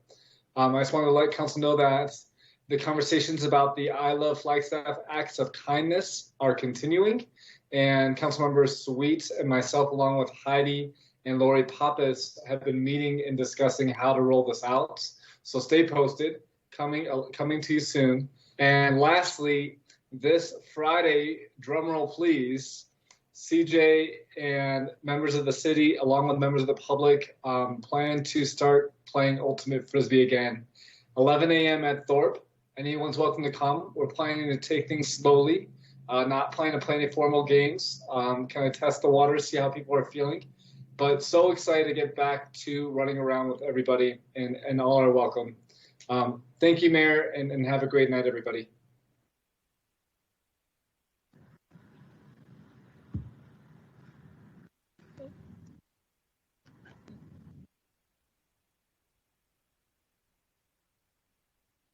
Sorry, I was muted. Councilmember Sweet. I was going to jump in. Well, I had a couple of things that I wanted to say, but Council Member Shimoni stole my thunder.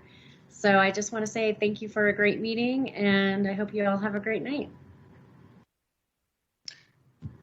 Thank you, Councilmember Sweet. Well, I will just mention a piggyback on there. It is Water Conservation Month. We are also doing the Mayor's Water Challenge. So everyone sign up wylandfoundation.org, and you can find it on social media on the city sites and so forth to sign up and pledge to conserve water this month. And Councilmember Salas also mentioned, but these water kits are really great. You get $10 off your water bill, and more than that, you can actually test if you're going to be saving even more money with it, because it can help you detect leaks from your toilet or anything else. So it's a great way, not just for the $10 rebate, but for continuous water conservation in your pocketbook.